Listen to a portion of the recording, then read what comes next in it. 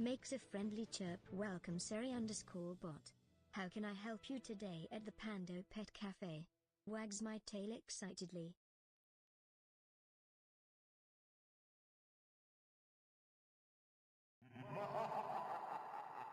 Clears throat. Welcome, Cabana Lucifer. How may I assist you today at the Pando Pet Cafe? Would you care for a freshly brewed cup of coffee? Wags tail excitedly.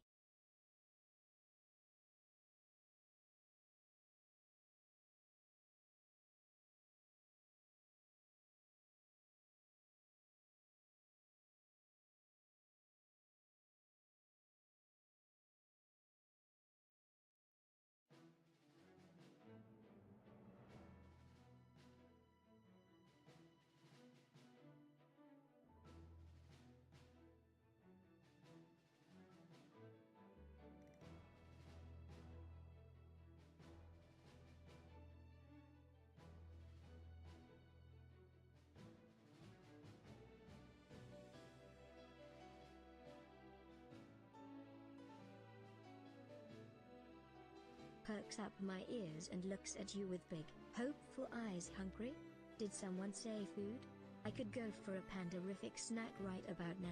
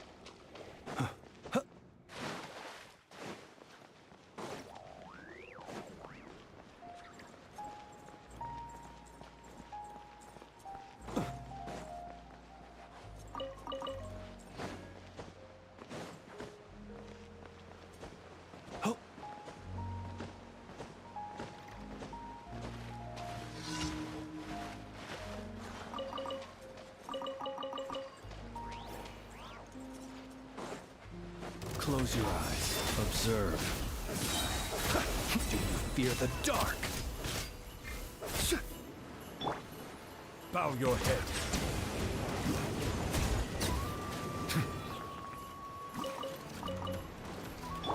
Be silent. Close your eyes. To dust.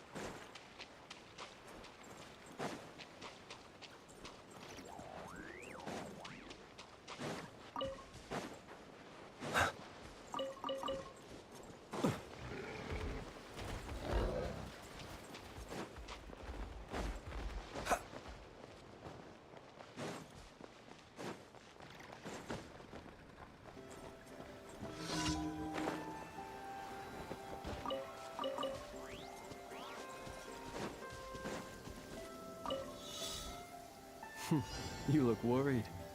Relax. It takes more than a little rainfall to extinguish my lamp.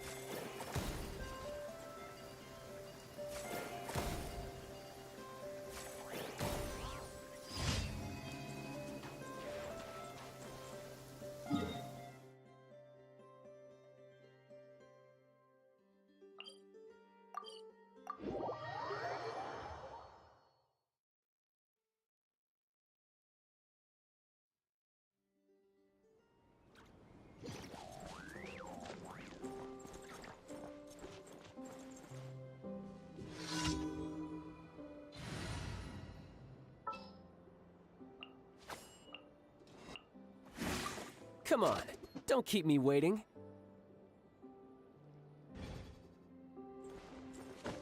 Clears throat and speaks in a friendly, slightly chirpy voice. Or, looks like it's time for another break. No worries, friends. I'll be right here waiting with fresh brews for you when the stream returns. Can't wait to hear more about your days.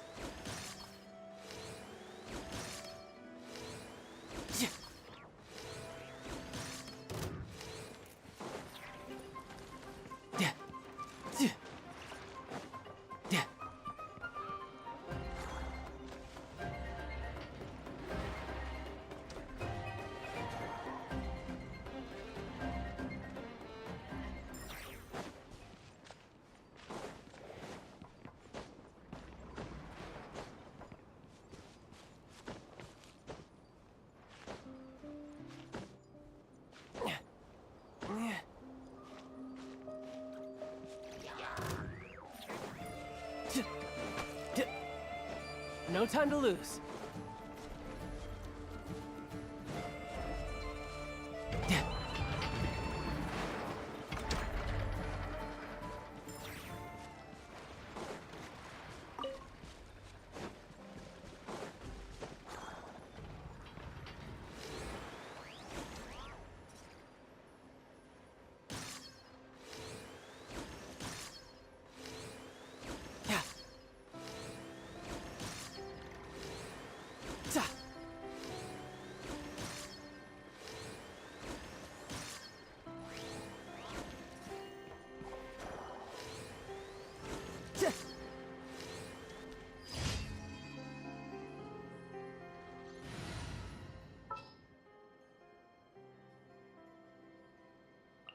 The pleasure is all mine.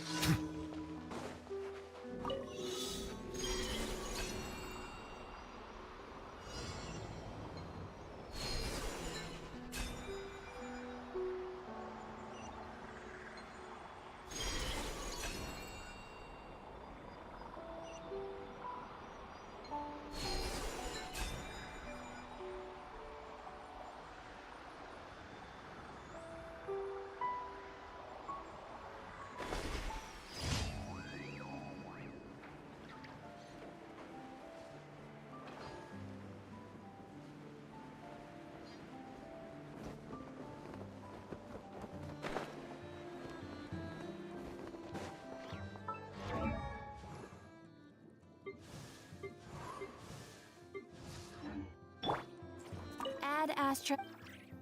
Thank you for Ad Astra.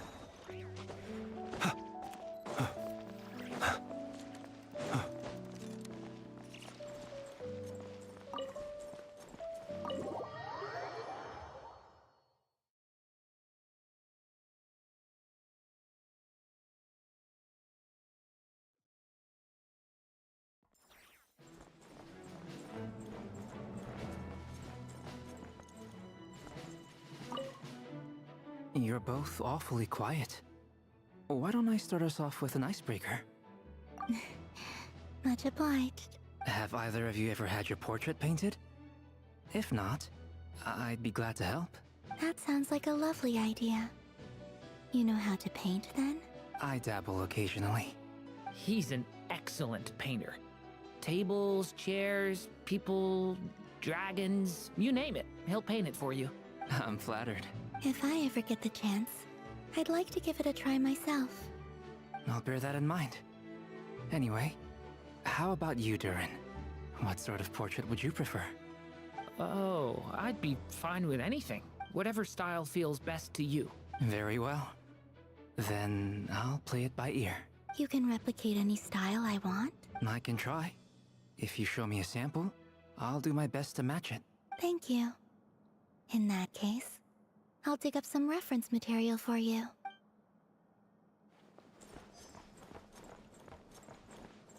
Is there something you'd like to say to me? Yeah! For starters, why'd you just show up here without even giving us a heads up? If you think back to our previous interactions, you may recall that that's hardly out of character for me. You do have a point there. Oh yeah! You'll need to find somewhere to stay the night too, right? Want to tag along with us? You never know. We might get a group discount. Sure, let's do that. Great! Paimon will handle it!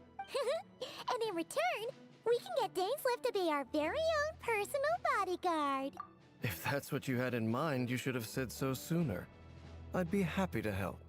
Oh, okay then. Paimon was only kidding, but good to know. Anyway, since we're all here together, we might as well watch each other's backs. That's just what friends do, right? Indeed. Thank you.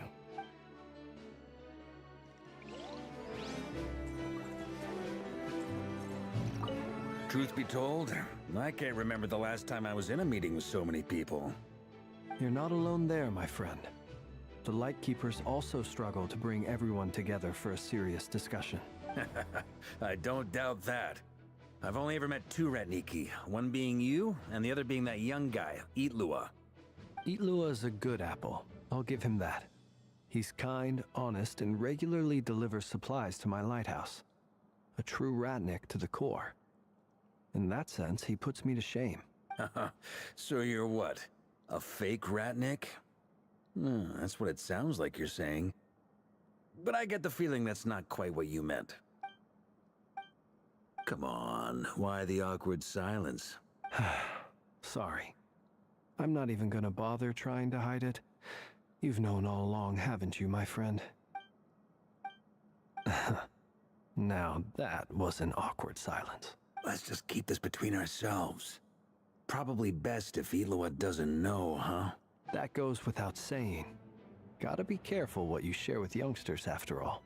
Anyone else in the know? Let me guess. The Traveler and Paimon? It's dangerous being too sharp for one's own good, you know.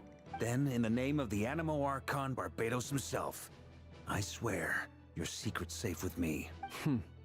When we went for drinks, you said that you and Barbados were practically best buds. In the light of that claim, do you really expect me to take your oath seriously? Of course. Just as long as you don't go spreading around the fact that I'm close with Barbados, all right?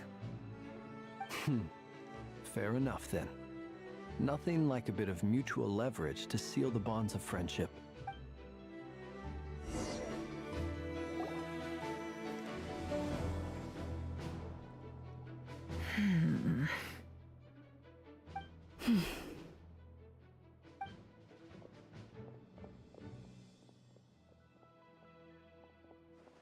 Ah, Miss Nefer.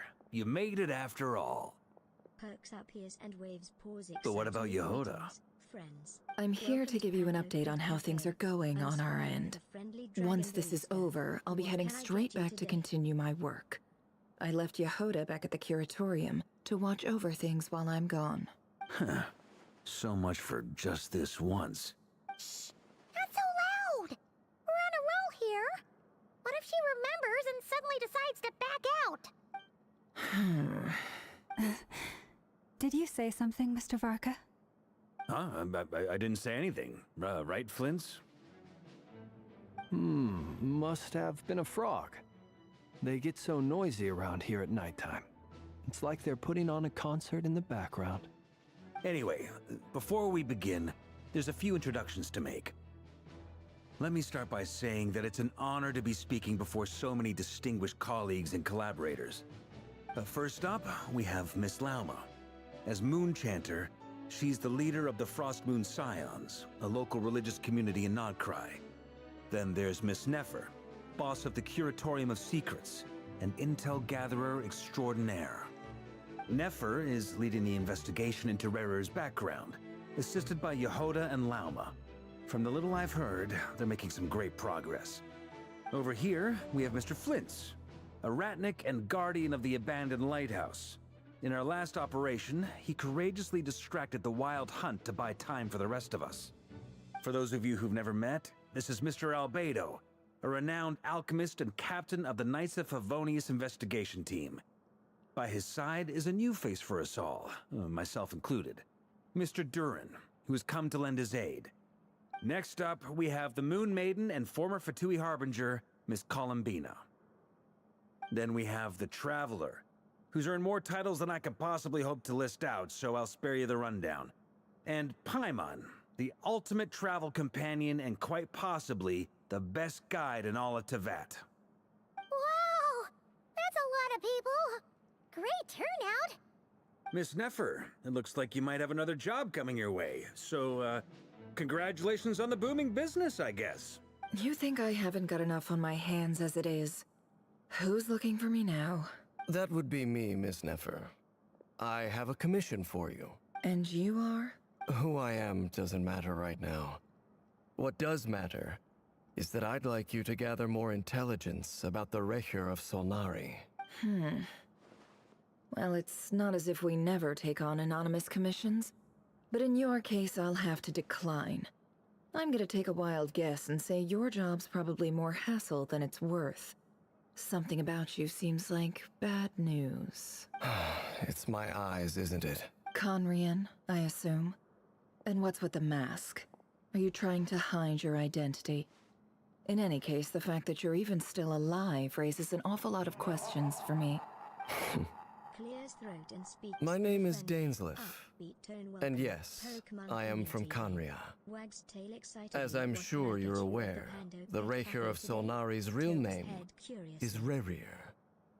He was once an acquaintance of mine. Really? Then you must have been quite an influential figure yourself. You flatter me, but none of that matters anymore. My point was simply to clarify why I have asked Miss Nefer to investigate Rerir's background. So you're both from Conria, and it sounds like you used to be friends? What am I missing here? Surely you already know how he became one of the Five Sinners. I'll tell you everything I know. The history of Conria, the names and identities of the Five Sinners. I remember it all like it was yesterday. I have never spoken openly of this before. But the truth was exactly as people say. The Five Sinners were each driven by their own desires, and it was by playing upon these that the Abyss tempted them to their fall, tearing Conria apart in the process. The visionary, Vedafinir, who wished to foretell the future. The wise, Haroptatir, who sought limitless knowledge. Gold, Rhindaughter, who desired to create life. The foul, Sertologi, who pursued supreme strength. And last, but not least, Recher of Solnari, Rerir, Ravager of the Moon. Of the five, Rerir is the only one who remains a mystery to me. He never harbored grand ambitions. So what changed in the space of a single night? How did he come to fall like the others? In other words, you're saying that his change came as a shock to you, and you have no idea what actually happened? That's right. You mentioned how the Abyss tempted them, which led to their fall. But what did that look like in practice? And what other context can you give me about the events of that time? The more detail you can give me, the better. Strangely, now that it comes to it, I hardly know where to begin. The fateful night took place during the era of the Eclipse Dynasty. One day, my elder brother, the visionary, Vedifenir, was summoned to the palace by the Vinster King, only for the king to gouge out his eyes and cast him into the dungeons. When I came to hear of this, my fury knew no bounds.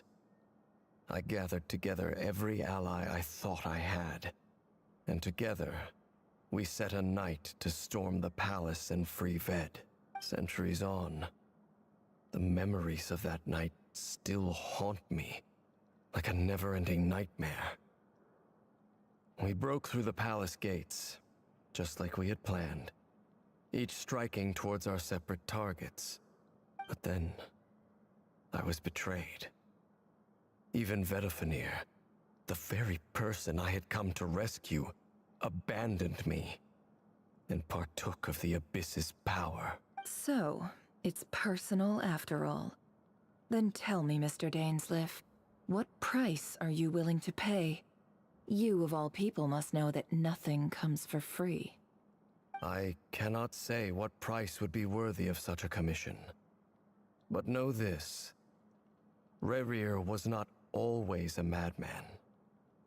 Believe it or not, there was a time when he was just an ordinary man, working for the Conrian Intelligence Service. Uncovering the truth of Rerir's past is the only way to unravel this mystery. But before you decide if you will accept my commission, I will tell you more about him.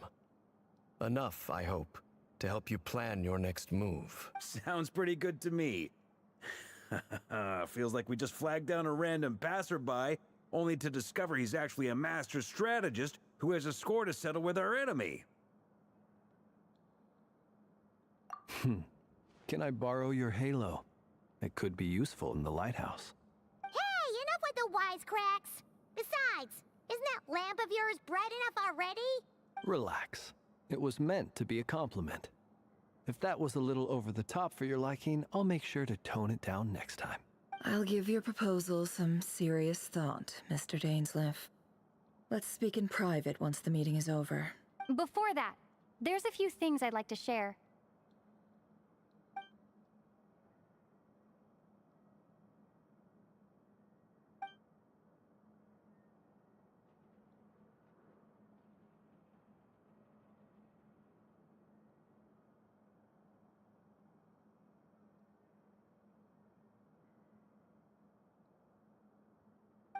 Now that we've united the hearts of the three moons, your power should be greatly enhanced. But it seems like that hasn't happened yet? I believe it will take a little longer. You've done so much for me, so I want to be completely honest with you all. Even though I'm doing a lot better now, the truth is, my recovery will likely be an ongoing process. From the moment I was born, my power has been slowly ebbing away. And that is because Tevat has never accepted me. Even with the moons united as one, it seems my rejection cannot be undone. So far, I have yet to find a solution.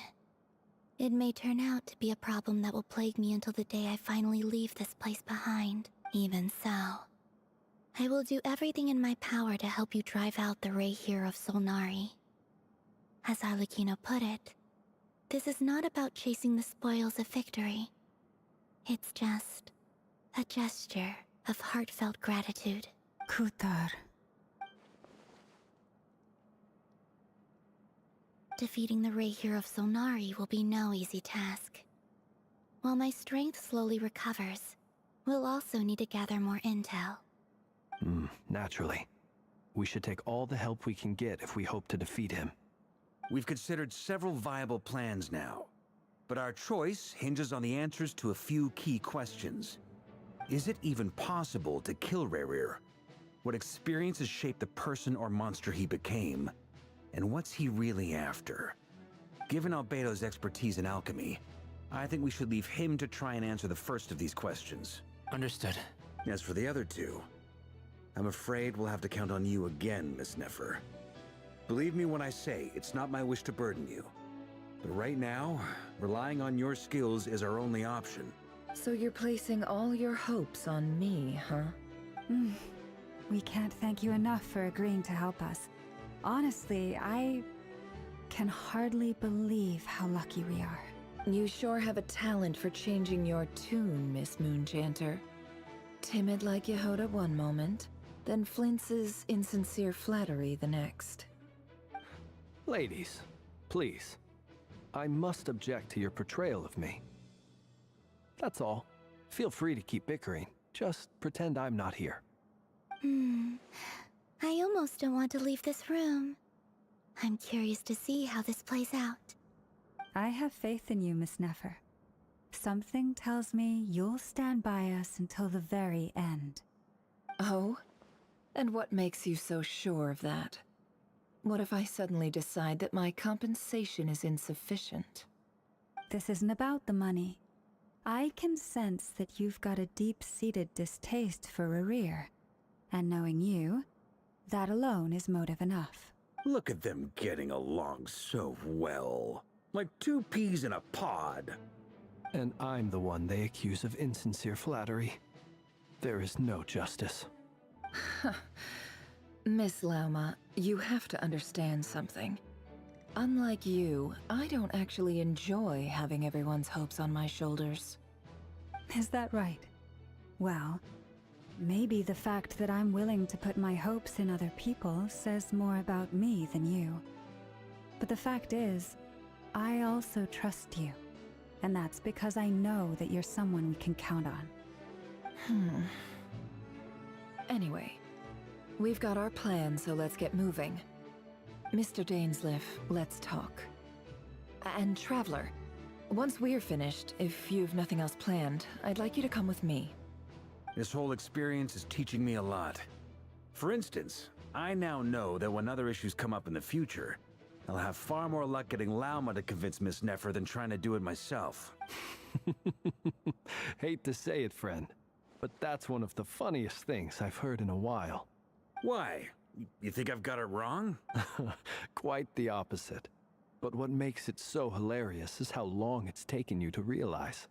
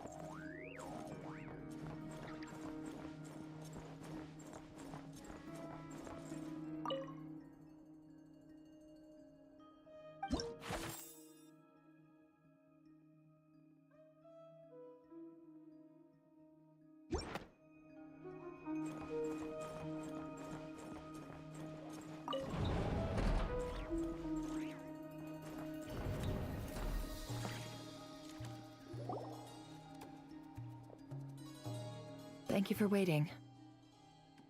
It's okay. We actually used the time to help Dainsleif get a room at the hotel. That's very considerate of you. Now, I trust you share my curiosity about Rerir's past, and you seem fairly familiar with Mr. Dainsleif already. We spoke at some length after the meeting. He was the one who suggested I should invite you to join this operation. He feels confident that these secrets will be safe with you. Dane has a lot of faith in us, that's for sure. Likewise. I appreciate that you got right on board without interrogating me about why I invited you. It shows that you trust me to explain everything in due course. That's because we know what you're capable of. We appreciate you too, Nefer. You might have been forced to help in the beginning, but this time, it was your choice. That's one way to put it. Another is this, that once a decision's been made, it's set in stone. After that, my only goal is to see it through. Alright, so here's how it is. I'm going to access Rarier's thoughts again using my confidential method. Now, I'm sure you've seen things like this before on your travels, so you're surely well aware of how dangerous it can be. The reason I've gathered you all here is to ensure my safety during the proceedings. I plan for us to enter the fragment of his consciousness together, and once inside, I will focus on searching for information. Think of this as a diving expedition into someone's brain. If I'm the diver, you are my safety equipment, tasked with keeping me alive while I'm under the surface. Once the ceremony begins, we will all be spying on privileged information. But in the interests of safety, you must remain absolutely silent at all times. We will discuss our observations after the ceremony has concluded. Lastly, any individuals of a weaker constitution are advised not to partake in the ceremony. In any case, Paimon has her own job to do, which requires staying in the room, but not joining the ceremony.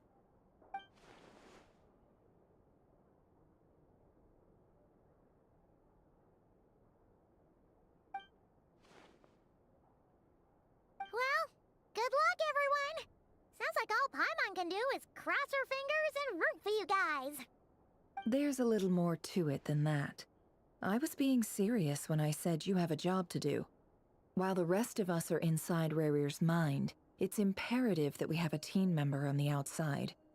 In the event that something goes wrong, you will be our first responder. I don't anticipate any issues, but the extra level of safety will be greatly appreciated. I second that. This is a dangerous operation here, and you're our whole rescue team. That's pretty much the most important job in the crew. So, Paimon's like the lifeguard? Yeah, that makes sense. Alright, got it. Good. Please, take a seat. We'll get started momentarily.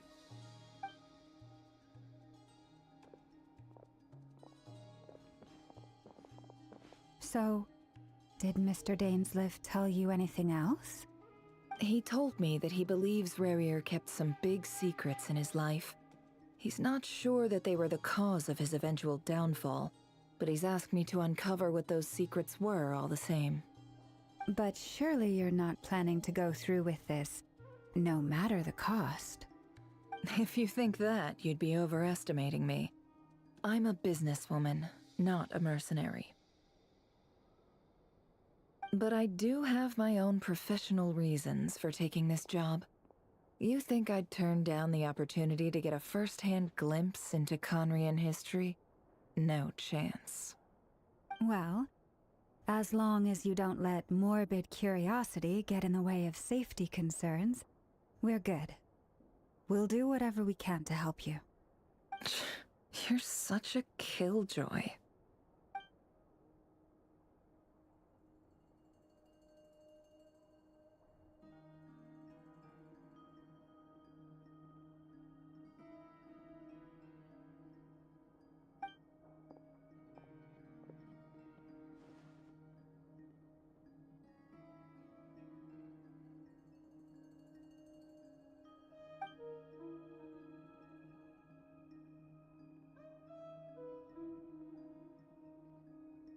All right, I'm good to go. All set over here, too. Promise, Paimon, you'll be extra careful. All right. Let your whole body relax. We're about to begin. Close your eyes.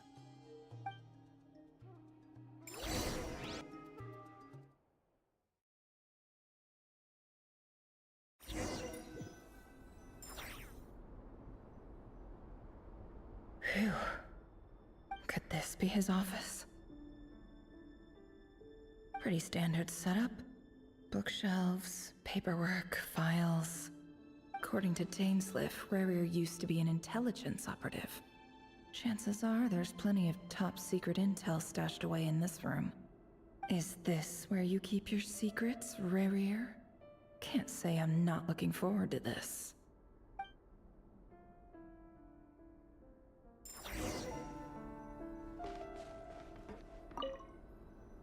A file tucked inside a folder.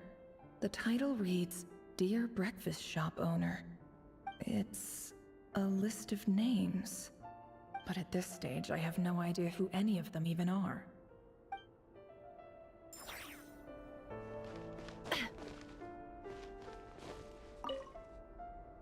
Wonder what kind of encryption technique this is. Seems like it has to be inserted into that camouflage device nearby. Aha! It's an audio recording. Please, hear me out. I can't shake this feeling that someone's been spying on our house. No, I'm not being paranoid. It's true. I saw someone dressed in all black. It was a couple of days back, but that was on another street, not near my house. I swear, I know what I saw. There's a note in the margin.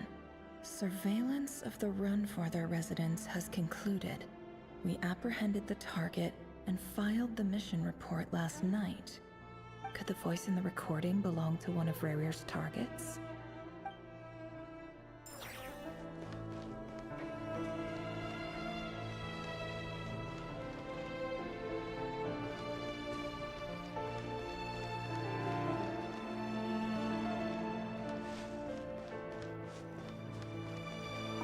He looks even gloomier than last time. I wonder what's changed.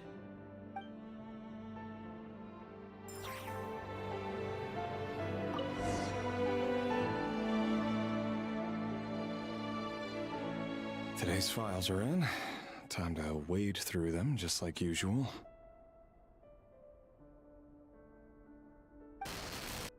Male, 51. Occupation, cook. Confirmed Crimson Moon descendant. Has maintained frequent contact with other descendants over the past year. Poses a threat to the dynasty. Neutralized.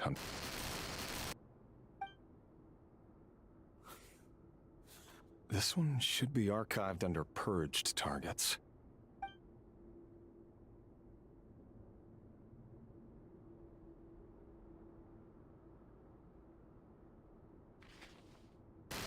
Female, 23.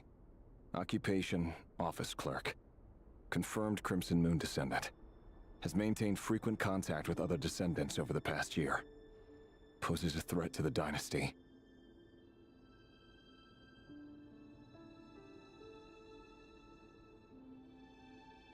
Neutralized.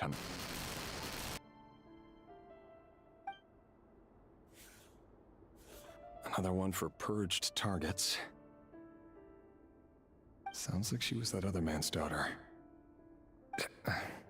Never mind. What's it got to do with me? Male, 40. Occupation, teacher. Confirmed Crimson Moon descendant. Has been observed making contact with other descendants during the past year. Poses a threat to the dynasty.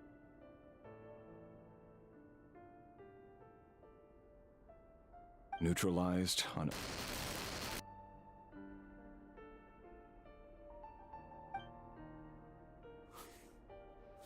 Just another nobody for the archive.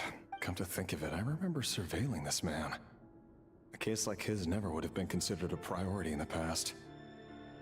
Huh. He barely even interacted with other Crimson Moon descendants.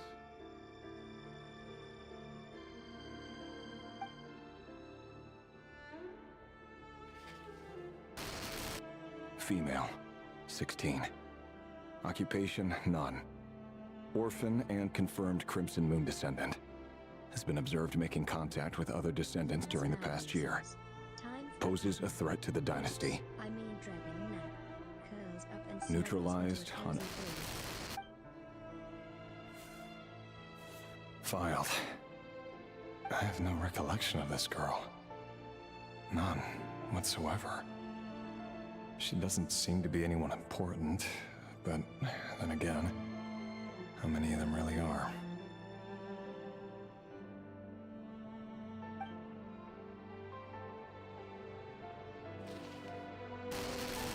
Female, 13. Occupation, none. Orphan and confirmed Crimson Moon descendant.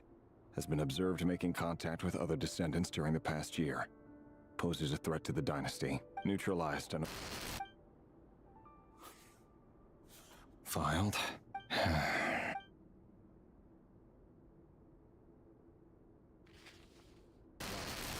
Male, 11.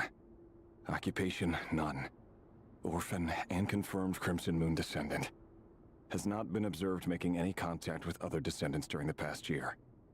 Poses a threat to the dynasty. Neutralized and...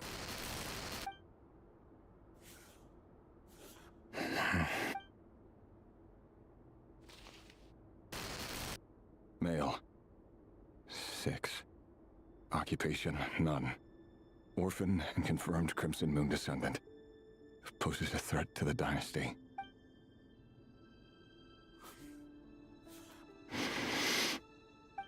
It's funny, isn't it? Your job is becoming both harder and easier at the same time, depending on how you look at it. Sooner or later, the Crimson Moon descendants will be completely wiped out. But as their numbers dwindle, they become harder and harder to track down. That's not how it is. Fortunately, however, most of the able-bodied adults have already been taken care of. The remaining weaklings will be increasingly easy to deal with. No! No. My job is to ensure the survival of the Eclipse Dynasty. And the only way to do that is by eliminating any and all potential threats. It's a perfectly legitimate line of work. Every single one of my colleagues can attest to my fairness. And if my friends were aware of the facts, I know they'd back me up too. Assuming, of course, that they were aware of all the facts.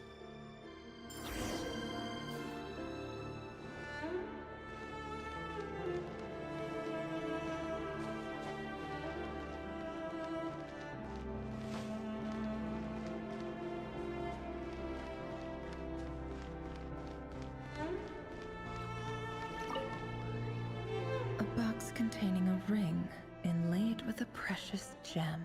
Must be for his girlfriend.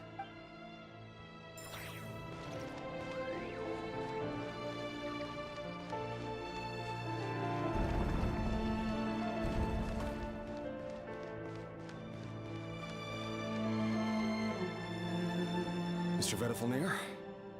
It's been quite some time since we last met.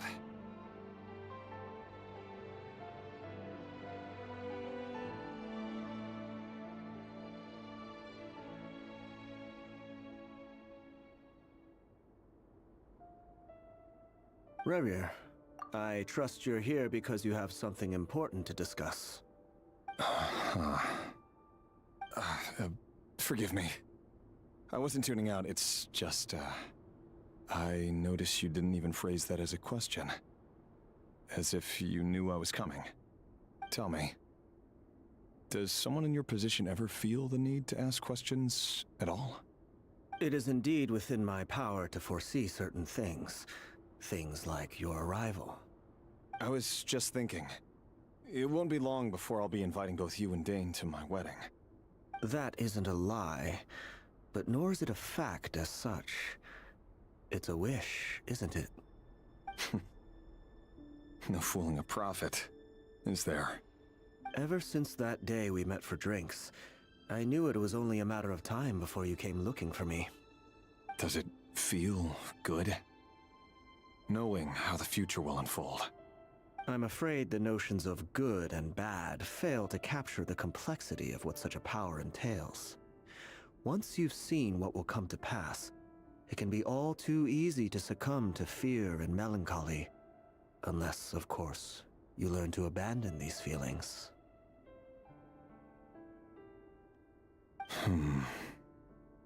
You fear my silence, and long to hear the words I left unspoken that day. That's right.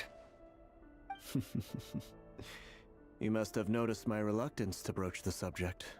And the reason is simple. Because the truth could never have lived up to your hopes. For both our sakes, such words are better left unsaid. The burden of prophecy was never meant for your shoulders. So who exactly do you deem worthy to hear your prophecies? None but our exalted king? Or rather, our king as he once was. You're closer to his majesty than I am. You must know better than anyone how much he's changed. You say that as though it is to my benefit. Yet precisely because of that, I dare not speak rashly. A king can turn out to be the most virtuous of rulers, or a tyrant more terrible than the most vicious of dragons. You are so wise and far-sighted, yet still you would have me live in fear of the unknown? You make a fair point. Especially given my silence alone was all it took to send you spiraling downwards. Very well then. Let me offer you some advice. And I say this not as a prophet or a visionary, but simply as the brother of your friend. For many reasons, there is very little chance of your marriage ending in happiness. If happiness is what you seek, you should find another fiancé.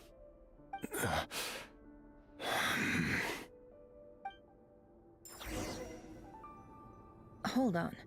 There's that same black fog again. Could this memory belong to Thelindis? Guess I'd better tread carefully.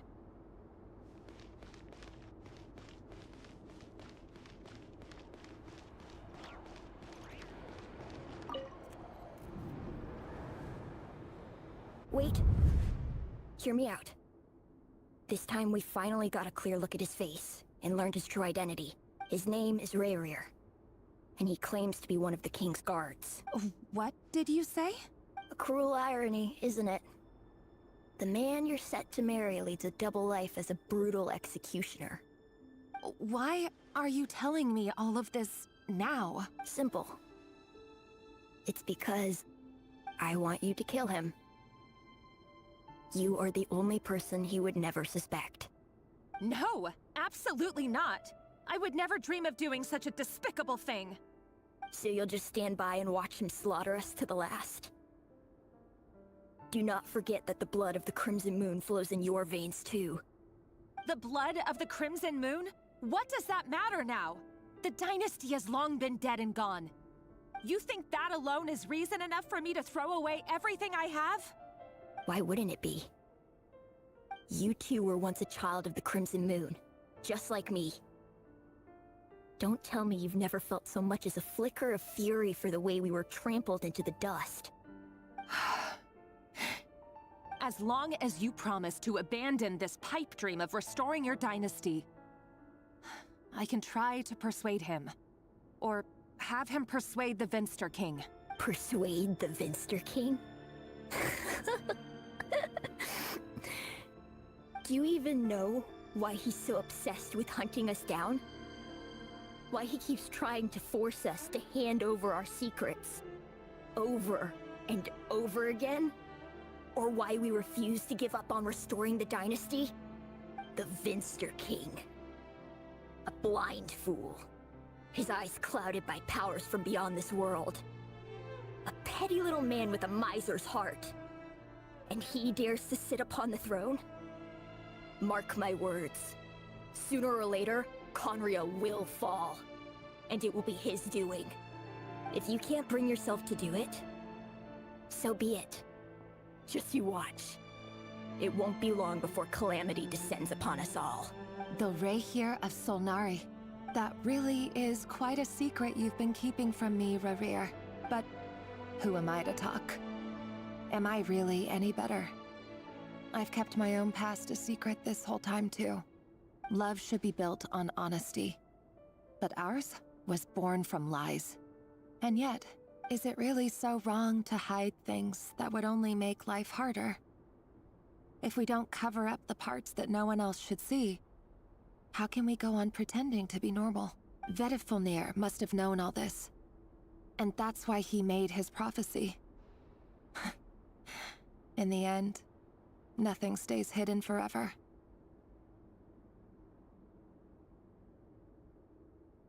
But I won't just sit by and watch this disaster unfold.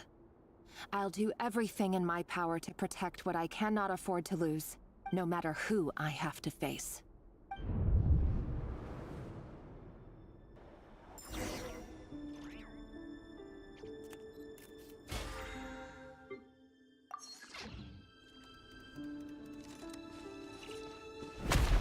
Huh? Was that Rerir who just walked past the window? Doesn't it give you the chills that he still takes the same road to work every day? As if nothing ever happened. Those people at the deli. Enough already. They're clearly pretty taken by their own disguises, so just smile and play along. Pull the rug from under beasts like that, and you'll risk having your throat torn out. Deli? Oh. They're talking about those people from the opposition. Right. I'd almost forgotten they used to run a deli. People of no consequence always vanish so easily. And no one even remembers them.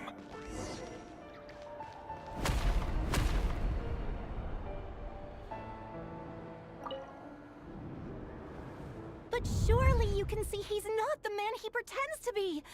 So many have died already, and they say that the king's madness grows with each passing day. We're not going to survive this, are we?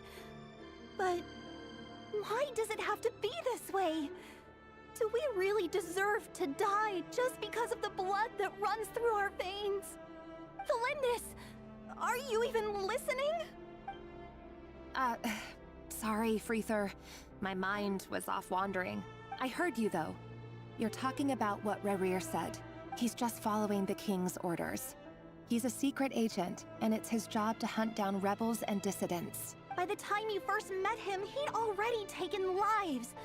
Maybe he was using you from the very beginning. No. Rerir has no idea I have anything to do with the Crimson Moon. My family are only distant relatives of the main lineage, and besides, my eyes are perfectly ordinary. Truth be told, apart from my teacher, pretty much no one knows I have any connection to any of it. It's been a long time since my family severed ties. But as Orlog said, who could possibly talk sense into that raving lunatic of a king? No one. I'll work something out. Trust me, I'm with you all. But for now, you need to keep yourselves hidden. Don't let anyone find you, anyone at all. Don't forget that Rerir is an Eclipse operative. You need to be extra careful when he's around. And when I am too. For now, don't come looking for me. And if anything happens to me, just act like we've never met. If even you can't escape this, what hope do the rest of us have? But after all this time together, surely he wouldn't lay a hand on you. I won't speak in his defense, nor can I give you a clear answer to that question. But I'll do everything I can to put an end to this. Here, hold on to this. If an opportunity to escape presents itself, take it. You'll be glad you took some spare change. You call that change? But what about you? I've got a job, and there's still money coming in. But you can't go anywhere right now. Please think about yourself for once.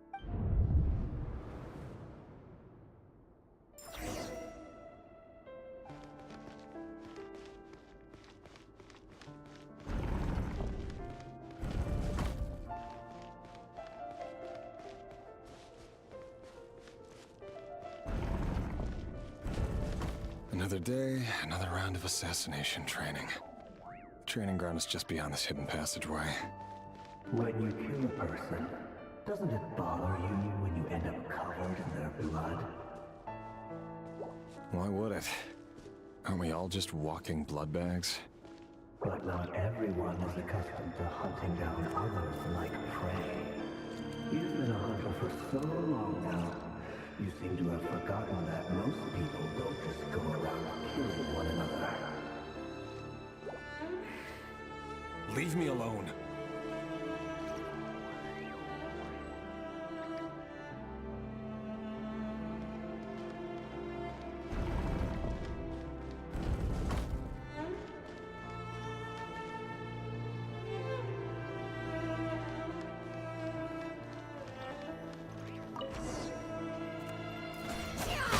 got a firm grip on the handle, then choose your angle well. Keep your movements light and brisk, and the prey won't sense a thing. I doubt that. I'll bet no one's ever died a quiet death in your eyes. I work clean. No traces.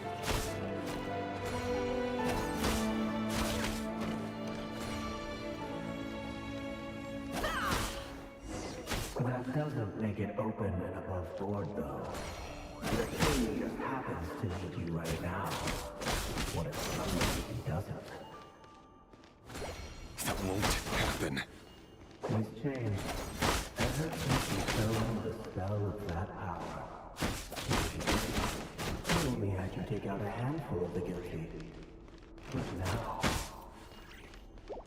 The ones I've dealt with have always been guilty. And I've carried out my work flawlessly.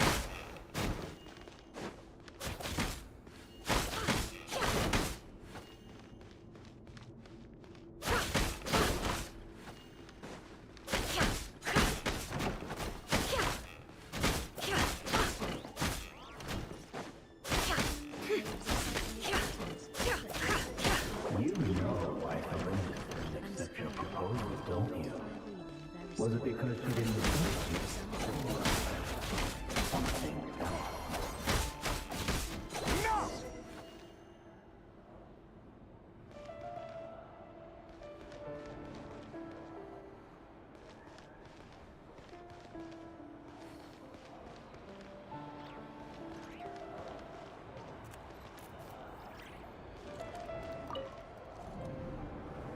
Delindis, do you still remember Orlog? Orlog. The boy who was pretending to sell flowers. You spoke for quite a while, didn't you? Yes, we did. What about him? He was arrested 2 days ago. Chances are he's already dead. He... I just don't get it! After everything he's done, why do you still stand by him? Or does it mean nothing to you that people keep dying? No, that's not... Just hear me out. I need to go now, Thelindis. They're looking for us. You take care too. If you ever need a place to hide, come find us.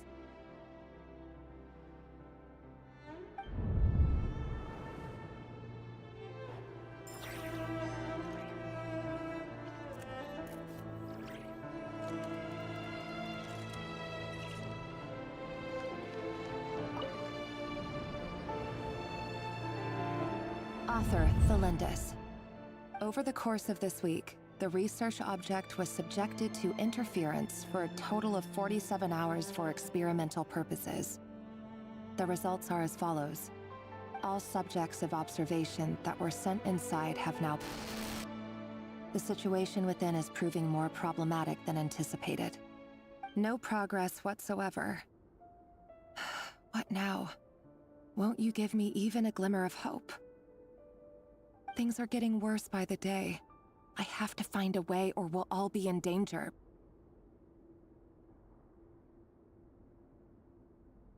But I... If all this research comes to nothing, what then? Sooner or later, it'll be my neck on the line. But could he really bring himself to kill me? No. Surely he wouldn't have the heart.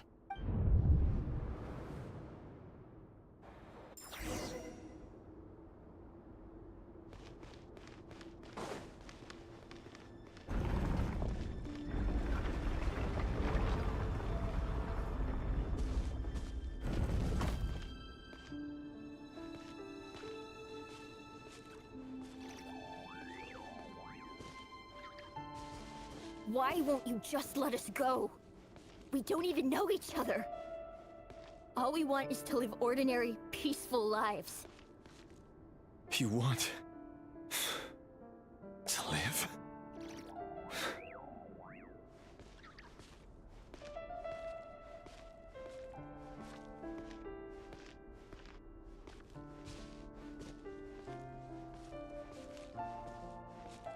Yes. I just want to go on living. Is that really such an unforgivable crime?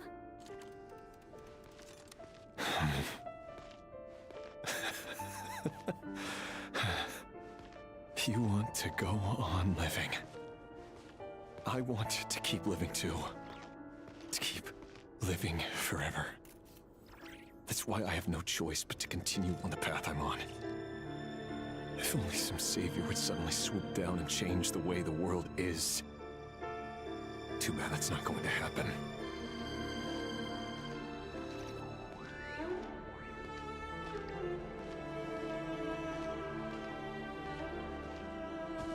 Imagine that. If there really were such a person, you and I wouldn't be standing here like this, would we?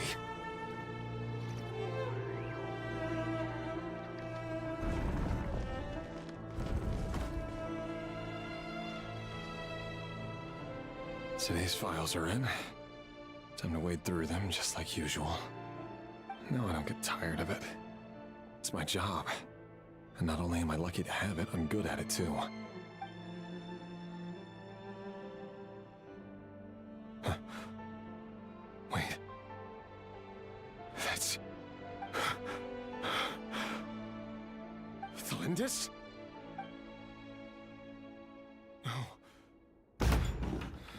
No. No!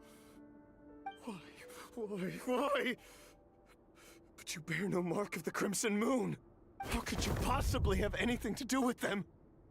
It cannot be! A diluted bloodline. Carefully concealed.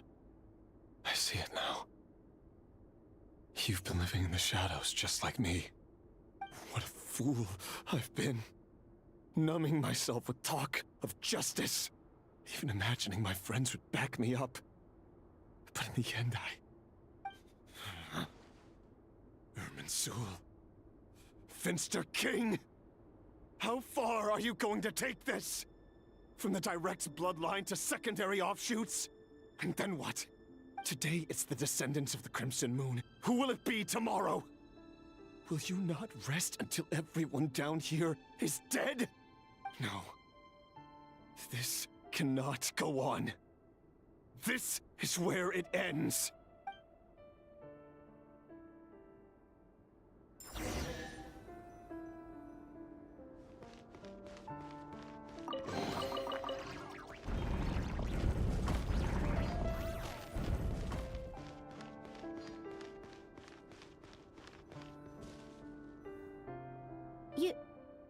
You're really letting me go? I am. As long as you can guarantee that no one will find you. Don't worry, I'll be extra careful. No one will know I was here. But... what about you? Me? If you let me go, you won't be able to complete your mission, will you? Good point. In that case, maybe you should stay. No, please! I just want to see the outside world again. To... Go on living? Yes. I know you're a man of your word. So please, just let me go. If I let you leave, what will become of me? Just kidding. Go, now. But remember, don't let anyone know you were caught. We'll be seeing each other again very soon if you do. Even shadows in the dark must live by a code. But you can't save everyone. You've been whispering in my ear for days now, Vedifalnir. What are you trying to do? Break me down? I only say this because you long for an answer to your problems. Let her go, Rerir. You risk losing everything. I will not abandon Thalindis. Then you'll need a little more vigilance and a lot more power. The world is changing, Rerir. Keep your eyes peeled for your moment of opportunity. That voice used to be so unclear. But now I know exactly whose it is. It's Vedifalnir. He won't tell me how to actually resolve any of this, but he keeps trying to manipulate me like a puppet. What's his game here? Tell me then. What will this moment of opportunity look like? And no answer. He's like a ghost. Always disturbing me when I'm on edge, but never answering when I need him most. So, the Eclipse Dynasty was purging, well, massacring the descendants of the Crimson Moon. And it seems like it was all connected to the Vinster King's research. The King's obsession with abyssal power left the future of Conria hanging in the balance. No wonder every aspect of Rarir's life was so unstable. And it looks like this Thelindis, Rarir's would-be fiancé, herself belonged to a sub-branch of the Crimson Moon Dynasty's descendants. It almost defies belief that a couple like them could hide the truth from each other for so long. If the Vinster King hadn't intervened in such a drastic way, they might have gone on deceiving each other for the rest of their lives. And why does Vedderfanir, Daneslif's older brother, keep talking in Rarir's head? This guy kept more secrets than I ever imagined. The human mind is like a vast desert of shifting sands. When you follow the flow of someone's memories, you only ever see the parts they're willing to let surface. Time for something a bit more creative. We've been inside Rarir's mind this whole time, building up a picture of his psyche. There's already enough clues on the board to start reading between the lines and mapping out the rest. Now, we can finally begin to put the pieces together. Sure, it'll only be a reconstruction, part simulation, part reasoning, but it's usually pretty accurate. Once we've built up a cognitive profile, we just need to cross-check the logic behind his actions. And then we'll be able to take a sneak peek at whatever it is that Rarir has really been hiding.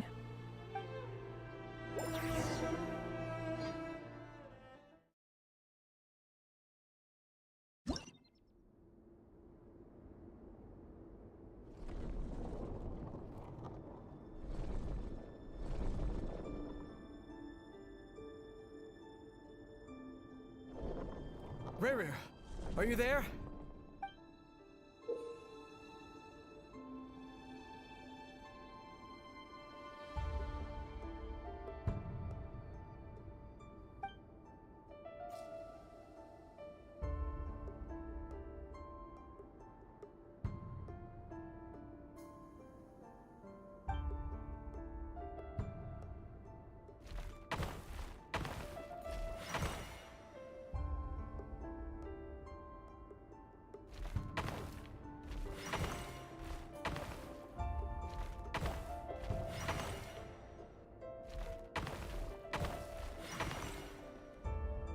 Hey, Rarir! Come out, it's urgent! Dane? What's wrong? Quick, come with me. I'll explain everything once we've met up with the others. Okay, I'll come. But the Lindis is still over at the Universitas. I'll need to leave her a note. All right then, but make it quick. I've never seen Dane so worked up before. Whatever this is, it must be big trouble.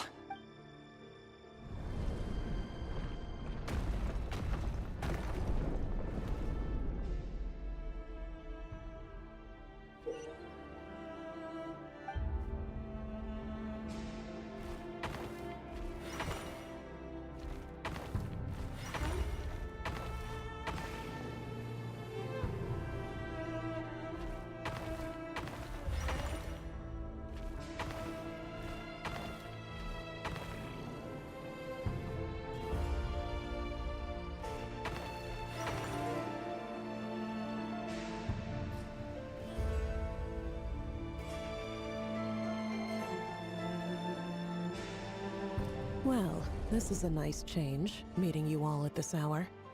When men and women of ambition can speak face to face in broad daylight, I say that's a big step forward for our dear Conria.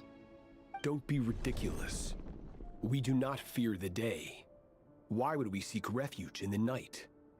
You might ask your blade that same question. I'm told it prefers the cover of darkness. The word on the street is that Sertologi only strikes when he has an unfair advantage.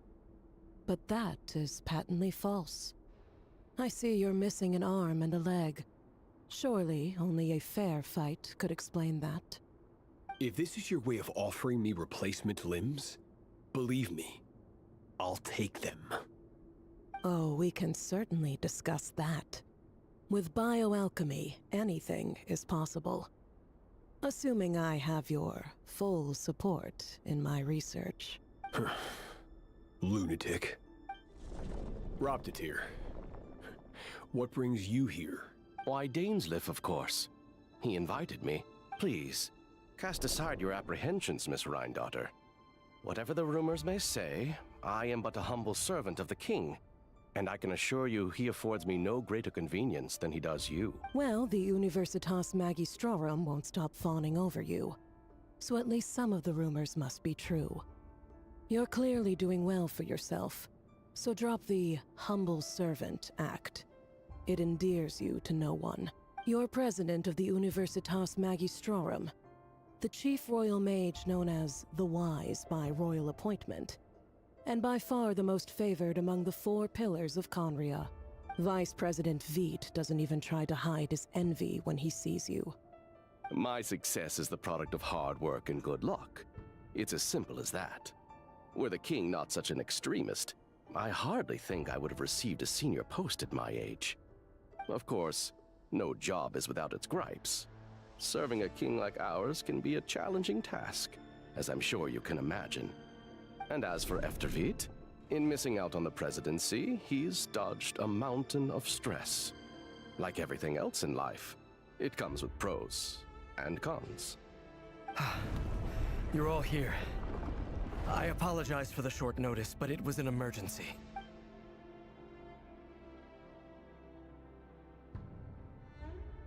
You must be Rarir. Mr. Sertologi. Yes, I handled your case file during your sentencing. Nothing personal, of course. I'm pleasantly surprised that you remember me. You're clearly a person of substance if you've been invited here. But Dainsleif, you'd better have a very good reason for convening this little gathering. It's my brother, Vedalfenir. After he spoke at the court this morning, the king was so infuriated by his words that he had him blinded in both eyes and thrown in prison. Vedalfenir in prison? Strange. I thought the king trusted him and Horoptatir more than anyone else in the world. Does this mean the king's circle of trust just got even smaller? It has nothing to do with trust. It's about what the king wants, which is as clear as day to anyone paying attention. I simply appease him, because it's in the best interests of the Universitas Magistrorum. And also because you're slimy. Vedalfenir, perhaps less so. But still, a visionless visionary? It rather inclines me to think that qualifications are not what get you ahead in Conria. Do you honestly think this is an important discussion to be having right now? Dane, what are you planning to do? Rescue Vedalfenir, I assume. Correct. It will mean storming the palace by force. Tonight. I need all of you on my side. That's far too dangerous. And don't forget, Dainsleif, you're captain of the Royal Guard. You swore an oath to the throne. You've been planning this for a while, haven't you? I have no desire to commit treason. But whatever critique the king may have of Vedalfenir, disfiguring your most loyal subject for putting the best interests of his court and nation first, this is not the conduct of a wise ruler. My blade will force the king to see the error of his ways. So, Vedalfenir's prophecy enraged the king. I'm sure it wasn't what he wanted to hear, but if he won't take counsel even from the visionary, that is deeply troubling news. The extent of His Majesty's madness is now all too clear. The question is, how does a man like me get out of this situation unscathed? You have noble ambitions, Dane. But I'm afraid they don't do much for a guy like me. I'm not interested in saving the world. All I want is a letter of pardon. A letter of pardon? For whom? Thelindis? The chances of the Vinster King issuing a pardon for anyone connected to the Crimson Moon seem vanishingly slim.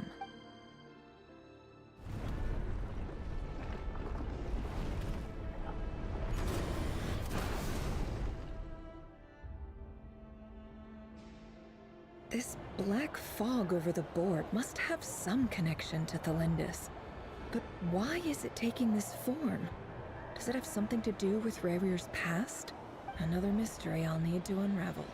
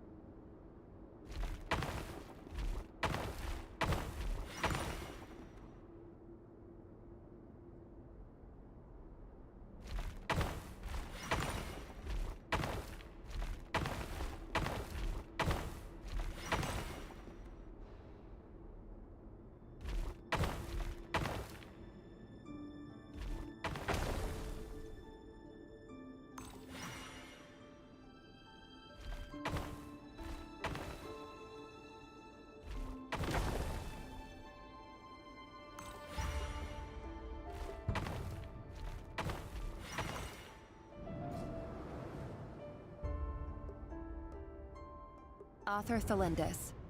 Over the course of this week, the research object was subjected to interference for a total of 60 hours for experimental purposes. The results are as follows.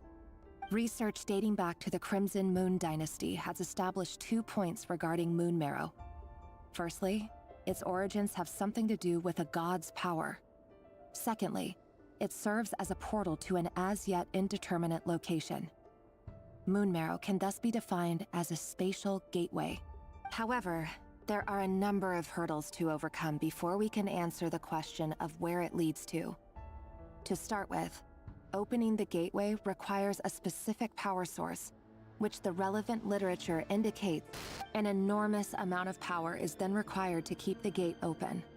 Currently, the total power output of our instruments remains in the single digits. To make matters worse, I am now the only staff member remaining in the Moon Marrow lab.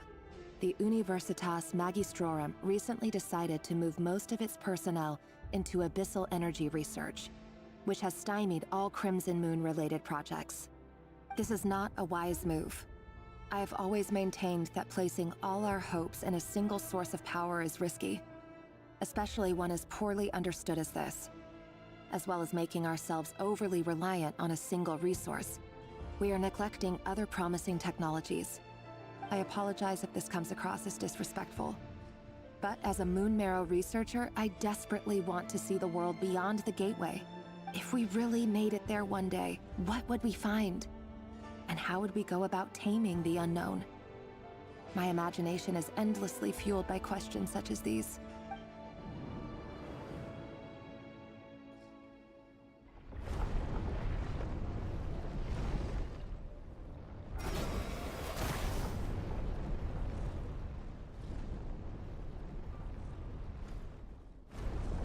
Yawns and stretches. Oof, did you hear that? I think the coffee machine just woke up. What can I get you, friend?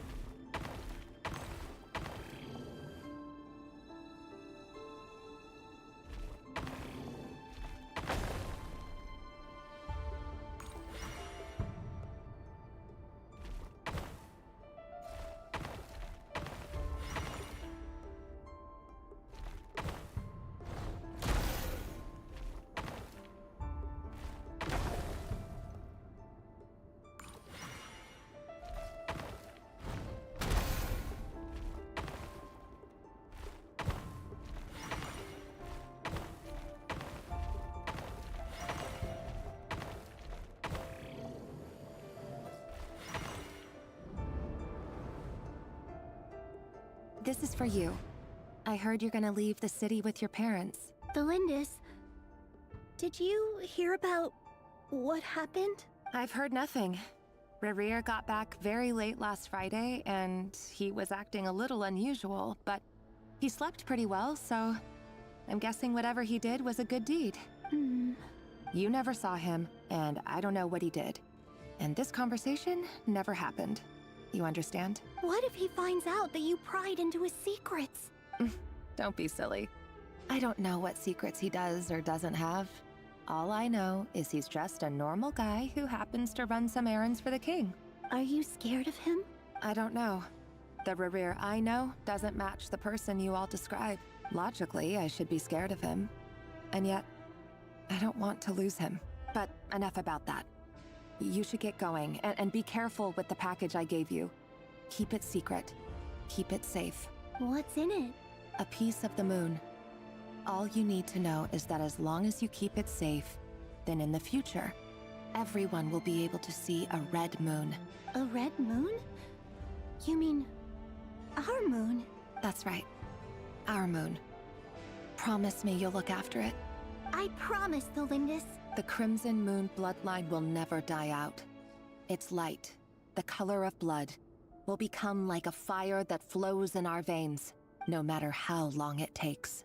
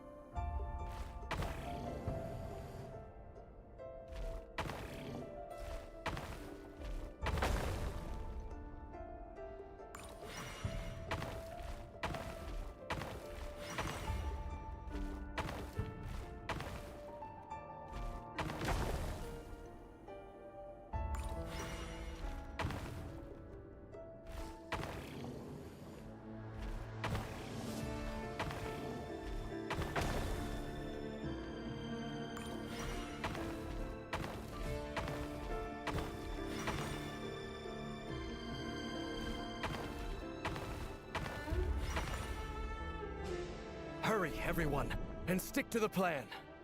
Sir Dainsleif, what are you? Is this treason?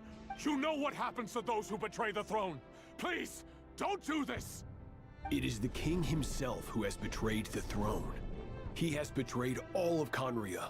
If you have any love left for justice in your heart, you should join me. It's showtime. Dane and his group will handle the troops in the palace. Then Hraptatir and Rheindotter will disarm the security measures. My job is to enter the prison and rescue Vedifalnir. Stay safe. Wish me luck. Look after my brother. Draw your blade. It is time for justice to prevail.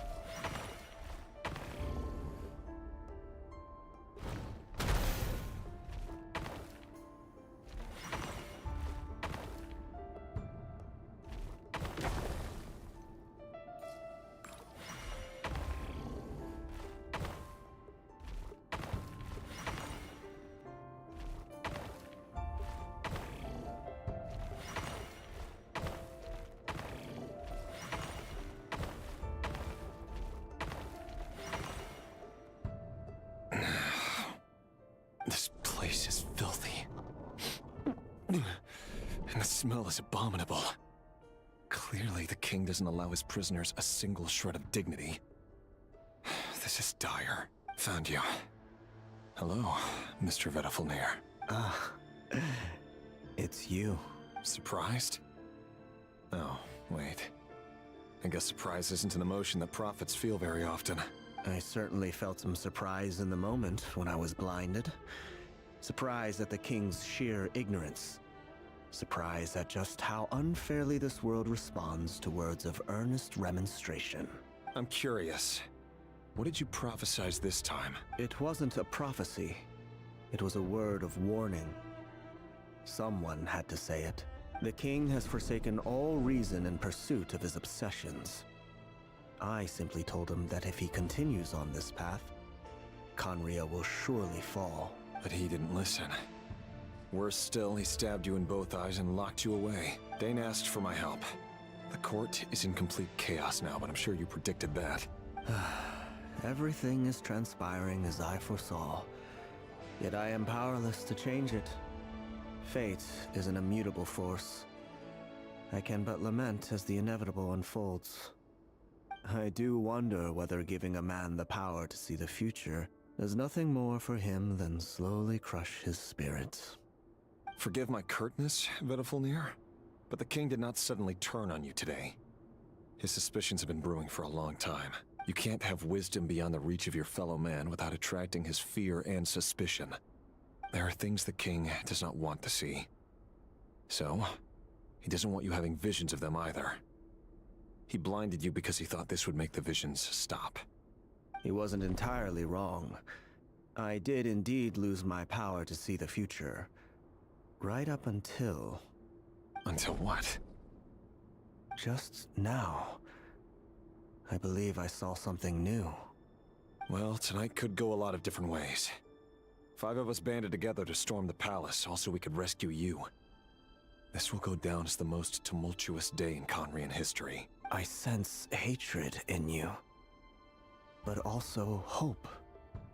A desperate hope that with the tyrant deposed, that will be the end of the story. But this is not the end.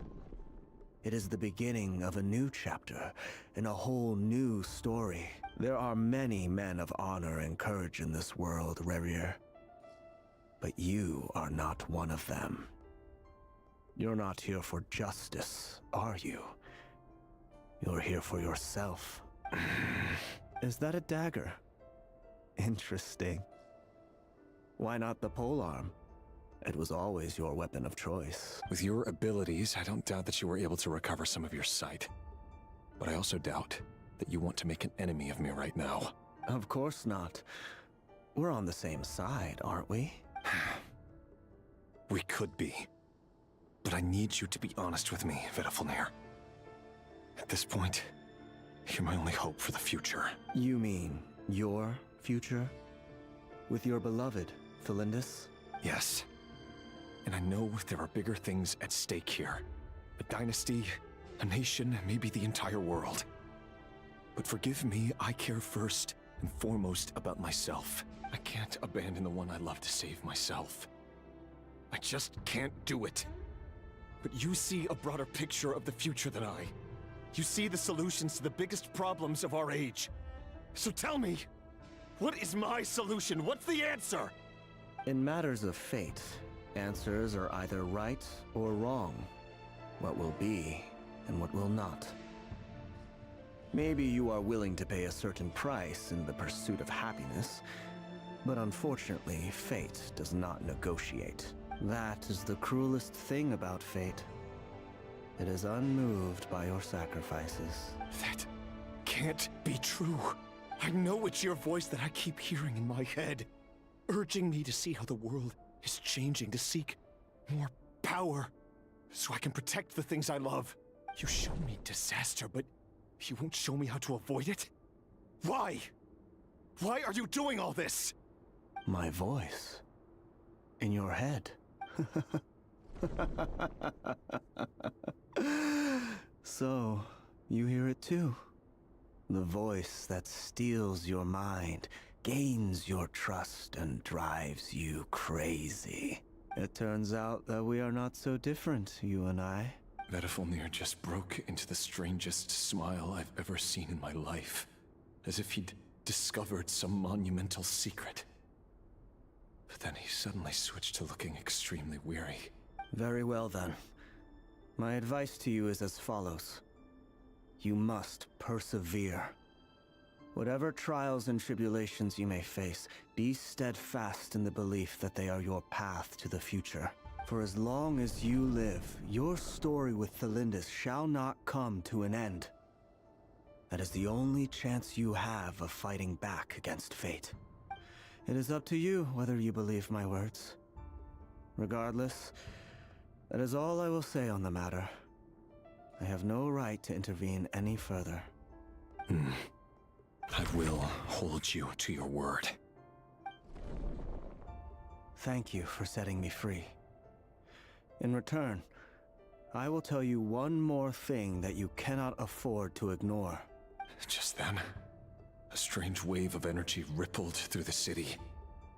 We had no idea what it could mean. If I were you, I would head to the Universitas Magistrorum. The Universitas? Oh no! I'm sure we'll be seeing each other again very soon, Rerir. Whatever Vedifilnir said, I didn't catch it. I didn't even help him out of the prison. There was no time to lose.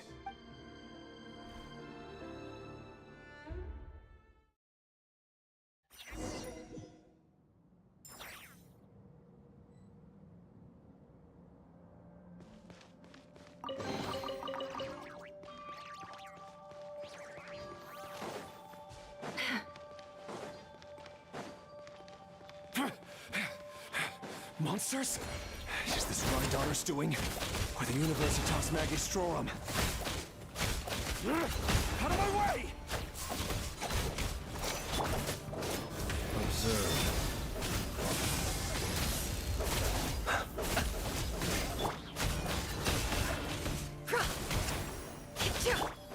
Silence!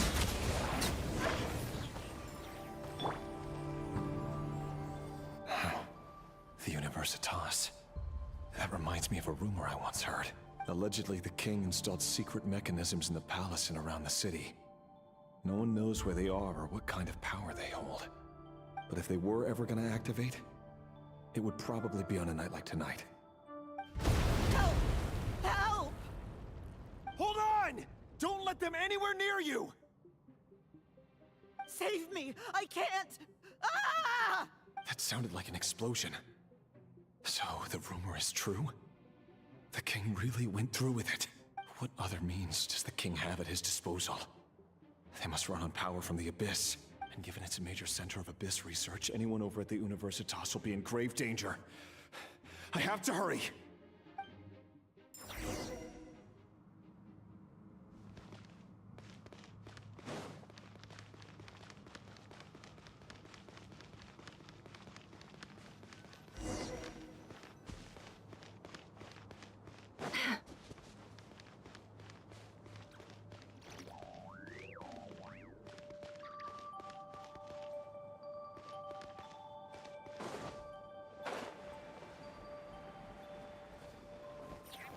It all adds up. Bow your head.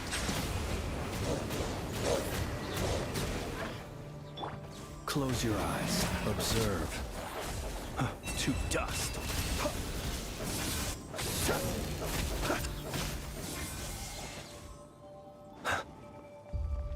Silence!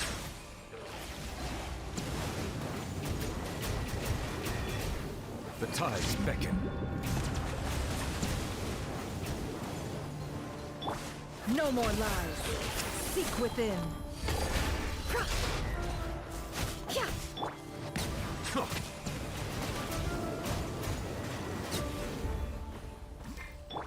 Close your eyes. Be silent. Beware the creatures of the night.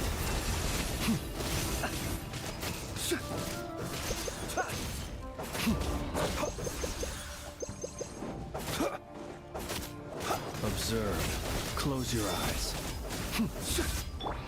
It all adds up. Can't hide the truth.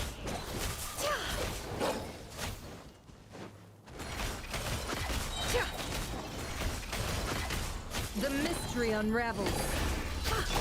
Be silent.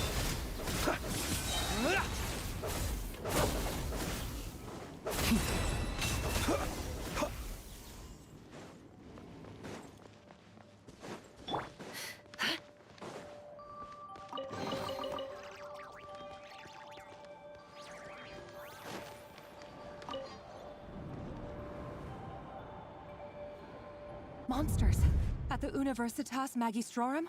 Why now? Oh no! They're coming! It's no use. The table won't hold out much longer. The weapons. Where are the weapons? Of course. All the lab equipment was upgraded after the inspection last week, but the new weapons haven't been allocated yet. I'm done for. Is anyone there? I need help! Ah!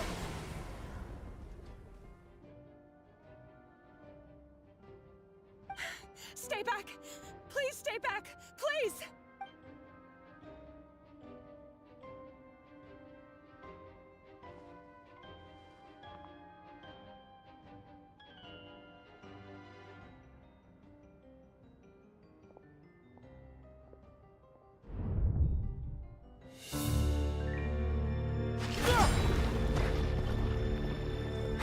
What's that? Reverie! So the rumors about your work are true. What? No! Listen, something happened at the palace tonight. We have to leave! You don't need to lie to me anymore. What do you mean? I know why you're worried, and I will respect the decision you've made. But it's okay, because I found a solution. I know how to end all this. You can have it back. The normal life you so desire. But until then, I'm afraid our wedding will have to wait. Cylinders? No, don't do it! Cylinders! Cylinders!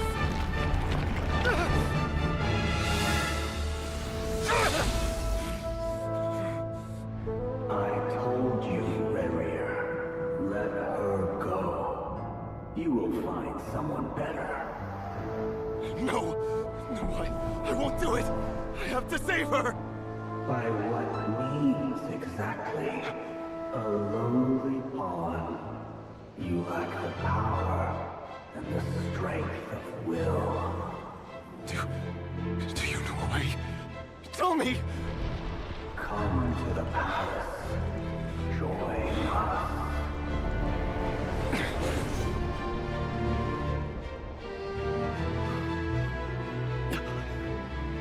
Reverie, thank goodness we...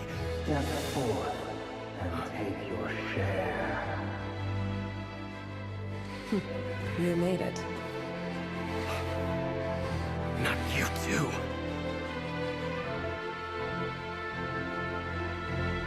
Hatred or grief, despair or desire. We all have our own.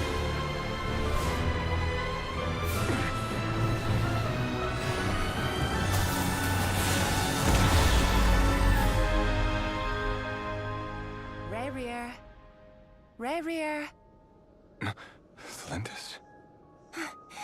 Were you daydreaming?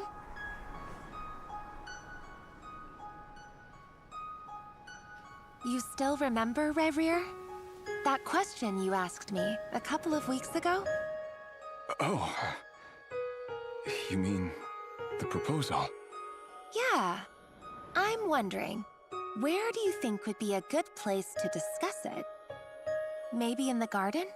Or were you thinking a fancy restaurant? It's your choice.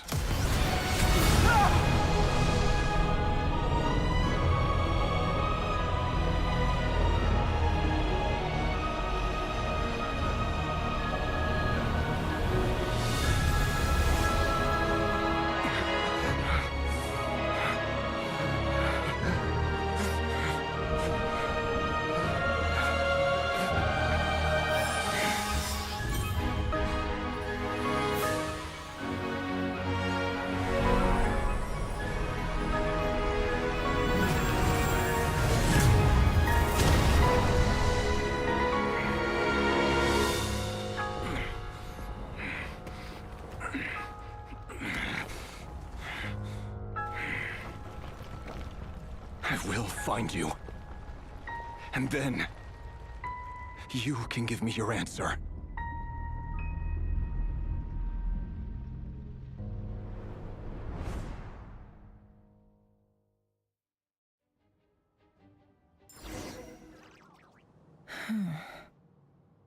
So that's how the Raker of Solnari was born.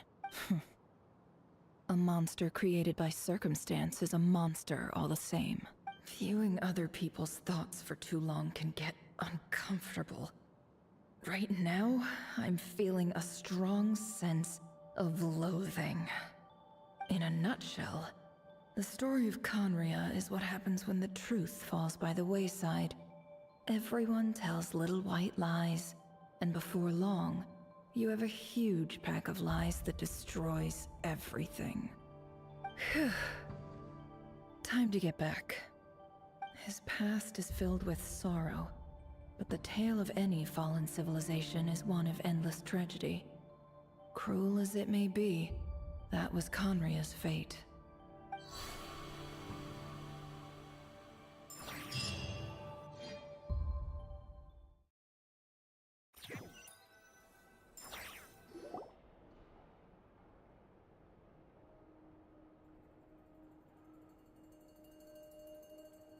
Everyone, I'm back.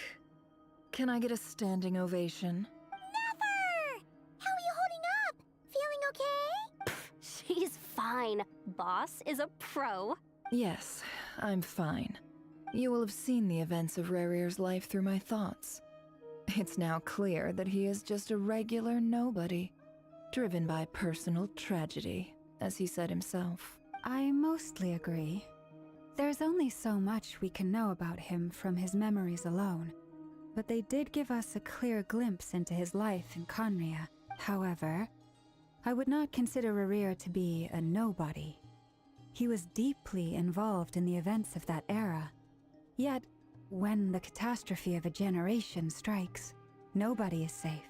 Sounds to me like you're speaking in riddles again. Is this you urging me not to abandon the people of Nodcry in their hour of need?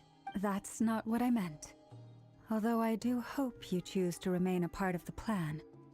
Without you, the mission ahead will be all but impossible. Then try to remember that I respond better to the carrot than the stick.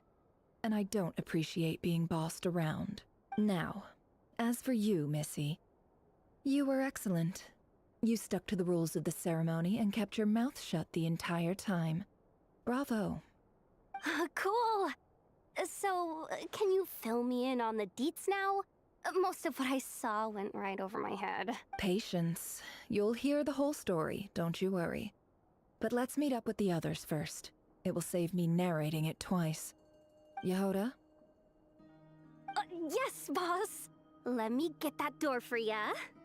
That's more like it.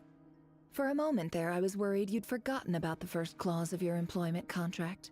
Forgive my curiosity, but what does the first clause say? It says I gotta do the annoying stuff that boss is too lazy to do for herself.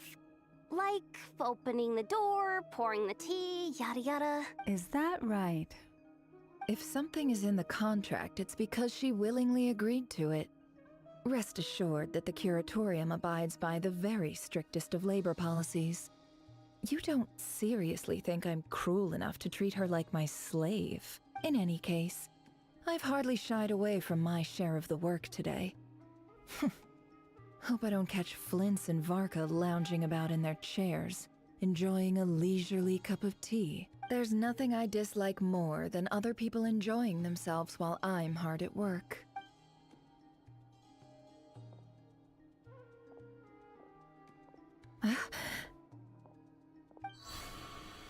Oh no.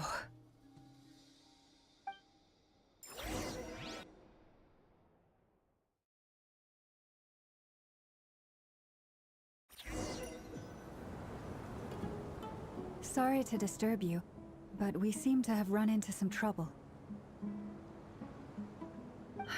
Evidently so. Don't worry, I'm not about to leave you to fend for yourselves. I'm not that kind of boss. And it would go against the Curatorium's labor policy. I'm sorry?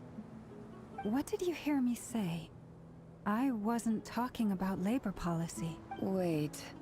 How long have I been standing here? Not long.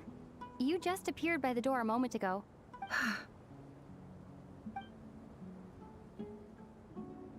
Boss, what's wrong? You look like you've seen a ghost. We've been tricked. We never left at all. Somehow I hallucinated that whole scene back inside the office. Hallucinated? But how? How indeed. This place should heed my will alone. All thoughts and actions that occur in here are just a result of pawns moving across the chessboard in a carefully calculated manner. And nobody has access to this chess set but me. So you control everything in here? More or less. But yes, it's a special technique of mine.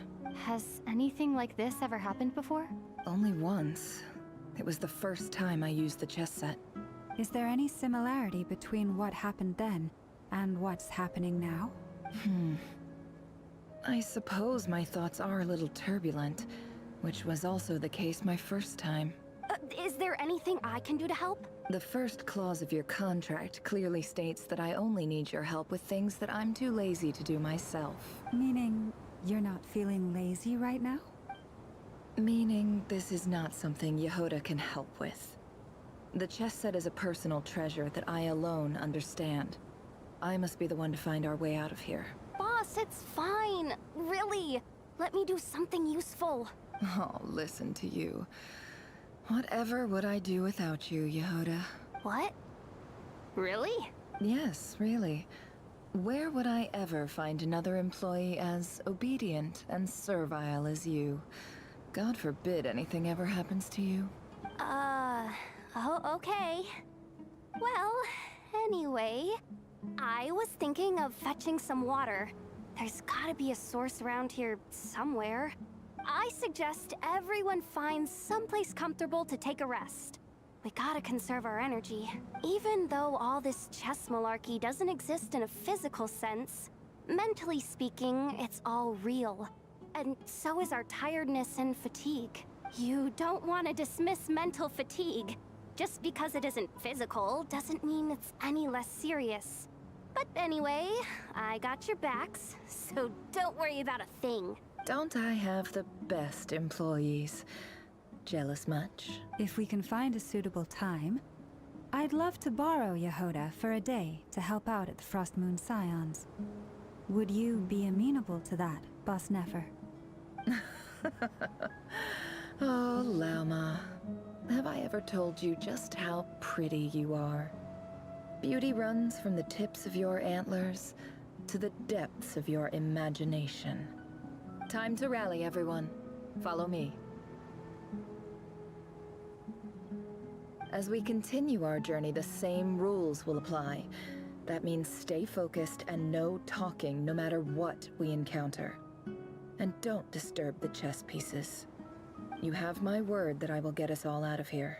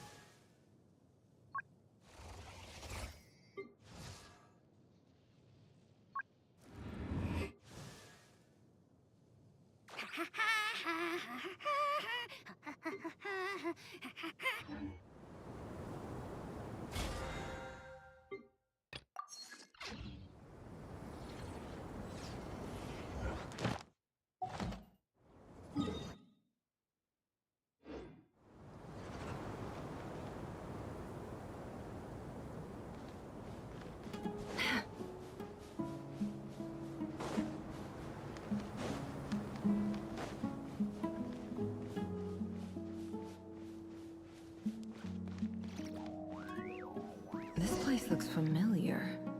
That's not a good sign. There's someone up ahead.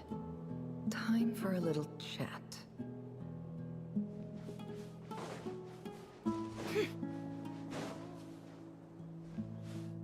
I wasn't expecting visitors at this hour. Wait, is that? Oh, it's him. There you are. Sinue's been looking for you all day. I think he has some news for you. Oh yeah? What were you doing just now, Uncle Retinue? Hiding away some more loose change? I know I saw some Mora. What do you mean loose change? Oh, come on, I'm too old for this. Just pretend you saw nothing.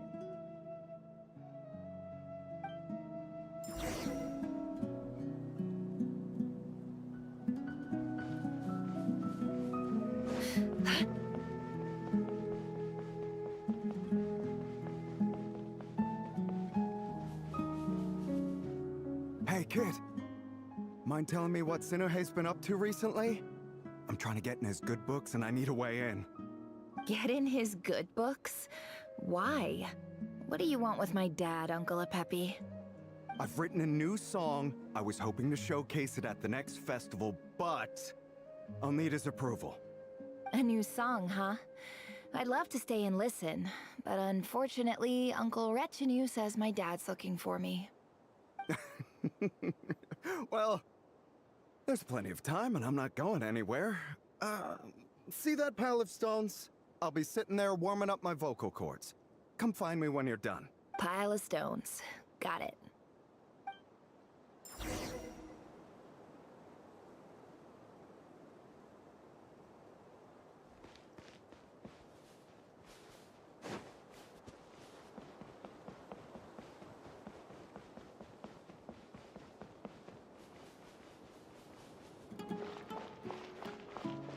Hi, Dad. Uncle Retinue said you were looking for me. Ah, there's my little princess. If you'd gotten back just a little sooner, you could have shared the spoils of war with me. Spoils of war? Who were you fighting against, Dad? It was just a figure of speech. The aftermath of a sandstorm is no time to be waging war. I was talking about our war against thirst. I went out to fix our water supply problem, and now I'm back. Which means... We have a well again! That's right. I found a new one and brought back as much water as I could carry. It should last us for a good while. If it wasn't for these blasted sandstorms, our wells wouldn't be caving in. You wouldn't be spending all your time out searching for new water sources. As the chief of our tribe, I'm supposed to be leading us out of hardship and poverty, onto better things. You know how prosperous our ancestors were. I've told you all the stories. And look at us now, squeezed into these hovels. No one would choose this, if it wasn't for the endless wars over the years. But things are looking up. I started working with some folks from the academia a few months back. They gave me some contacts in return for my assistance in the desert. So you're the academia's helper now? Special ambassador, they call it. Think of it as a partnership. It's nothing bad, okay? We've been isolated here in the desert for too long. Seeking opportunities elsewhere is the best thing for us, and the fastest way to progress. So, do you get anything good out of being a special ambassador? Of course. My luck's improving all the time. One day, I swear I'm gonna lead us out of this place. We'll find somewhere new. Somewhere better.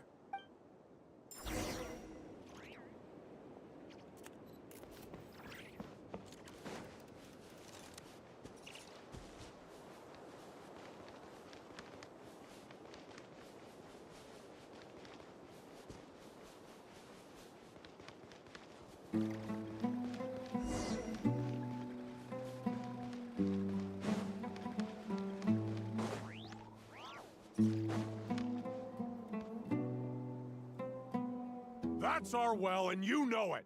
You stole from us.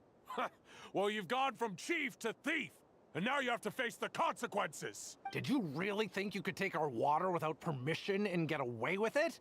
You're either brave, stupid, or both. And that special ambassador act? Yeah, nice try. We spoke to the academia. They said it was all news to them. You're a liar and a cheat!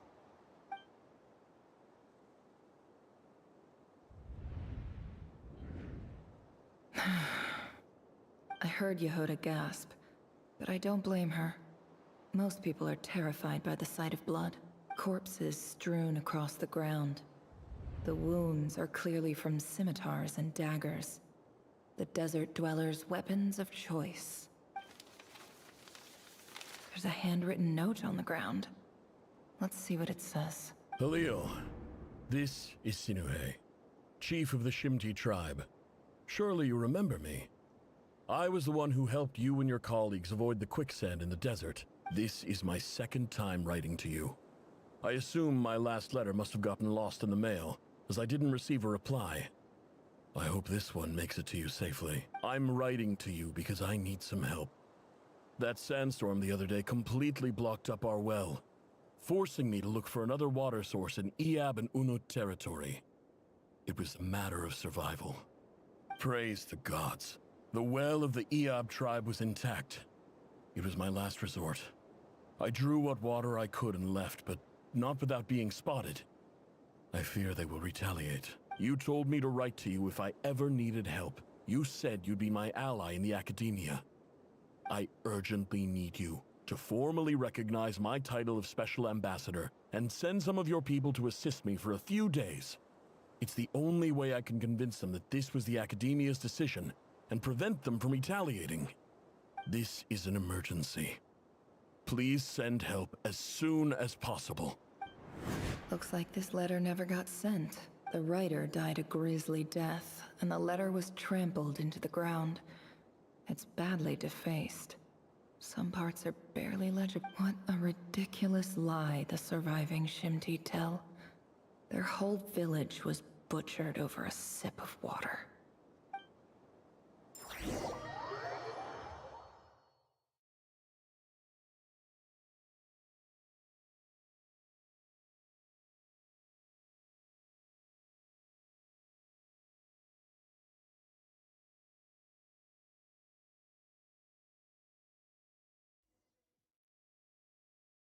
Ah, officer.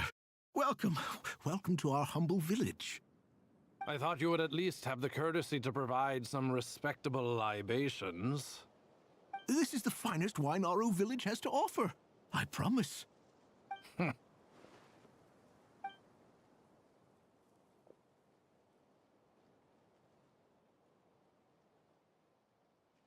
The Academia has agreed to reserve a single space for a candidate from your village.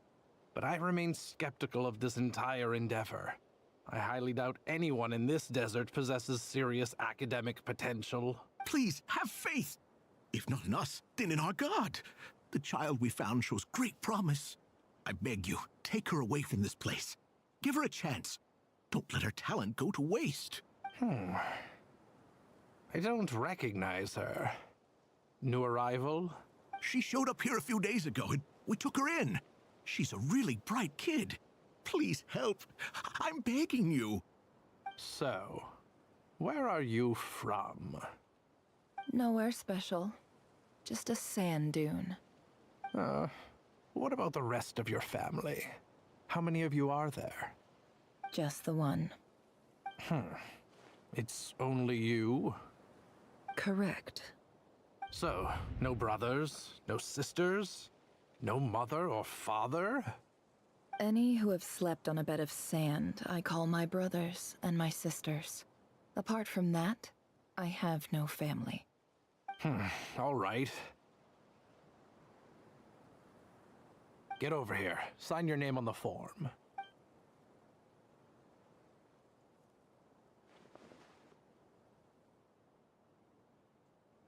Never? You're rather fair-skinned for a desert dweller.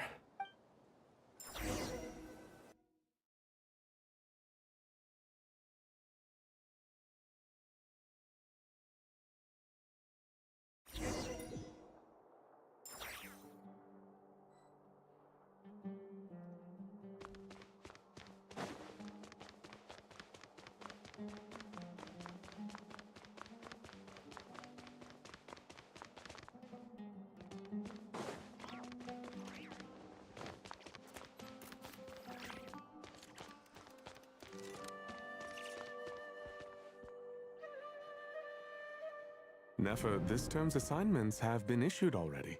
Please read through the materials thoroughly, conduct your own additional research, and then write an essay on the topic. Yes, Professor, I'm aware. I just had a couple more questions I wanted to get your perspective on. Oh? Please ask away. Well, I saw the other students' problem sheets, and I couldn't help but notice that my assignment is much easier than theirs. Do you really think I'm a weak student? A weak student? Goodness, no. Quite the opposite. You have a sharp mind. Almost too sharp.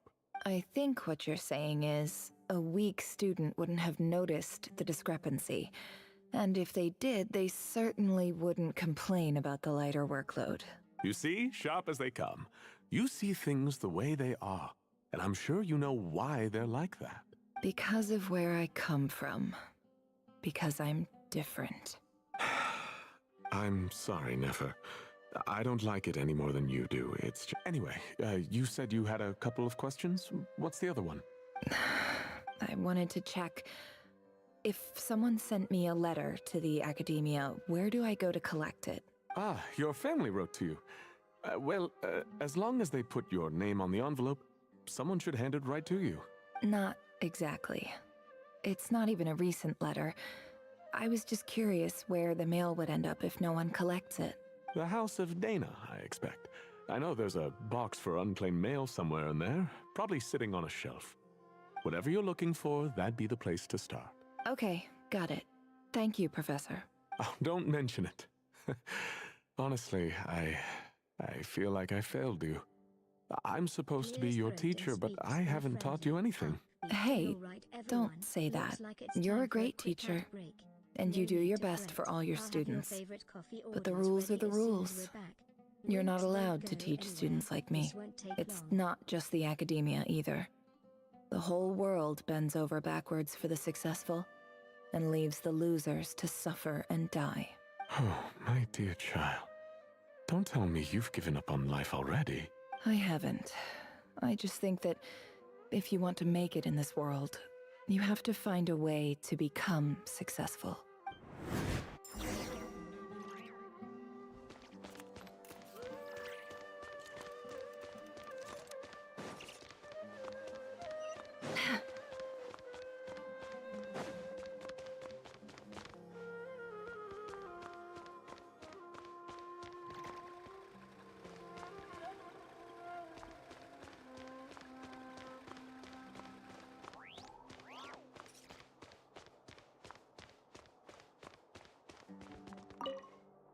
This must be it.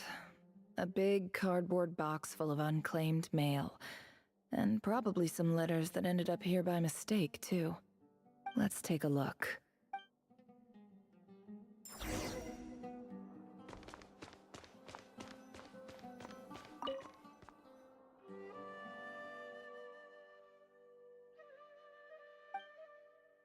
A dilapidation survey from Port Ormos. Looks like it's from a Core of 30 representative. What a strange thought. A bunch of mercs losing sleep over rundown buildings. This one was never even opened. I guess the recipient didn't care what the Core of 30 had to say about anything. Who was it addressed to? I don't recognize the name. But it must have been a Kasharawar professor. This one is addressed to the Amorta Sage. The title is Changes Observed in Satyavada Life Symptoms. Why do all these letters read like full-blown dissertations? Guided by the incense, we became lost somewhere in the forest. All the barriers between levels of consciousness disappeared as our minds soared around in circles, looking for a branch to seek refuge on.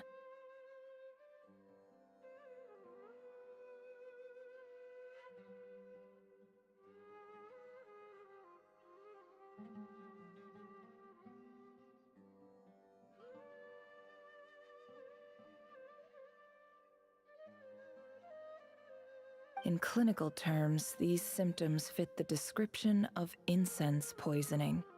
The Immorta Darshan strictly prohibits the use of hallucinogenic substances, but I believe there are still people getting away with it.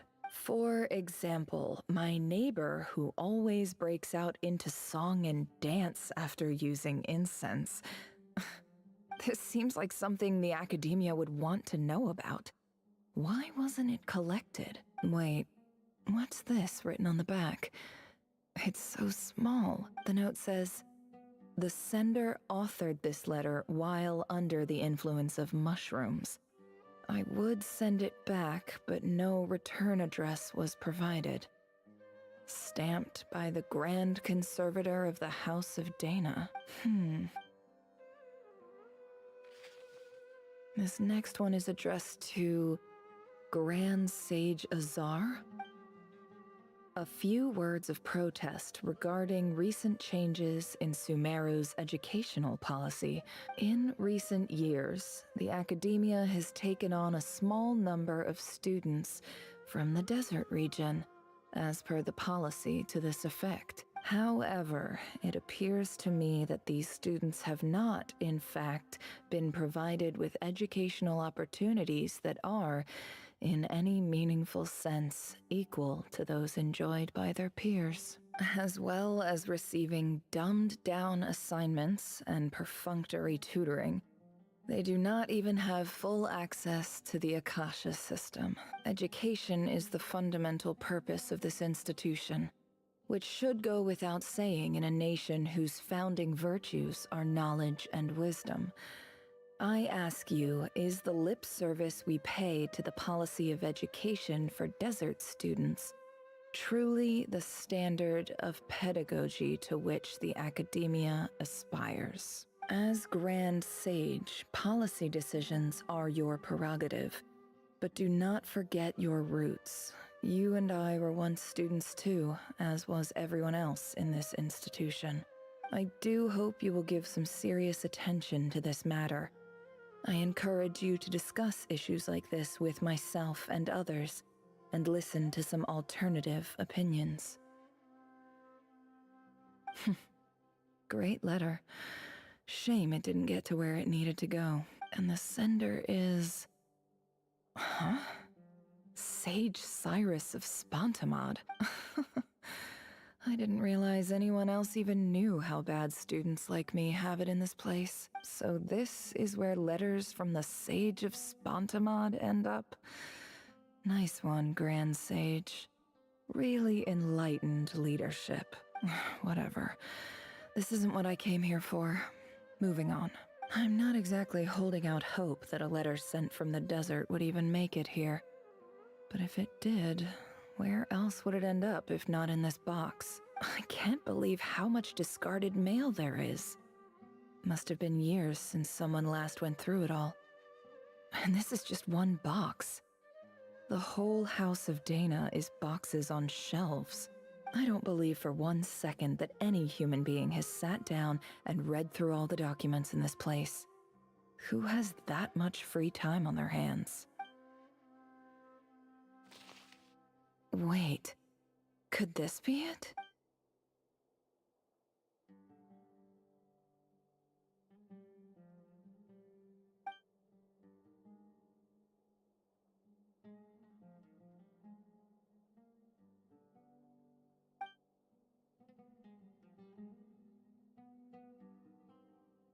Greetings, Halil.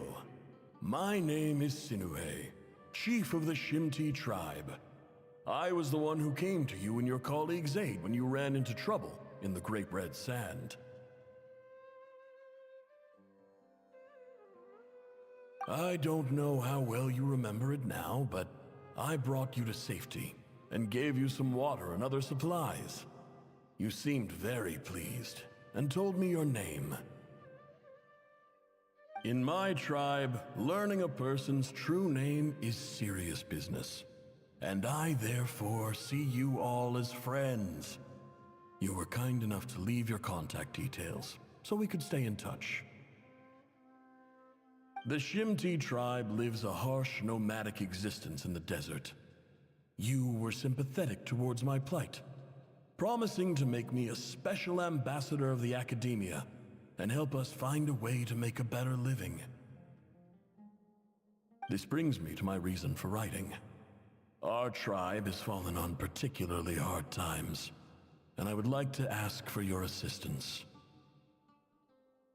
There was a terrible sandstorm a few days ago, which blocked up the well in our land. To ensure my people's survival, I had no choice but to venture into Iyab and Unut territory in search of an alternate water source. The Iyab and Unut are descended from the Thamudians, while we trace our ancestry to Tulatula. We worship the Lord of Flowers and have had relatively good relations with our fellow tribes up until now. I found a well belonging to the Iyab tribe. They declined to help us, but I really had no other option, so I took some water to keep me and my tribe alive. My actions are certain to incur their wrath. When we met, you assured me that you would be my ally in the Academia. I would like to take you up on that offer, because I really need your help. I wonder if you could send an Academia representative to meet with me. That aside, the last time you were here, you mentioned that the Academia had started accepting students from the desert, and I told you a little about my daughter, Nefer. We have next to no resources here in the desert, and my power and influence are limited. Would you consider enrolling my daughter at the Academia? She is a smart girl. I know she won't disappoint you. From the outset, the Academia never took you seriously. Those things they promised were just empty words. I doubt they even remember the name Sinuhe. And you were so emphatic that your luck had finally changed for the better. You swore you'd lead us to a better place one day. You spoke with such conviction, like you were the most powerful chief in the whole desert. You liar. You lied about everything. You promised the world and delivered on none of it. And who fell for it? Just me, by the looks of it. Despite your best efforts. Which makes you a pathetic liar. You weren't even any good at it. I think I'll take over from here. Let me show you how it's done.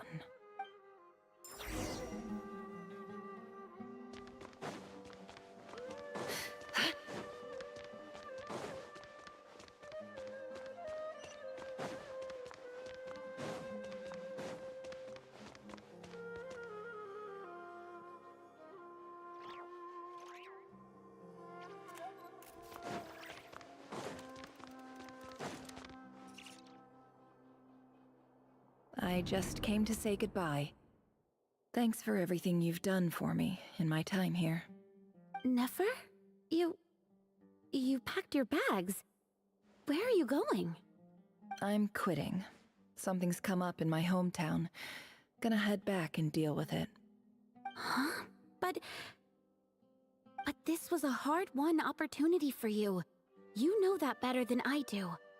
It was, but it doesn't matter. I have more important things to deal with, and they can't wait.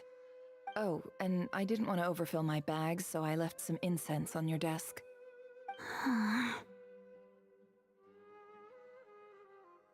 What's wrong?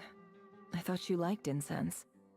Although, I did read somewhere in the House of Dana that it has hallucinogenic effects. Don't use it all at once, alright? Isn't this the stuff you brought from your hometown? You're just letting me have it? But you said it's a rare and valuable commodity. Yeah, about that. I lied. It's not rare at all. There's this bunch of ruins near my hometown that are practically overgrown with this plant. It's not worth much. Keep it, it's fine. But Nefer... Alright, that's all from me. You take care.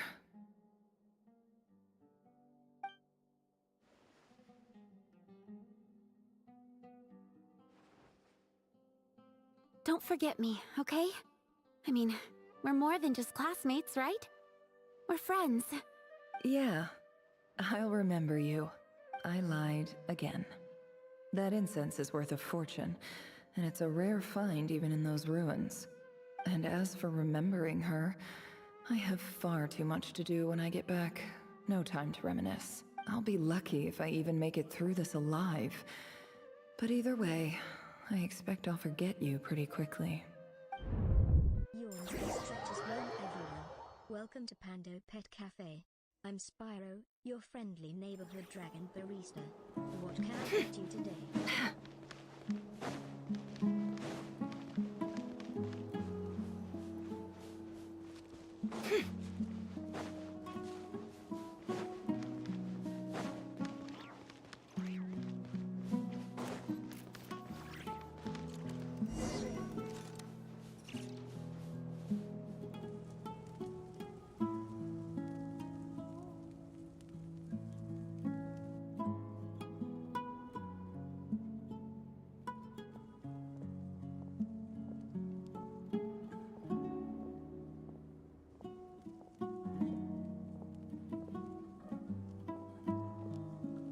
It's a pleasure to meet you, Mr. Arif. So, what does the Academia want? Since they've sent their special ambassador, I assume there's a big business deal to be made. If not, I'd be very disappointed. Please, sir, lower your blade. You're lucky I'm the one they sent. Not all special ambassadors share my admiration for the Eab people. The ever-shifting balance of power in the desert reduced the once great civilizations of this region to rubble and sand. But the story of the Eab has a very different trajectory. Others grew weak, but you grew strong, beginning in obscurity and moving to prosperity. You're the only ones who defied the trend. Huh. So, you do know who you're dealing with? This well is the perfect symbol of your strength, is it not? It used to belong to the Unut, but it looks like you have control over it now. You're not wrong. But I'm sure you didn't come all this way just to flatter us. Of course not. I came to bring you some very good news. Some information that recently came to light, which might just be your ticket to freedom. Records uncovered by the Vahumana Darshan show that a certain well currently under Eab control is built on top of some ancient ruins. These ruins are of great archaeological interest to the Academia. I checked the map carefully on my way over here, and I'm confident that this is the well in question. The Academia is offering 50 million mora in return for excavation rights. 50 million? No, wait. If these ruins are as important as you say, 50 million's a little low, don't you think? Don't get greedy, Eab. We know far more than you think. We know that you seized this well by force. Wasn't that the first step in your rise to power? To drive away the Unut and steal their water supply? So what if it was?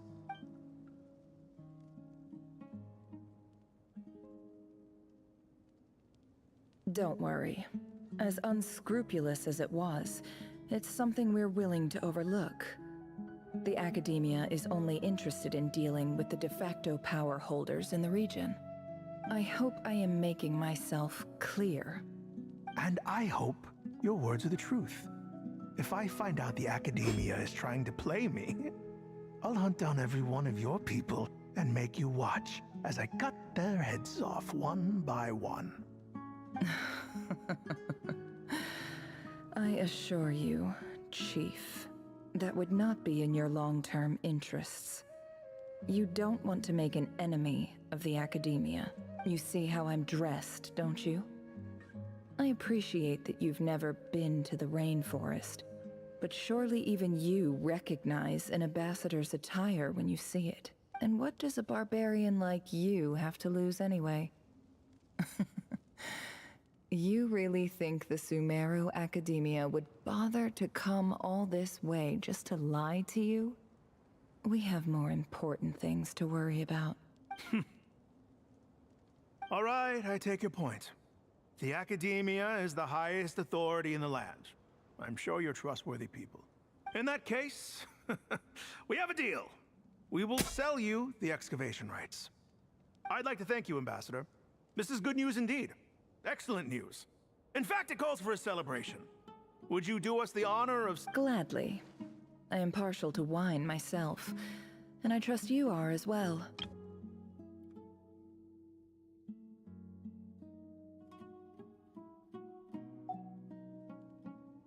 So let's indulge in a few drinks together, in celebration of this momentous occasion.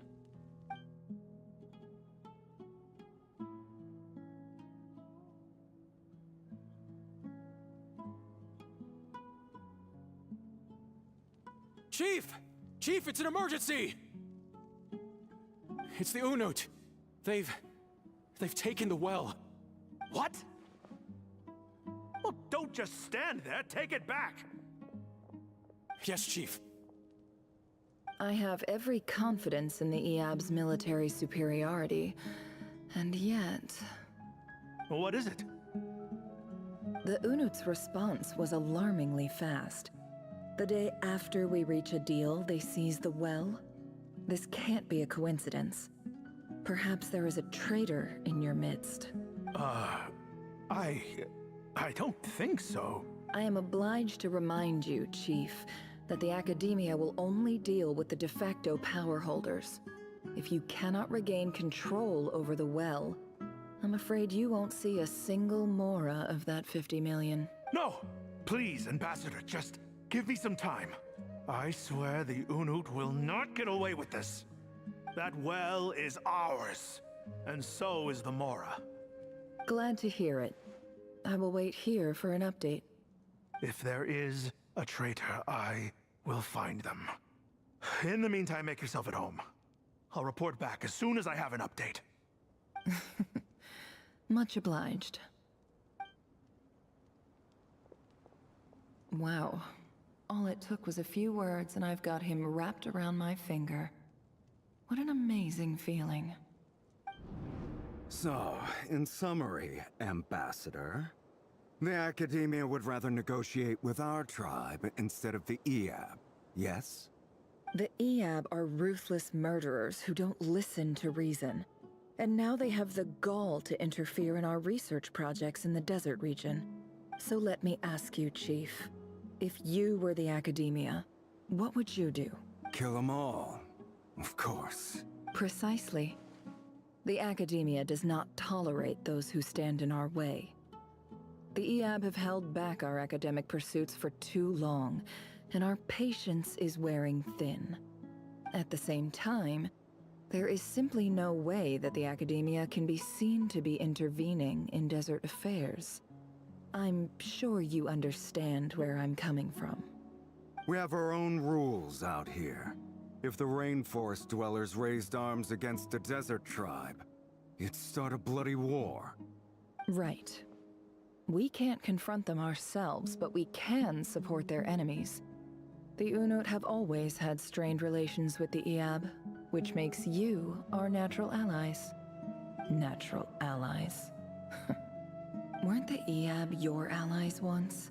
You were quick to send them after us to protect your interests back when we stole that water.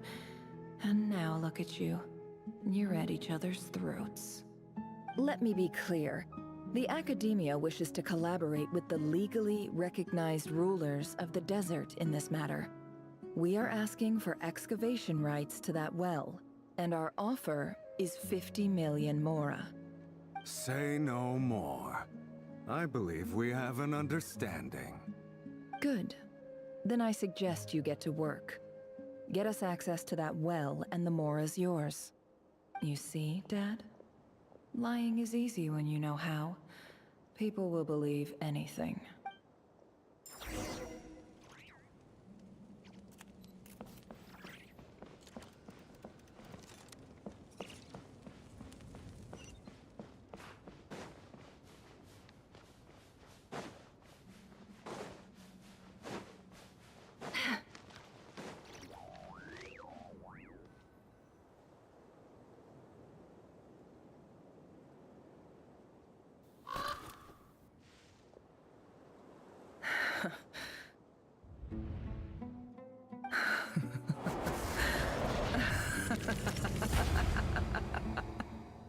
Look at yourselves.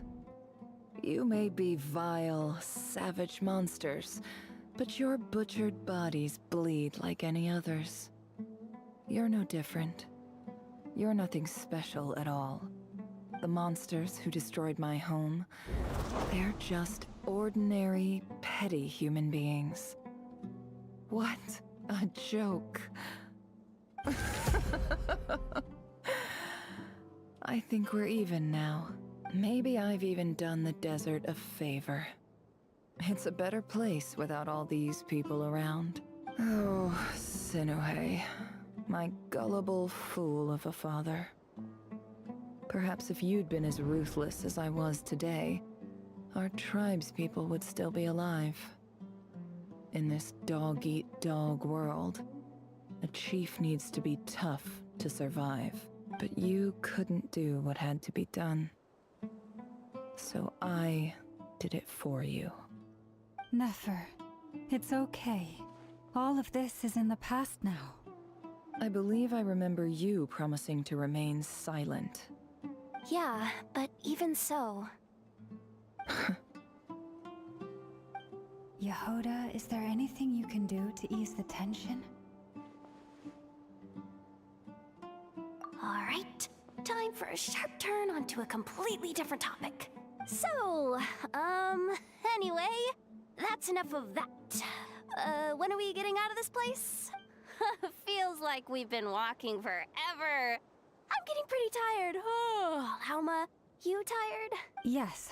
If we can find somewhere to sit down, I could certainly do with a rest. It's not far now. There should be a temple just up ahead. Yes. Really?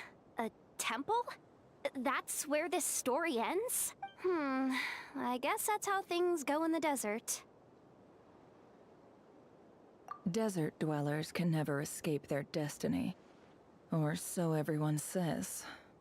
I never wanted to believe it, but looking back now, I'm as desert as they come. You mentioned a temple. What's waiting for us there? My biggest trade secret of all. Ah. Then I'm guessing it's where you got your power from. The power to peer into other people's minds. I didn't know you were clued up on any other religions. I'm no expert in the history of Sumeru, but since you come from the desert, I would imagine it has something to do with King Deshret. Sounds impressive. Oh, I know who you mean. General Mahamatra Sino. The spirit of Hermanubis dwells within him. That's Boss Neff for ya. She knows everything. Sino's hardly a figure of obscurity, but I know about Sethos too. What about him?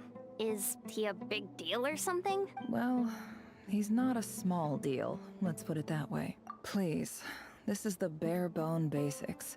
Save the flattery. Thanks for your patience, everyone. I'm sure it's been a lot to take in. With any luck, that's our exit just up ahead.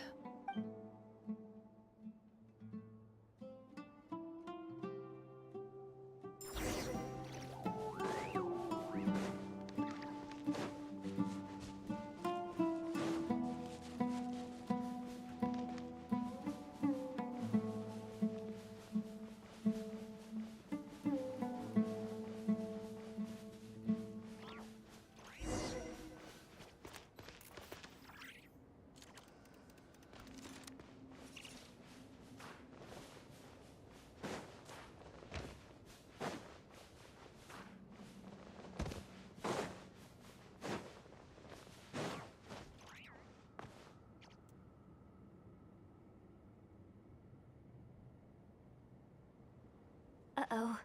Uh-oh. Uh-oh. I'm totally out of my depth here. I don't have anything to add about any of this stuff. Like, look at that statue, for instance.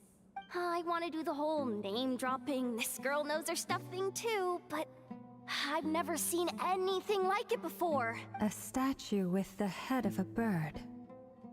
That's Thoth, the Ibis King. One of the 7 pillars of King Deshret. The legends say that he, the Crocodile King, and the Goat King were the three retainers of King Deshret. Let's take a look.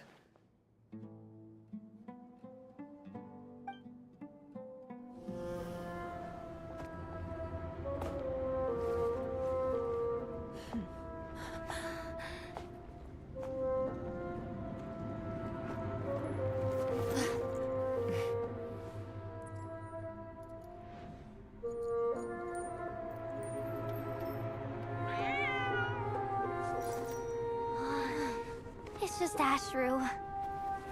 So, all is well?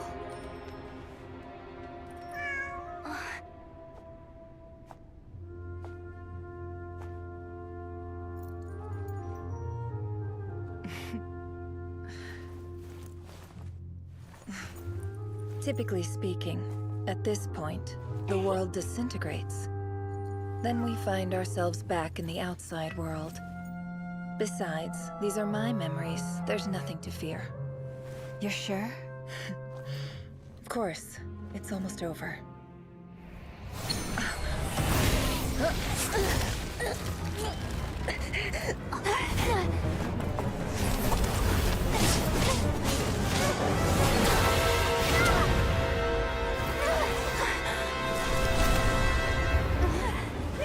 Hold on!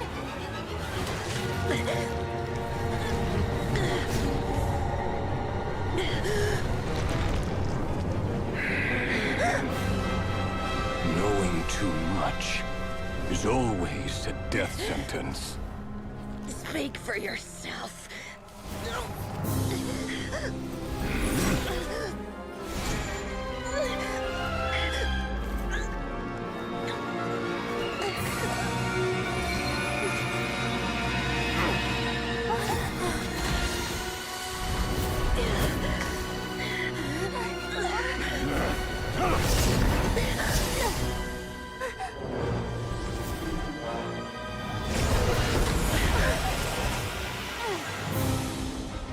How repulsive.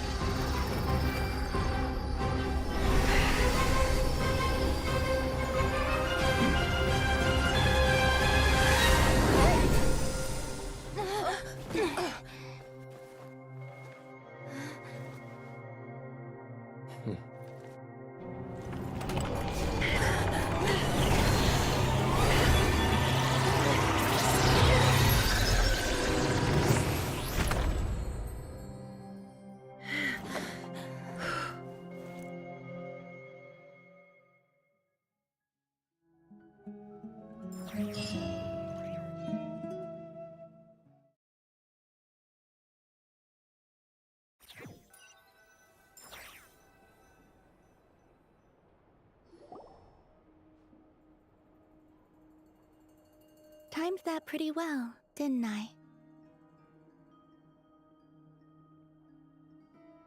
It's okay. I'm just glad no one was hurt. Paimon noticed you doing something too, Dainsleif. Were you helping get them out? Of course. When I asked Nefer to conduct this investigation, I was not naive to the dangers involved. I had a duty to ensure your safety. Good to know your sense of justice is still intact after all these years. I take that to mean that you saw the truth. That comes as a great relief. I certainly did. And thanks to your help, I also managed to trap Rerir inside the chess set. Whoa, really? How'd you manage that? Well, to be honest, I sensed that something was wrong long before we made it to the temple. By using this fragment to probe into Rerir's past, well, the monster formerly known as Rerir. It seems I alerted him. I was tracking him, then he caught on and started tracking me too. Can't say I'm surprised. But how did he track you through your thoughts alone? That shouldn't be possible. Rerir was a secret agent who reported directly to the Vinster King. He is an expert at finding a trail and hunting down his pursuers. No wonder. He infiltrated the chess set, read my thoughts, and built a new virtual chess set inside of it. That's why we weren't able to leave at first. Speaking of your chess set, It's quite a remarkable item. Would I be right in thinking you have some connection to King Deshret? You overestimate me. I only have a connection with one of his underlings, the Ibis King. You all saw how this came to be. A long time ago, the Eab massacred my tribe, the Shimti, in our home village. A few years later, I enrolled in the academia, where some new information came to light. The Unut and the Eab fought a bitter battle over the rights to a well, all for the sake of a non-existent 50 million mora. The Eab ultimately won that confrontation, but their victory came at the cost of almost every warrior in the tribe. The final blow to the Eab came at the victory feast, when an Unut assassin beheaded their chief right before my eyes. The remaining Eab fled and have been scattered to the winds ever since. Having gotten my revenge, I returned to my hometown, where to my surprise, the nearby temple was still standing. There it was, seemingly immune to the relentless hostility of the desert, while my tribal home lay in ruins. As I stood there gazing at the temple, I noticed a cat just outside. This cat, as it turned out, was home to the spirit of the Ibis King. He led me to a gate deep inside the temple, and there he made a deal with me. This chess set is my gift from the Ibis King. The chessboard within is made to the same specifications as the one in the mausoleum of King Deshret, and represents his power of piercing analysis. With this chessboard in its container, I gained a certain ability to perceive hidden secrets. Now, you could conclude that the Ibis King simply wanted to give the people of this world the power to seek the truth.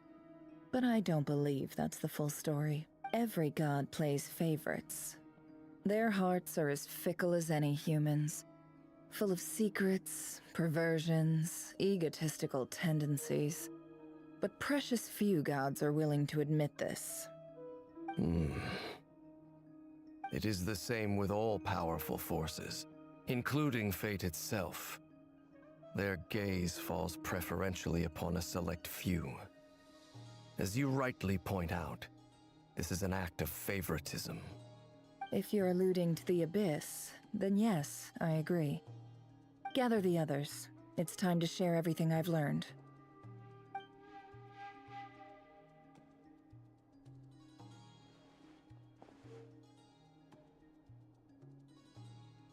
Thank you all for being here.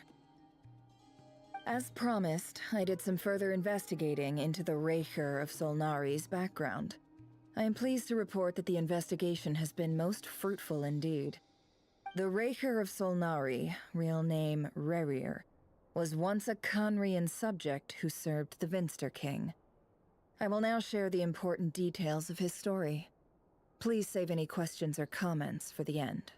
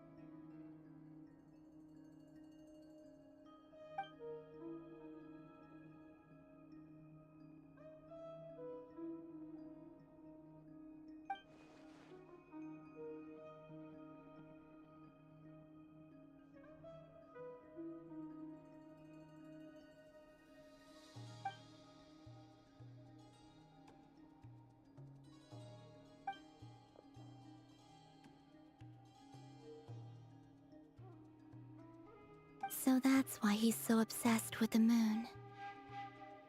A tragic tale, to be sure. But it does not excuse his many transgressions. No matter how much Rerir suffered in the past, the fact remains that he is what we know today as the Wild Hunt, wreaking havoc upon innocent lives in Nodcry. He becomes more dangerous with each passing day. If left unchecked, It is simply a matter of time before all of Tevat suffers the consequences. This is a threat that the Knights of Favonius cannot ignore. A question for Miss Columbina. Forgive me if this is presumptuous, but have you ever seen the spatial gateway that appeared in Rarir's memory? Never. But I have heard stories of something called the Moon Gate, and this seems to fit the description. Miss Lama, any thoughts on this? In the lore of the Frost Moon Scions, the moon is believed to hold many secrets. Some sources speak of ancient knowledge, others of a gateway to the unknown. The term Moon Gate is one I have heard before, but as is the case with all of our legends, there are no records of any first-hand witnesses. We cannot know whether it truly exists. Then back to Miss Columbina. As a moon goddess yourself, do you have some idea of where the Moon Gate leads to? Not at this stage, sorry. I do hold the power of the Frost Moon, and my strength is recovering well. I can sense that the gate would open at my command, but... But there's more to the power of the Frost Moon than that? Yes. A moon goddess has the right to open the Moon Gate, since it is a path to the moon. But as Nefer mentioned, holding open a spatial gateway takes a huge amount of power. And right now, I need to conserve my energy to fight the Rayhir of Solnari. I'm afraid this is one mystery we may have to leave unsolved for now. I agree. Better to save your strength. But if you'll humor me for a moment, I have a bold conjecture of my own regarding the world beyond the gateway. I highly suspect that neither Tholindis nor Rarir made it through unscathed. The evidence pointing to this is the fact that the Rayhir of Solnari exists in the form of countless fragments. With the abyssal power he wields, no ordinary foe can touch him, let alone tear him to shreds. And yet, the Wild Hunt proliferates wherever his scattered fragments lie, drawing hordes of monsters to many different locations across the land. So your theory is that Rarir was physically torn to shreds by some powerful force? Hence, why the Wild Hunt is a distributed phenomenon, rather than a unified one? Makes sense to me.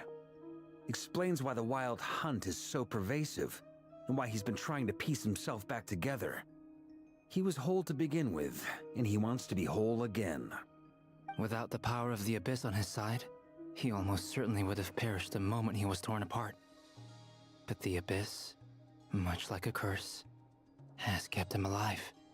I could not agree more. The power of the Abyss is most surely a curse. It is a compelling explanation, and one that accords with my present understanding of Abyss creatures.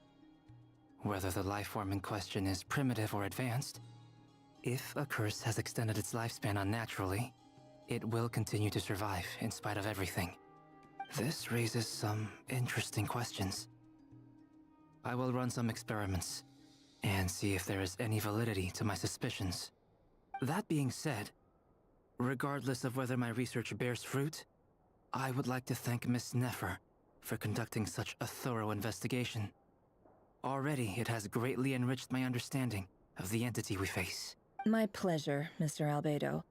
I too hope that the information I have shared today proves useful as we look to formulate the next stage of our plan. Hey! What is it, Dainsleif? You look really upset! It's just... when I think of the man I once knew as Rarir, I struggle to understand why things had to turn out like this. The two of you used to be friends, didn't you? I don't know if these words will bring any comfort, but my heart goes out to you. Mine too. We can never know all the hows and whys of the way things are. The moon and stars are full of untold secrets and lies, and the skies are host to many more mysteries than these alone. Yet, none of that can begin to compare with the complexity of human life. Those are the first comforting words I've heard in a long time. Thank you both. Well, I think this is a good place to end today's meeting. I'm sure Nefer needs some time to recover. She's been through an awful lot today. That's very thoughtful of you, Llama. Of course. Sounds good to me. Take some time to rest and digest before we reconvene to nail down a plan.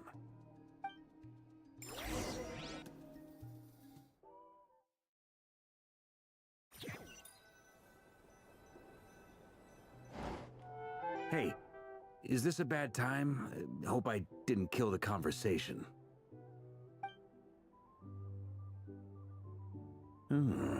Nice room. Oh, I'm not coming in, though. Why not? It's just a hotel room. If it's all the same, I'll just stay out here. I might not look the part, but I'm technically a knight. Barging into people's private quarters isn't the kind of thing we do.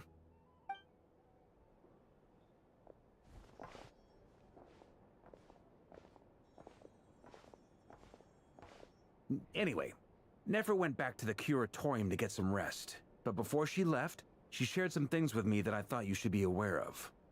Firstly, although she managed to trap the Raker of Solnari inside her chest set, there's no guarantee that the power of the Ibis King is any match for one of the 5 sinners. Their powers are beyond our comprehension. It's only a matter of time before he finds a way to break out. We have to come up with a plan and take care of him before that happens. Honestly, Paimon figured that might be the case. So, how long have we got? Well, I asked her that same question. She talked for a long time, but for the most part, it seemed like she was trying to convince me how precious her chess set is. What a long and storied history it has. It felt like some kind of sales pitch, you know? The kind where you end up handing over Mora against your will? Anyway, after all that, she finally answered the question. 2 days, at most. 2 days? Holy moly! Can we even recruit enough help in that time? That remains to be seen. Which brings me to the second issue. Dainsleif is obviously conflicted about this whole thing. But given how little time we have, there's no way we can pull this off without his help. You have some history with him, right? Do you think maybe you could talk to him for us? Great. I appreciate it. All right, on to item 3. So, Albedo, Durin, and I put our heads together and came up with a plan. Can't promise it's gonna work yet, but at least it's a start. We figured we'd bounce the idea off you first. We'll explore it further once everyone's recovered. Oh, Paimon's dying to hear this. All right, so here's what we're thinking.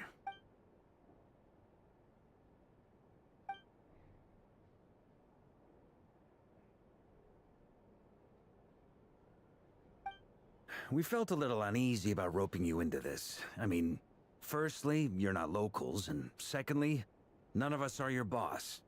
You're well within your rights to refuse if you so choose. Roping us in? Why would you even say that? We know the stakes here. It's all of us against the Rayher of Solnari, or none of us stand a chance. I choose my words very intentionally, I'll have you know. I like to think there's an art to striking a down-to-earth tone even when the stakes are through the roof. Sir Varka, I have a few thoughts about this plan. I'm all ears. I think we can be more flexible with how the roles are allocated. In my view, the most sensible lineup would be like this.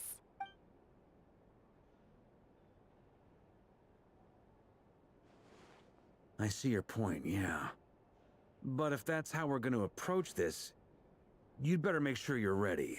To be clear, I don't doubt your abilities. Far from it. I just want to make sure. Are you really willing to take all this on? I want to do everything within my power. The Rayher of Solnari is a truly fearsome opponent, and if I do my part, it'll greatly reduce the risk for everyone else involved. Well, that tracks with what I've heard. Jean's mentioned in her letters that you're so diligent it's almost abnormal. As in, most people weigh up the risks and rewards in situations like this.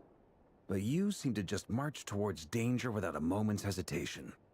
Of course, everyone appreciates a fearless pioneer. But all that aside, I'm the Grand Master of the Knights of Favonius, and you're our honorary knight. I want to make sure your courage doesn't come at the expense of your safety. Thank you, Sir Varka. I should be the one thanking you. It means a lot to have you on board. I'll give some serious thought to your suggestions.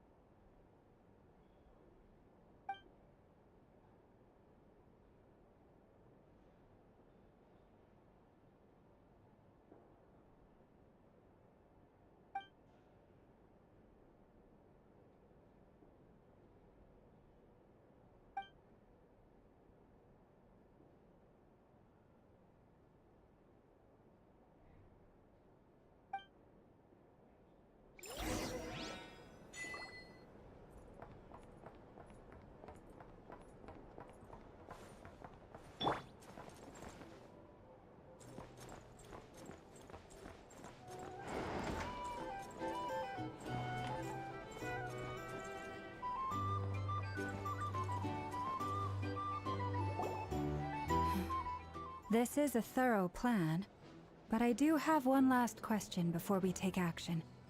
How can we be sure that our enemy won't leave the designated area? Great question. Albedo's been hard at work analyzing Rarer and the Wild Hunt's behavioral patterns. His conclusions are as follows. Firstly, from the earliest known confrontation until now, Rarer has never displayed any ability to manipulate the dimension of space. So it's unlikely he has any power in that domain. Secondly, he seems to have a particularly strong vendetta against our group. If we put him in a fight-or-flight situation, he'll choose to fight every time. Thirdly, finally, and most importantly, he is consumed by hatred, both for the moon and for his enemies. Turns out, we tick both of those boxes. We have a reincarnated moon in our ranks, and a spy who accessed his private memories without permission. He'll be baying for blood, not looking to escape. As someone who's had their fair share of interactions with the Wild Hunt, those all seem like valid observations to me. Understood. Then I will defer to the verdict of the group. Well, everyone, that's the plan in full detail. Albedo and Durin are carrying out their part as we speak. Plan approved. Scheduling. Okay, any firepower you need, I got you covered. Let's light this baby up. The Frost Moon Scions are behind you as well. And the rest of you? No objections? All right, then it's settled. This is the plan we're going with. Next up, an old tradition of mine. Anyone who wants to back out, now's your chance. Wait, we can still back out of this? Everyone says things they regret, right? I don't want anyone feeling trapped because their mouth said yes before their brain had time to think things through. A very people-first approach. I hear that's common practice in the Knights of Favonius. Heh. Who'd you hear it from? D-Luke? Shh. We don't use people's real names at work. This contact will be known only as Owl, please and thank you. This plan can only work if everyone does their part. Flint's and I will absolutely support it. We shall indeed. You'll be glad you accepted our help. Also, you are the last person I expected to see here, Miss Dory. It's not often I get called Dory in a work context. My peers usually call me Lord Sangamabe. So, the longer your name, the higher your net worth. Is that the idea here? In that case, Mr. Flint's here must be worth a fortune. That's right, I know your full name. It's... The walls are thin here. I'd appreciate you keeping that a secret. Okay, fine. I'm actually only here as a favor for someone else. Do you have any idea how much it would cost to hire me otherwise? Oh, does this mean someone out there actually has the power to boss Dory around? It most certainly does not. We have a long-standing and mutually beneficial business partnership. She's actually the mom of a friend of yours. Said mom supplied me with a great little trinket, but now that lady's ruined everything. If I don't start building a little goodwill now, my whole business in Notcry is gonna go down the drain! Okay. So what exactly is so special about this pendant? It's a lucky charm that a great mage made for me. We have a business relationship, and she was worried that something bad might happen to me. So, she wanted me to have something that can store power to protect myself with. I finally got it all fully charged up with Kuvaki, and then never went and used it all up at once! Never lost so big in my life!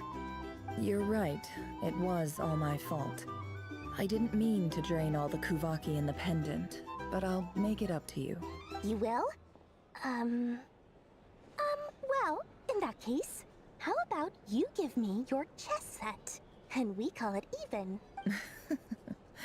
I knew you'd say that. Well, it's yours if you want it. In fact, take it now, and I'll even throw in a free Raker of Solnari. Deal? You're putting me in a difficult position here. It's a very useful thing to have around. But I have a funny feeling it won't be around much longer. I guess we'll see in a couple of days. Looks like bankruptcy for me. Hey, don't be so pessimistic. See this through, and you never know. You might find a new business opportunity on the other side.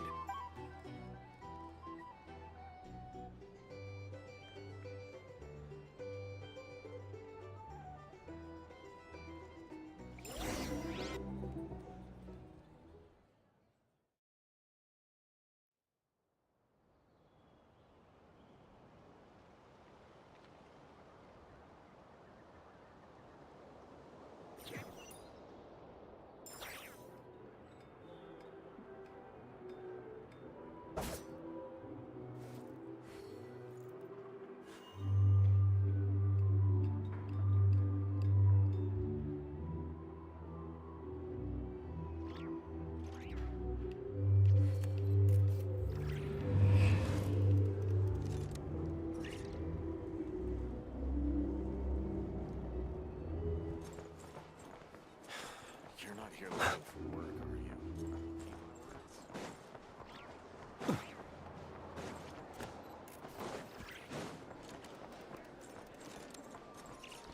Ad Astra.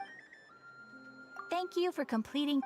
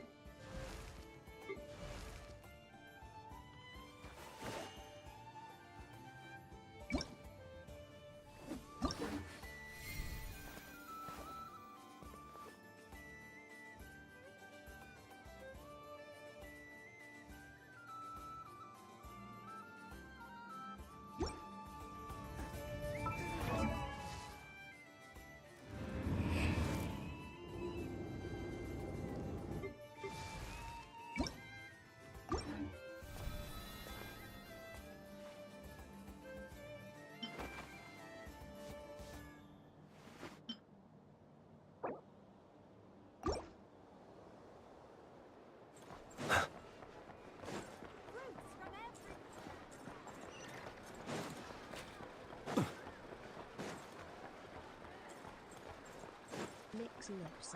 I could really go for a nice warm croissant right about now. Hey, can I get one of those over here, barista? Dory! How are things going? Feeling ready? Oh, I was born ready. We only have 2 days. You think Lord Sangamabe would let an opportunity like this slip by? Don't forget, when something's in high demand, the people with the goods on hand get to charge the highest price of all. Even higher than the sellers taking advance orders. Ta-da! See? It's right here. Ah, it's so pretty. Did you make it? No, I have a supplier. We go way back, so he made me a very attractive offer. Aha! No wonder you were talking about Lucky Charms at the meeting. You've been getting Kaveh to make them for you. That's not the full story. It actually started a while back as a project between me and the Dendro Archon. Mage Alice once warned me that this world won't stay safe forever. There may come a day when everyone faces a great crisis. I passed this on to the Dendro Archon, and she secretly brought together a research team made up of Sumeru's top scholars to invent a technology that could keep people safe. I won't go into the details because it's all very complicated, but if you want to know more, you can ask the Dendro Archon about it sometime. Anyway, point being, it was the Dendro Archon who asked Kaveh to build this little contraption. As one of the top Kashara War talents, he was the obvious choice. Took him long enough. He stressed over it for ages. Must have gone through at least a dozen designs before producing a final product. That's Kaveh for you. Marak delivered it to me a couple of days ago, along with a letter from Kaveh. Could I ask why I'm sending this technology to you? And what's your proposed use case? Has it been approved by the relevant authorities?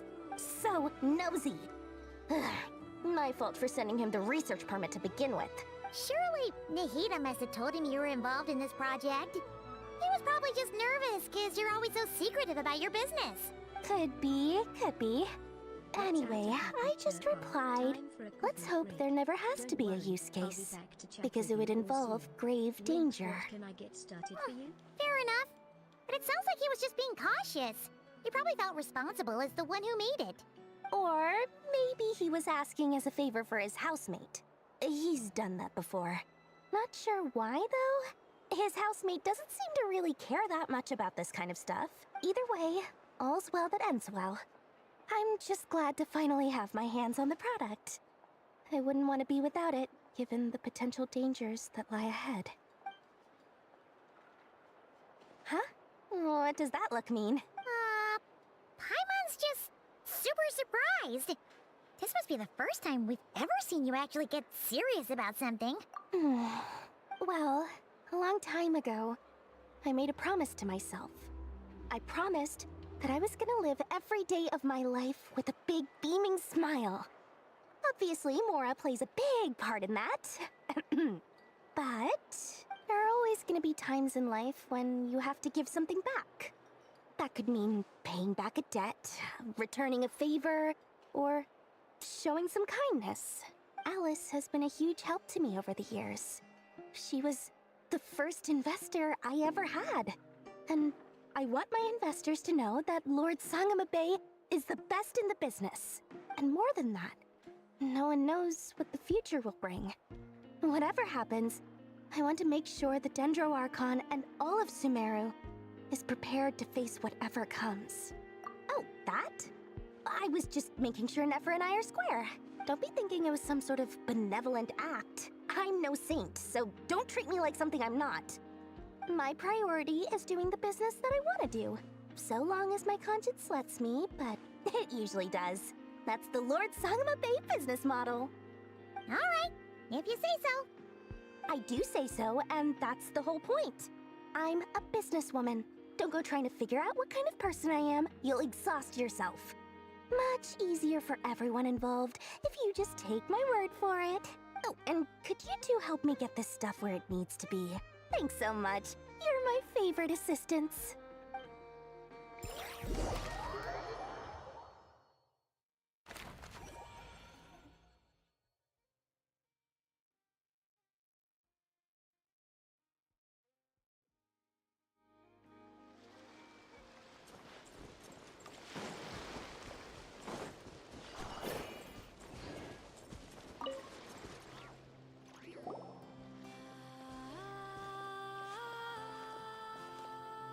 Traveler, Paimon, it's good to see you. Everything going smoothly over here? Sort of. As you're probably aware, Varka, Diren, and I captured some abyssal creatures from the Wild Hunt. Per the plan, we dissected and analyzed some samples of these creatures. The process went very smoothly. The findings, however, come with some troubling implications. What? You can actually dissect the Wild Hunt? That depends on your definition of Wild Hunt and dissection. Harmless, lifeless. These words are accurate descriptions. The Wild Hunt is an interesting phenomenon. In and of itself, it doesn't seem to possess anything akin to a human personality. But taken as a collective, the medium through which the Wild Hunt is summoned does appear to have a soul. Master griped a lot about the wise Horoptotire, and seemed somewhat fascinated with the foul Certology. But she barely mentioned Rerir at all. I don't think that was because of his lower social standing, though. Anyway, it's a pity. I should like to hear her thoughts on the nature of the life form he has become today. It's a strange mix. The furious energy of an abyssal being channeled through a fractured physical existence. A consequence of being torn apart by an unknown power. Perhaps the only explanation for his survival in this state is that he sacrificed a degree of individuality in exchange for a continued existence. Oh, sorry. Once I get talking about interesting research, I have a tendency to go on indefinitely. Back to our research findings. Essentially, they confirm my hypothesis. Rerir's corpse is completely contaminated by the Abyss, and the effects are irreversible. You could think of this as Rerir in mutated form. But in my view, even that would be inaccurate. In reality, his whole being has been consumed by the Abyss.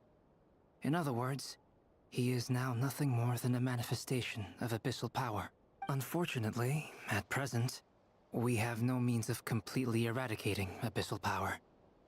Hence, we cannot fundamentally destroy the Rehir of Solnari either. Oh, that's terrible news! So, that's it? We can't defeat him? Not even if we get the power of the Three Moons? Miss Columbina's situation is a difficult one. She can never achieve wholeness when the world does not accept her presence. It's as if her creator banished her to a place she can never be accepted. It means she spends most of her energy just on her own survival. Given the circumstances, it's only natural to despair. But we must see this plan through to the end.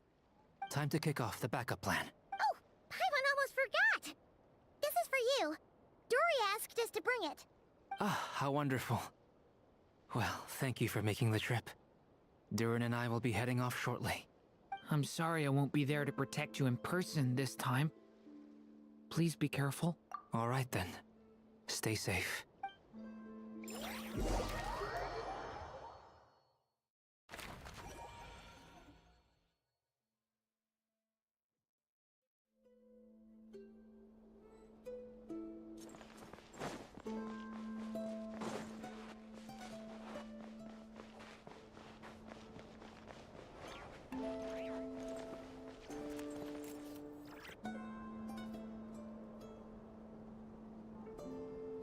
Miss Lauma, is everyone here? Yes. The fate of my flock is in your hands, Grandmaster Varka. Please keep them safe. My lady, what are you saying? Within the next 24 hours, we will face the biggest crisis the world has ever seen. This is not a burden that we deserve to bear, but I believe that we reap what we sow in this life. So I intend to act. I must do what I think is right. For me, that means fighting for the future of Nodcry. This gentleman is the Grand Master of the Knights of Favonius, Varka, Knight of Boreas. In my absence, please follow his lead. Hey, everyone. Guess I should introduce myself. Well, to start with, I know my way around a battlefield. Biggest strengths are honesty and hard workingness. Anyway, point is, I don't intend to let Lauma down. I'm gonna do everything in my power to keep every last one of you safe and sound.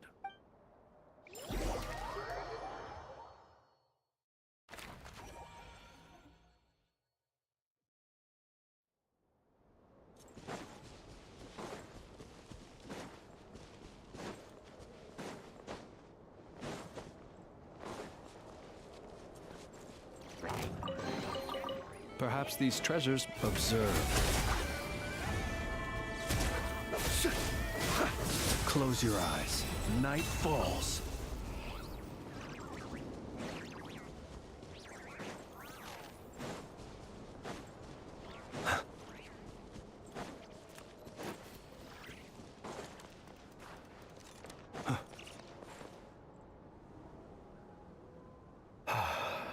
Something on your mind? Miss Columbina, was it? I believe that's how the others addressed you. That's right. Names are funny things. Have you always been called Dainslev? Yes. I take it your own name has a more complicated history. I have a different relationship with names than other people. To be honest, I'm not even sure that Columbina is my name. At least, Not in the same way that Dainsleif is yours, but it's what everyone calls me, and I go along with it. A lot of my life has been that way. I get so used to things that I forget to question why they are so. I never used to think much about where names come from, or what they mean to people. Maybe something's wrong with me. You're different from other people. I sensed it the first time we met. You're more perceptive than most. I'm sure your long life and rich range of experience explains that. Do you ever find yourself missing Conria, Mr. Dainsleif? Difficult to answer. I have dreamed of the past many, many times. Sometimes I'm fighting tooth and nail. Other times I'm lying on the ground, defeated. I don't recall any happy moments from that time. It has been too long. Is that because hatred survives longer than love and affection? That would not be for me to say. I make no excuses for the grudges I bear. But whatever the reason, I remember little that was beautiful or sentimental. Thank you for your help with the Rerir situation. Without your efforts, I never could have learned the hidden truth of his story. You're welcome. I know he's your friend. Friend? He betrayed me. And I never really understood what he was going through in life. Some friendship, that is. Okay. So, do you plan to fight him with us? You see, you're torn. Now you know what really happened. You see the things he's done in a new light. I need some time. Of course. I completely understand. Anyone else in your position would feel conflicted too. Actually, I went through something similar myself recently. Something happened that changed my perspective on a situation. A situation I took for granted at the time, but now I feel very grateful for it. You mean the Harbingers who still support you, even though you've left the Fatui? Yes. I always thought they were only helping me because Harbingers are forced to work together. But then I abandoned them. A warrant was even put out for my arrest. And even now, they still support me. Which means I was wrong about them all along. Clearly, they view you as a friend. I feel a little guilty now. I regret not seeing her help for what it was, and not treasuring it. I see the guilt that you're feeling now, because I feel it too. Hopefully, talking about it will do us both some good. Have you noticed that the Traveler and Paimon are over there? I think they've been listening. Huh. Shall we say hello? Sure. Hello. Ah! They caught us!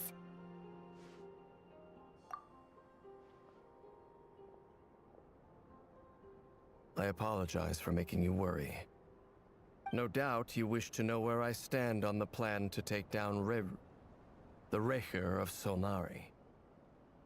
I'm afraid I need a little time, but I will seriously consider joining you. You will? Oh, thank you so much! Everyone will be so grateful to hear that! They needn't be. This was something that I was going to have to face up to eventually. That doesn't matter to them. They're grateful to you regardless. You can't control their gratitude, so just accept it. And then, have a think about whether you're willing to join us.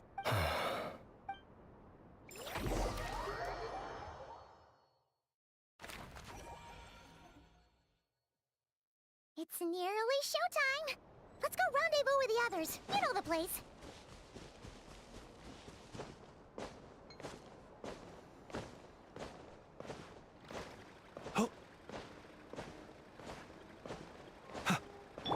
Yeah! Skyward! Scatter! Ah, You're earlier than I expected. Hey, Flints! Been waiting here long? Not too long. I came a little early so I'd have some time to think. Are you nervous about the battle? Quite the opposite.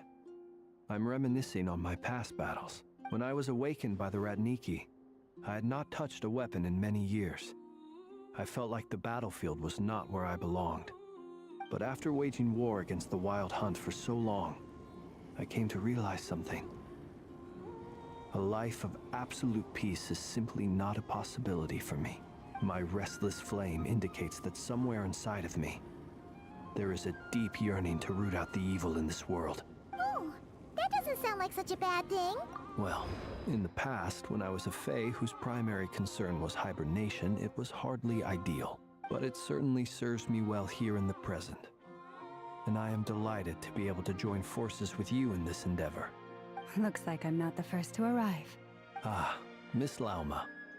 Did you sleep okay last night? I struggled to settle down at first, because of the nerves. But don't worry. I got enough sleep in the end. I'll be just fine. Please, I'm just doing my part. Never! Over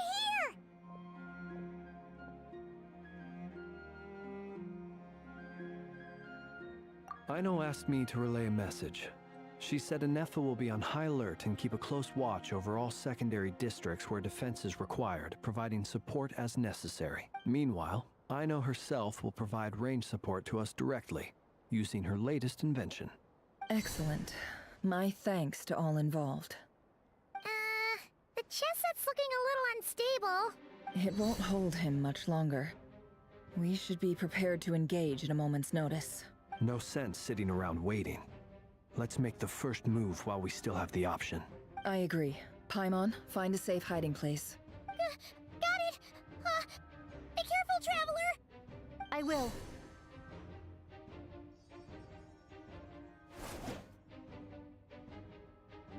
Everyone, take your positions as soon as the battle starts. Every ounce of strength we have in our bones, let us bring to this fight. Ready? Let's go. I've seen all your futile ploys before. You have become the authors of your own demise. I wouldn't be so sure about that. You are merely a moment of sport before I tear down the moon.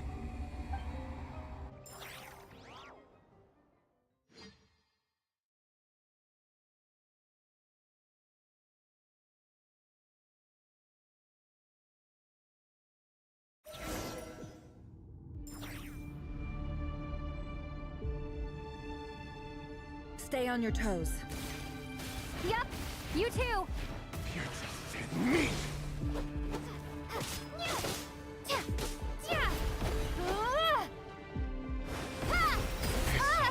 Futile!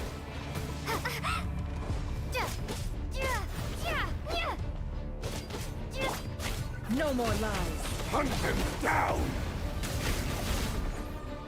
The moonlight! Be silent. Steady now. Moonlight! Let me help you guys. Big threat!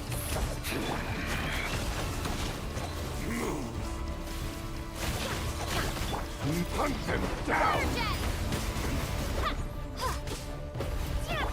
Are you quite finished? Observe. Be silent. Do you fear the dark?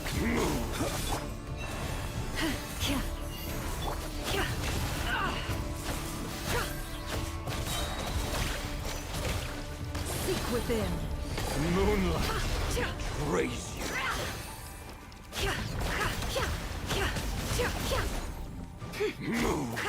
The moonlight! Raise you! Branch into song. Moonlight! Close your Raise eyes. you! Hunt them down! Be silent. Do you fear the dark?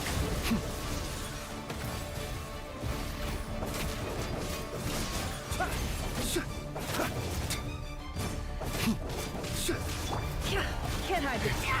Futile! Shameless.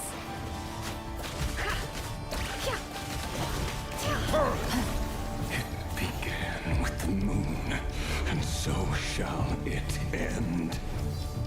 The moon will protect you.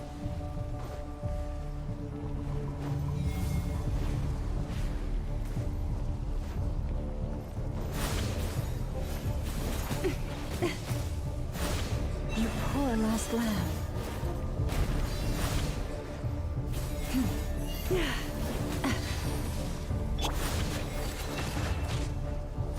No more lies.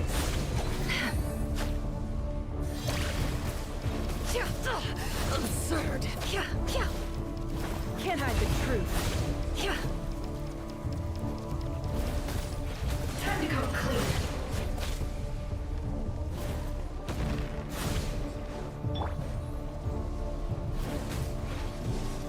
Water jet! Ha!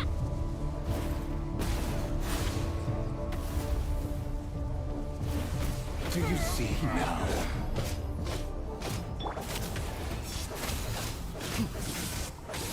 Fairphone here. When will it be as you foretold?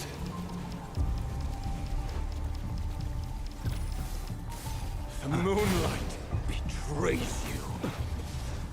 Close your eyes. Your foul spirit is not welcome here. One heart, we pray.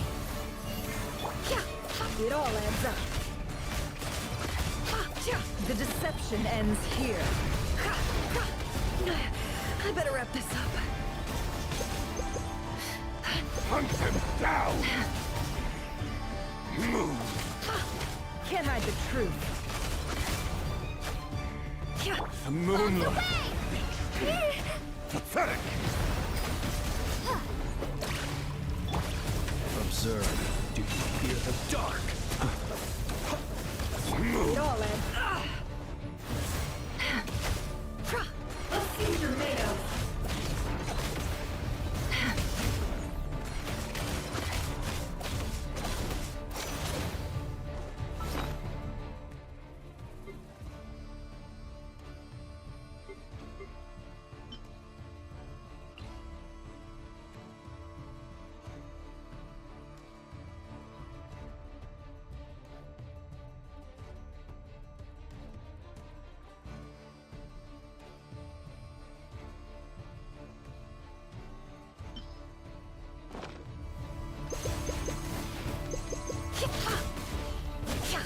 No more.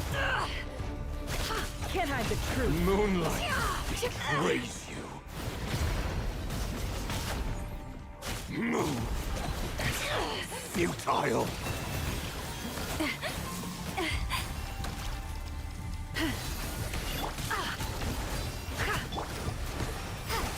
Close your eyes. Be silent.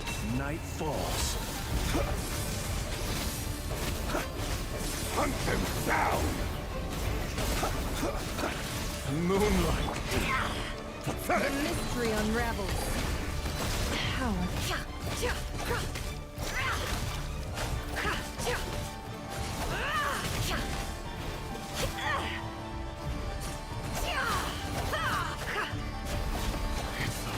Futile! It all adds up.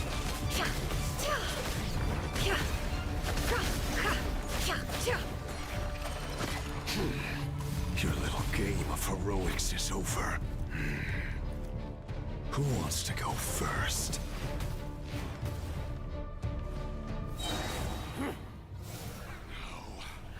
Get out of my sight! Wake me up when the next customer arrives. No! We've been separated. Take! You okay?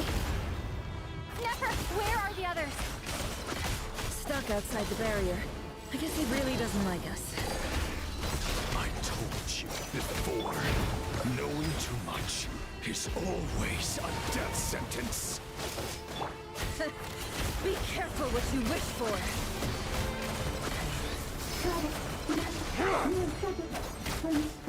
Laura! Can you hear me? Hold on, Silence. Voices are gone. But at least I know they're still there. I need to focus. Stick to the plan. Remember my most important task. Just keep stalling him. If I can stall him for long enough, the moment will come. Absurd. The deception ends here. Water jet!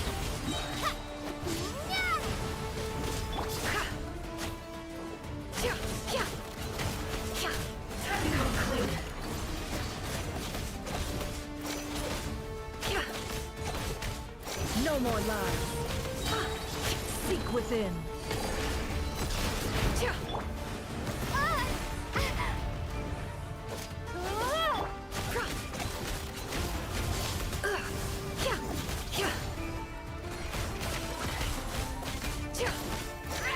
It all adds up. The deception ends here.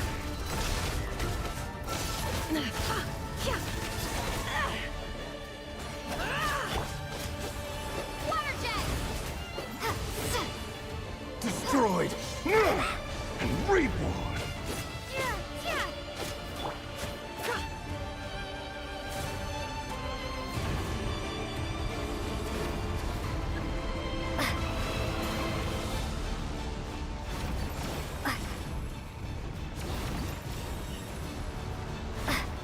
I've got this.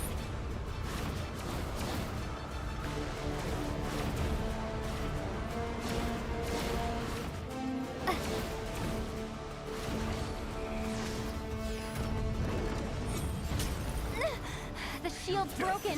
I can't keep this up. Don't push your luck. Can't hide the truth.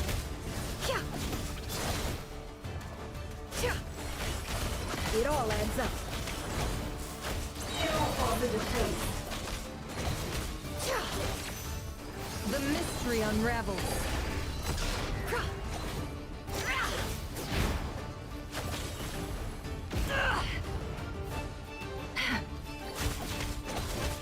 No more lies.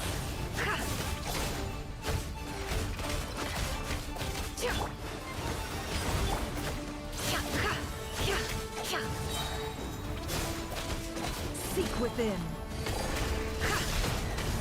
It all adds up. Water jet! Wipe out!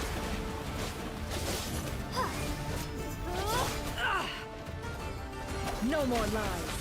It all falls into place.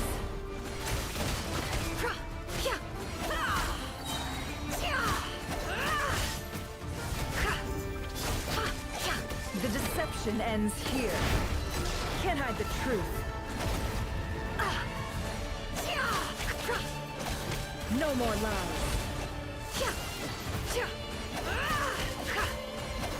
Can't hide the truth. The mystery unravels.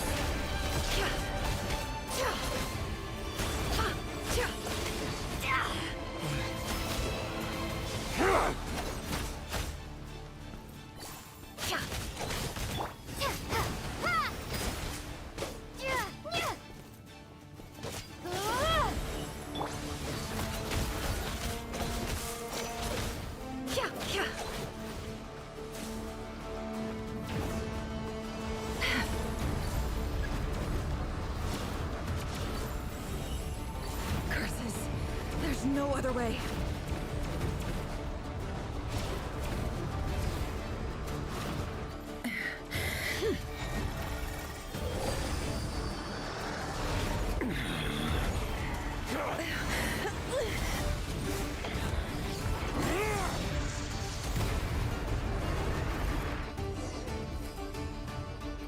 The only way to defeat Rarer is to borrow his own power.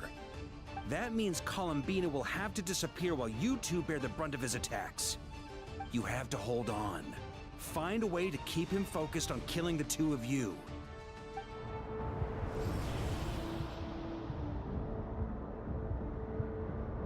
Never! Your eyes are bleeding. Soon you will be powerless to resist. And then, I will reduce you to dust. But that dust will plague your memories.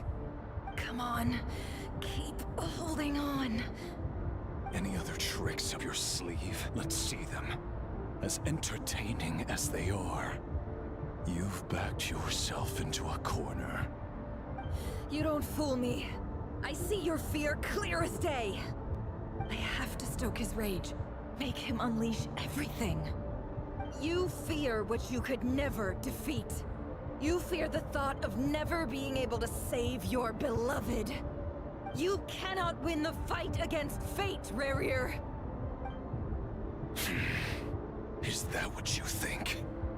Well, now it's your turn to feel afraid!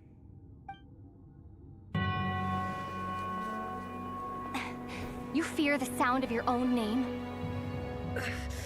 Is it us you hate? Or is it what you've become? Let's see what becomes of you!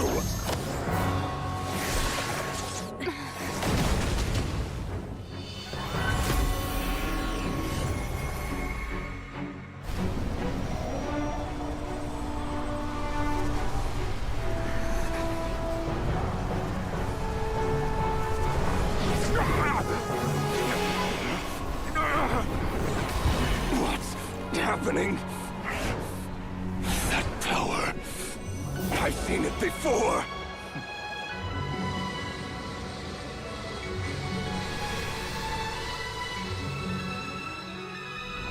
His power is on another level. We'll need to use an alchemical array to convert his power into a usable form. Then quickly channel it into Columbina, rendering her powerful enough to compete with him. I'll join you. I can help. If I release enough abyssal energy into a confined space, it'll create a potential difference, allowing us to extract a huge amount of elemental energy. Next, I'll synchronize with everyone's minds using pyro, then give you temporary access to their abilities and fields of view. But it won't last long. Can you see? Well enough. So, we have a student of Gold Rheindotter in our midst! How about that?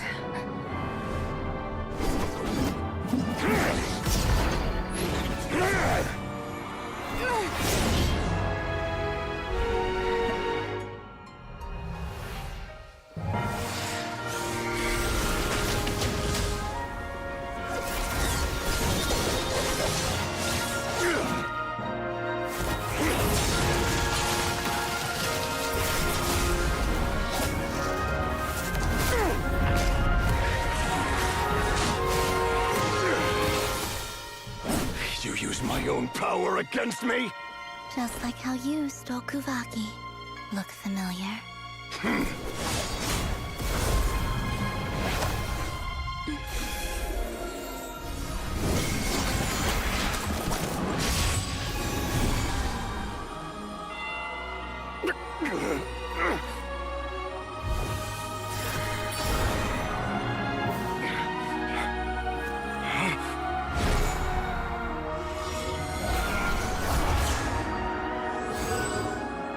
Don't you realize?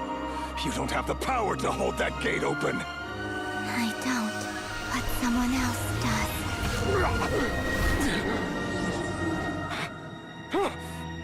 Goodbye, Rerir.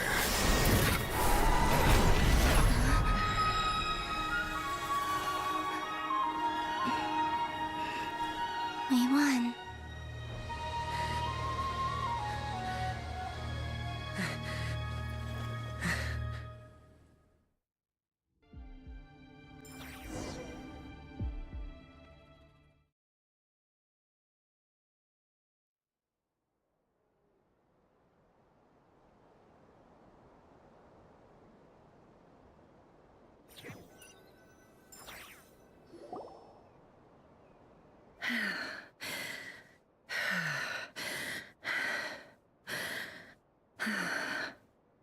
Nefer, how are your eyes? They're fine. Apart from the blindness, of course. It's not too late. Let me handle it.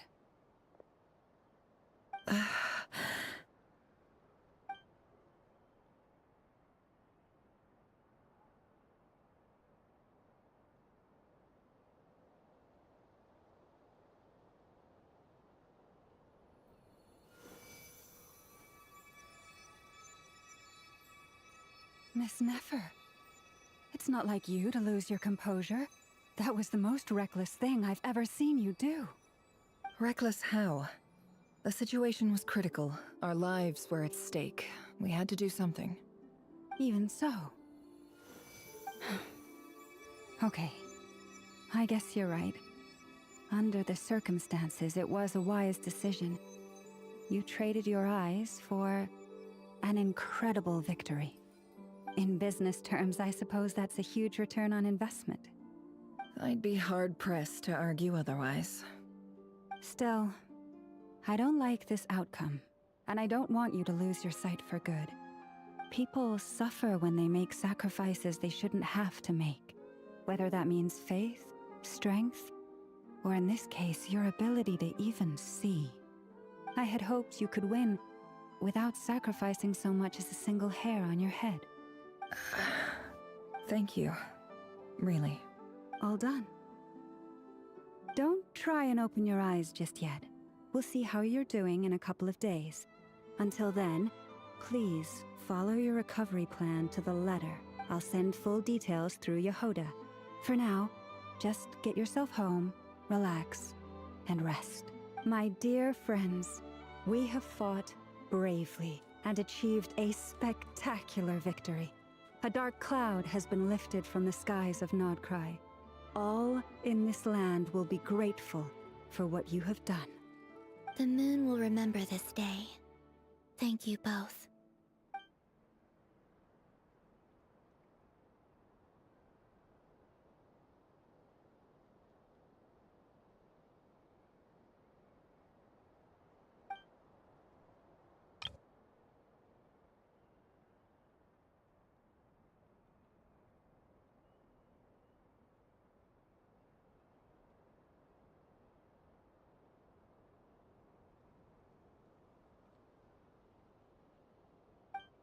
There's something I want to let you know.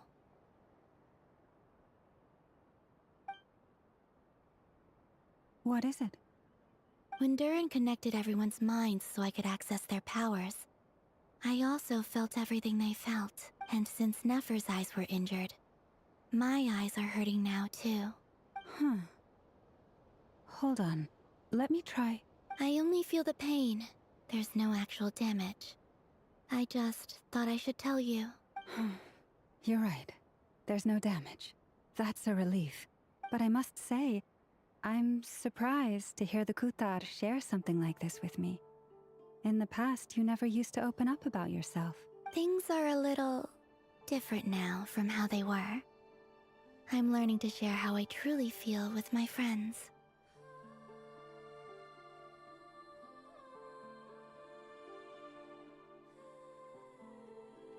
Friends.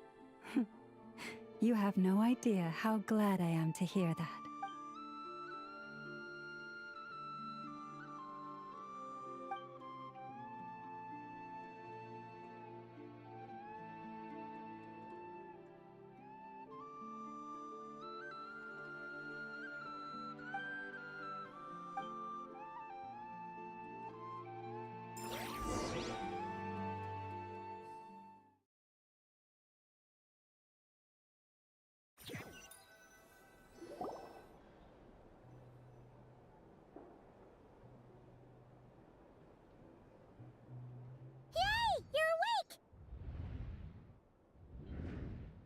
How are you feeling? Any aches and pains? Did you sleep well? I'm doing all right, Paimon. No need to worry about me. Phew! Well, that's good. Paimon's been sitting on the edge of the bed worrying about you for ages. You slept a whole day and night. Poor Paimon had to eat all by her lonesome. Glad to hear you didn't starve. How is the food? Well, it wasn't the same without you there to share it. Honestly, Paimon just can't relax when you're not your usual self. She couldn't enjoy the food and settle down to sleep. Well, I'm back to normal now. Oh yeah, and Albedo swung by earlier. He said to tell you to head to the tavern when you woke up. Varker and the others are organizing a victory feast and they want to celebrate with you. He also dropped off some medical supplies, but you seem fit as a fiddle, so guess you won't be needing those. If you're feeling up to it, let's head over now. Wouldn't want to keep them waiting.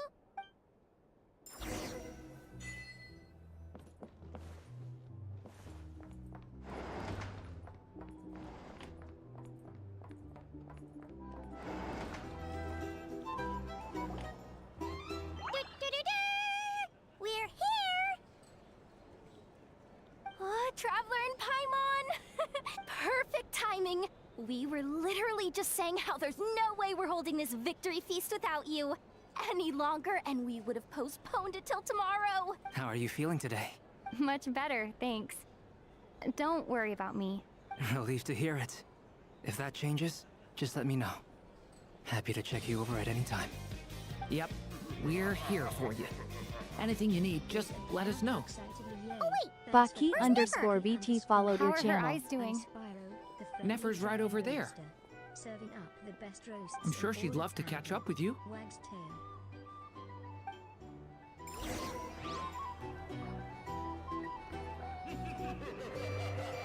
Welcome, sardines.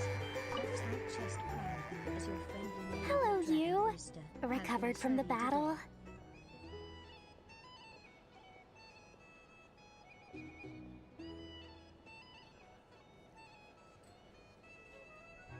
Come on, what do you mean? Of course I'm gonna ask.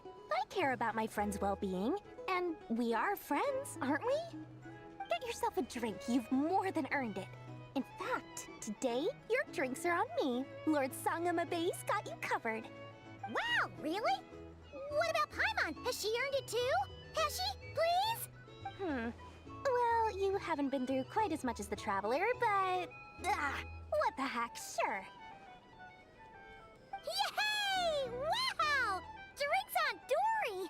What a historic day. Hey, keep your voice down, or everyone else is gonna want in too. You... Have you heard anything I've been saying recently? Doing business in Nodcry has been an absolute nightmare. If I'm buying for everyone, oh... Okay. Paimon will speak more quietly. Jeez. That's more like it. Don't you forget, Lord Sangamabe doesn't just go around buying drinks for anyone and everyone.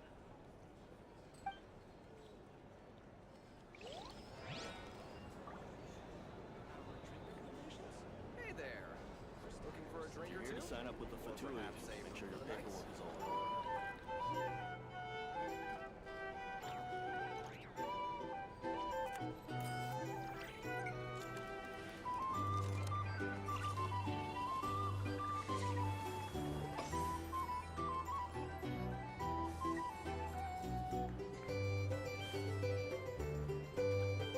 Here to sign up with the Splatoon. Make sure your paperwork is in order.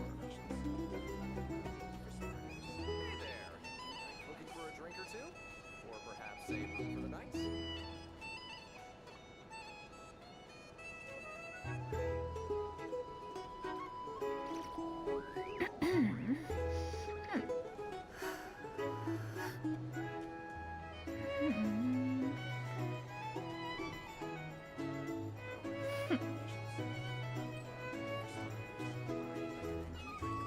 Here to sign up with the Splatoon. Make sure your paperwork is all in order. Hey there. Looking for a drink or two? Or perhaps a room for the night? If you are presently unoccupied, perhaps we could stop a while at one's abode for some repose and conversation.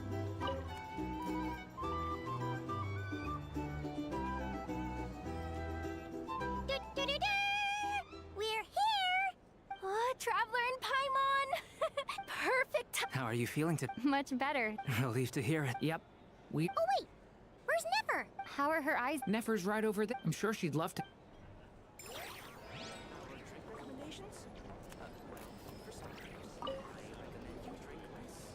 I thought of 1,000 ways to congratulate you, but now you're here, words are failing me. The honorary knight stuns them speechless once again. Well said. The honorary knight showed us all how it's done. The other knights told me that Mondstadt was the first stop on your journey. All of us are truly delighted to count you as our friend. I'd like to thank you for supporting the Knights of Favonius, and also for helping us save Nodcry. Nonsense! Of course I'm gonna mention it. This is more than just business. It's a relationship. And there can be no relationship without showing gratitude where it's due.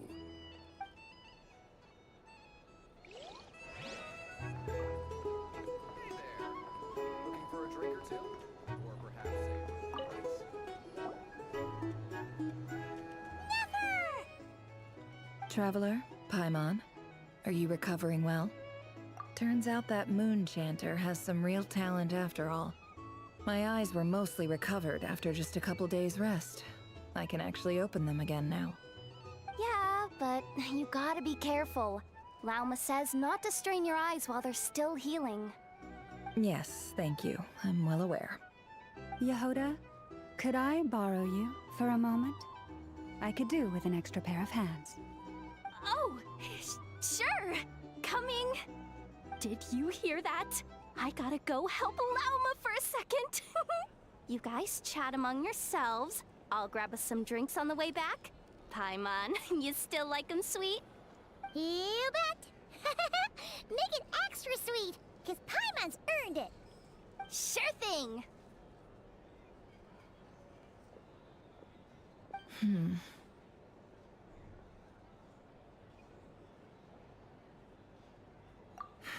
The Raker of Solnari. Kind of a snake, don't you think? No, definitely a snake. A poisonous one who spewed his venomous hatred everywhere. Anyone who seeks revenge out of hatred for other people has become a snake. That's something my dad used to say.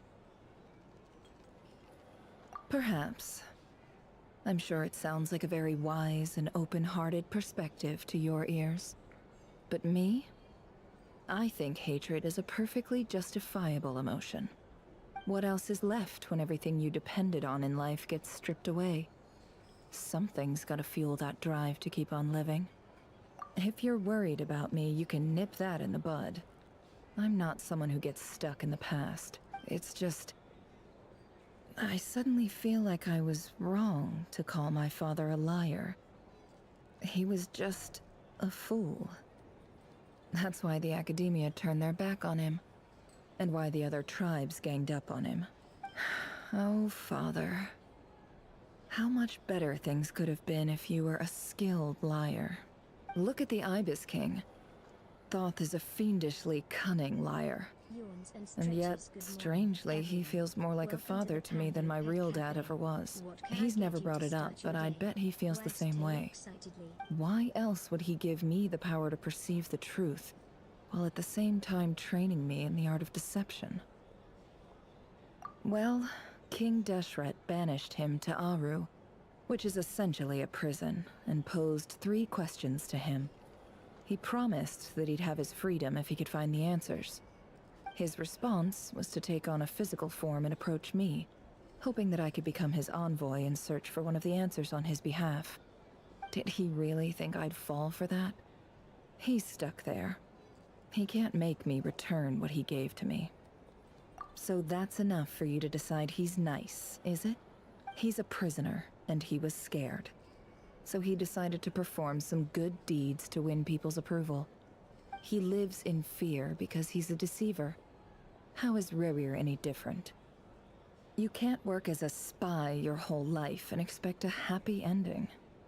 It's preposterous. Yet I can't say I don't understand it. Liars live in the darkness of their own making. But it's still human nature to want to go on living. They say that a liar's soul is the most worthless thing in the world. What do you think?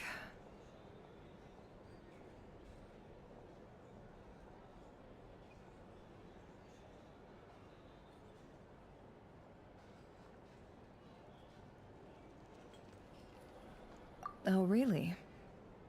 Well, it takes a very kind person to find compassion even for liars. If you ask me, the soul of a liar really is worth nothing. Because all they care about is themselves. For example, when something good falls into my lap, I don't go sharing the news around. Stops other people trying to steal it from me.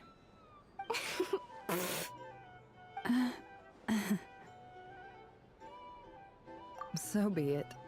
They have sharp ears. I can't keep anything from them. Oh, is that what it looks like?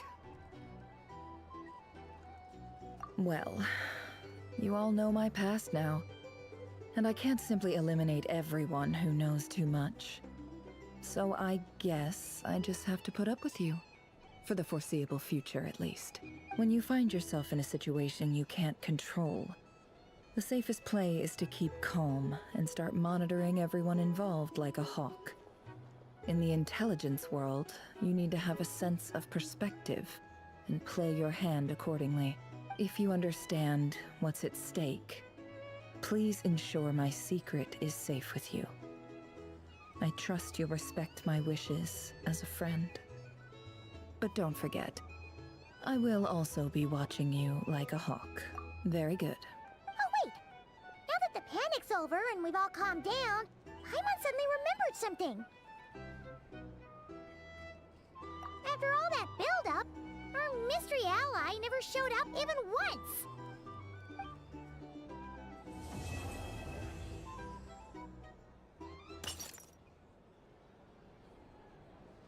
Huh? Am I imagining things?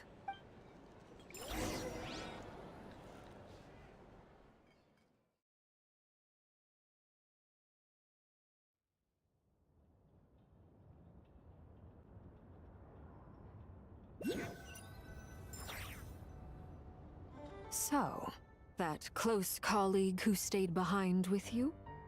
What's he been up to recently? Don't know, don't care. I get more normal human interaction from hanging out with Bosco 2 than him. Although...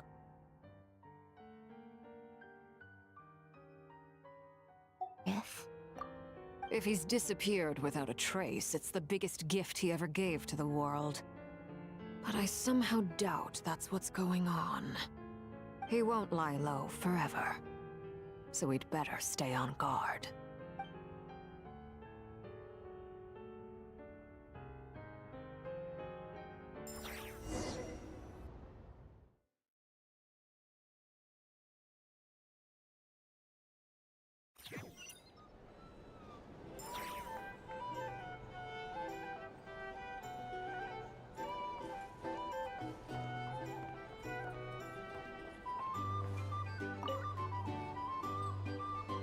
How have you been holding up? Any adverse reactions? If you start to take a turn for the worse, make sure you tell me right away. You don't need to worry about me, Grandmaster. I'm fine. I mean, I barely did anything, so... What? You're too humble, young man. You played an indispensable role in the battle for Notcry. We can't thank you enough for your support. Sometimes, when people praise you, it's because you deserve it. The best thing is to accept it calmly and with grace. It's important to learn how to respond to words of admiration. Let's do a quick demonstration. Albedo, that was an incredible feat of alchemy. The pressure was on, but you worked flawlessly at lightning speed to get the job done. Thank you. I can't take all the credit, though. Durin played a big part in forming the alchemical array. See? Did you catch that? A masterclass in how to take a compliment. Okay, yeah. I did work pretty hard to help prepare for the battle. No point denying that. Hey, you guys!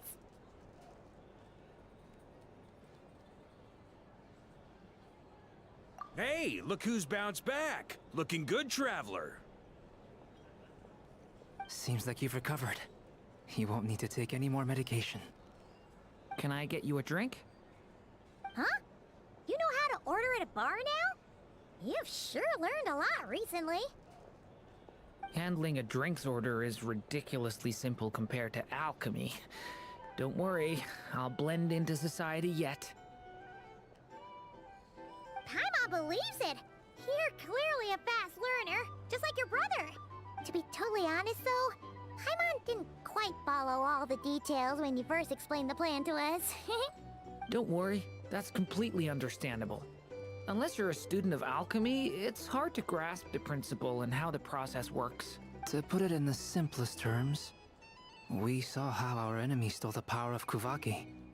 And that gave us the idea of stealing his power to turn it against him. When facing an enemy you have no hope of defeating, it's best not to engage them in battle.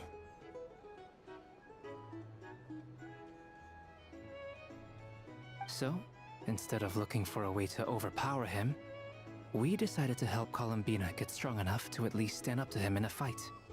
For this to work, we had to analyze his modes of attack, confirm who his main target was, and make sure that he wouldn't go beyond the range of the alchemical array.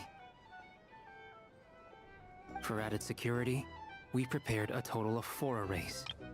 But to mitigate the impact of the battle, we identified one location in particular as the ideal spot, which is where the confrontation took place. The alchemical array absorbed his abyssal power. Then Durin processed it to render it usable by Columbina. That power enabled her to do what would otherwise have been nigh on impossible. What surprised me was that Dainsleif actually agreed to join us.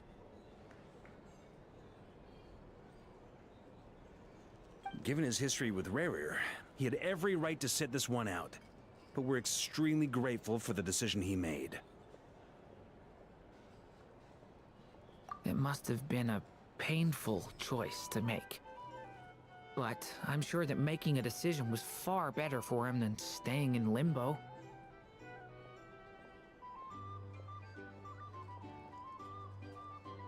Absolutely. He was torn between 2 paths, but in the end, he made his choice and stuck to it resolutely. He doesn't strike me as the sort of person who'd stay trapped in limbo for long. Anyway, however you cut it, everyone gave a stellar performance. And now, it's time to kick back and celebrate.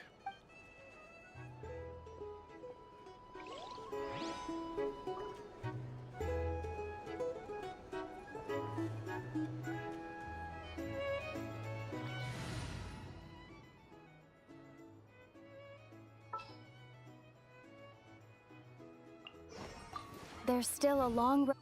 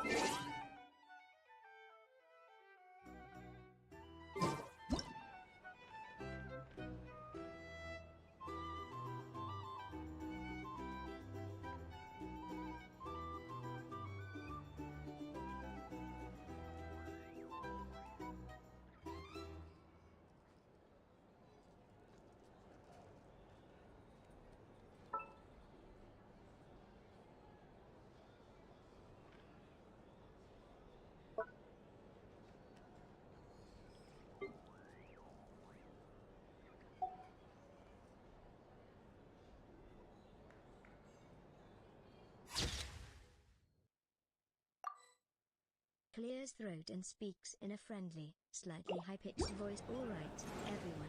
The stream will be back shortly after this quick ad break. In the meantime, we would like a nice cup of coffee. Winks playfully. One is fast on one's feet. Tried to...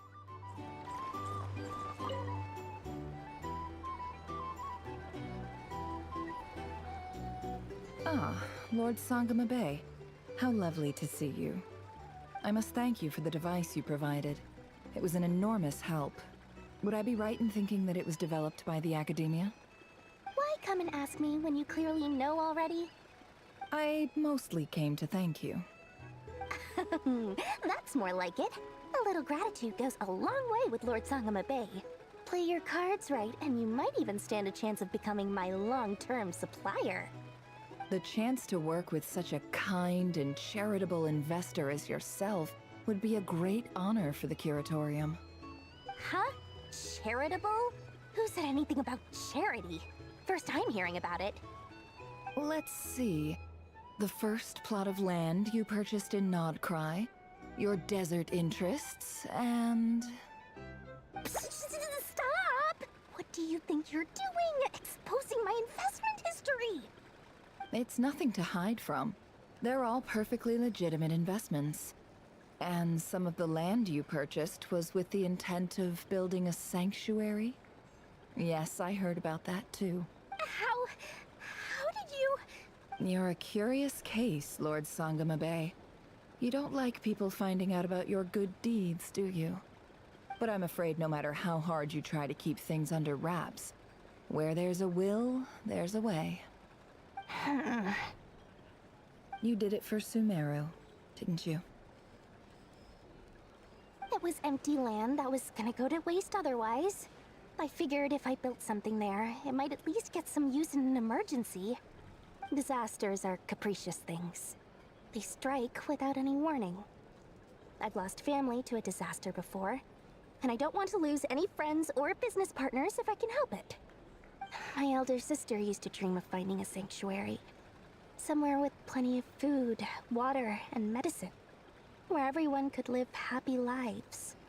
It was something I looked into, but after discussing things with the Dendro Archon, I decided on a more effective strategy. The tech people handled the tech, and Moneybags provided the Mora. It just made the most sense. It's a pity that so few people know the truth about you. Everyone says that you view everything in terms of Mora, and all you care about is growing your own wealth. So, what's the problem with that? Everyone wants to be rich. It's human nature. So yes, I love Mora, and it's nothing to be ashamed of. But surely you have dreams of your own, beyond just making Mora. You don't get it, do you? My dream is to invest in other people's dreams. And, you know, make a nice little slice for myself along the way. Just thinking about it makes me happy. That sweet, sweet sound of Mora. Thank you. For the device? And the pendant. Oh, that. I was just returning a favor. Don't worry about it. Seems like we've both been away from home for a very long time. Yeah. So long that I barely remember what my family even looked like. That would be your mother, father, and sister? Yeah, though it's been years since my sister passed away. It's not like I want to forget them, obviously, but memory can be even more ruthless than the most calculating business person. Beyond a certain point, if something isn't helping you, it just gets rid of it. My sister can't help me now. Slowly but surely, her face is fading from my mind's eye. It's become a vague impression. Not everything will fade. When loved ones pass away, the beautiful memories are the ones that last the longest. Yeah, that's true. If you ask me, that's the one silver lining in all of it. Well, that, plus, I'm sure that life is much better now than it was back then. Oh, absolutely. I have tons of Mora, a big beautiful house, business is booming, and I'm as happy as can be. You've got a lot going for you too. Boss of the Curatorium of Secrets? I'm sure there's plenty of Mora to be made in that line of work. I appreciate the vote of confidence.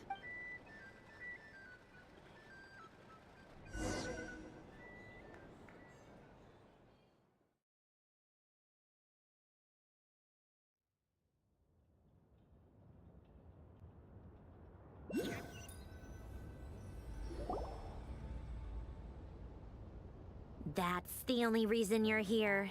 Yes. I've thought a lot about it. And I've realized that you, me, and Arlecchino should be friends. I think this is very important. So I felt I had to come and tell you. Well, this is a new one. I'm so moved. I can't even hold my teacup. If that's all, you can leave now. Do you not want to be friends with me? Or is it that you prefer being co-workers? What is this, Columbina? Are you deliberately testing my patience threshold? Right now, my politeness module is active. But if you say another word, I swear I'll shut it down. If your politeness module was active, wouldn't you say the word please at some point? Polonia, please see Lady Columbina to the door. Will you still invite me to your next tea party? What? Yes, I think you will. Bye-bye, dear Sandrone.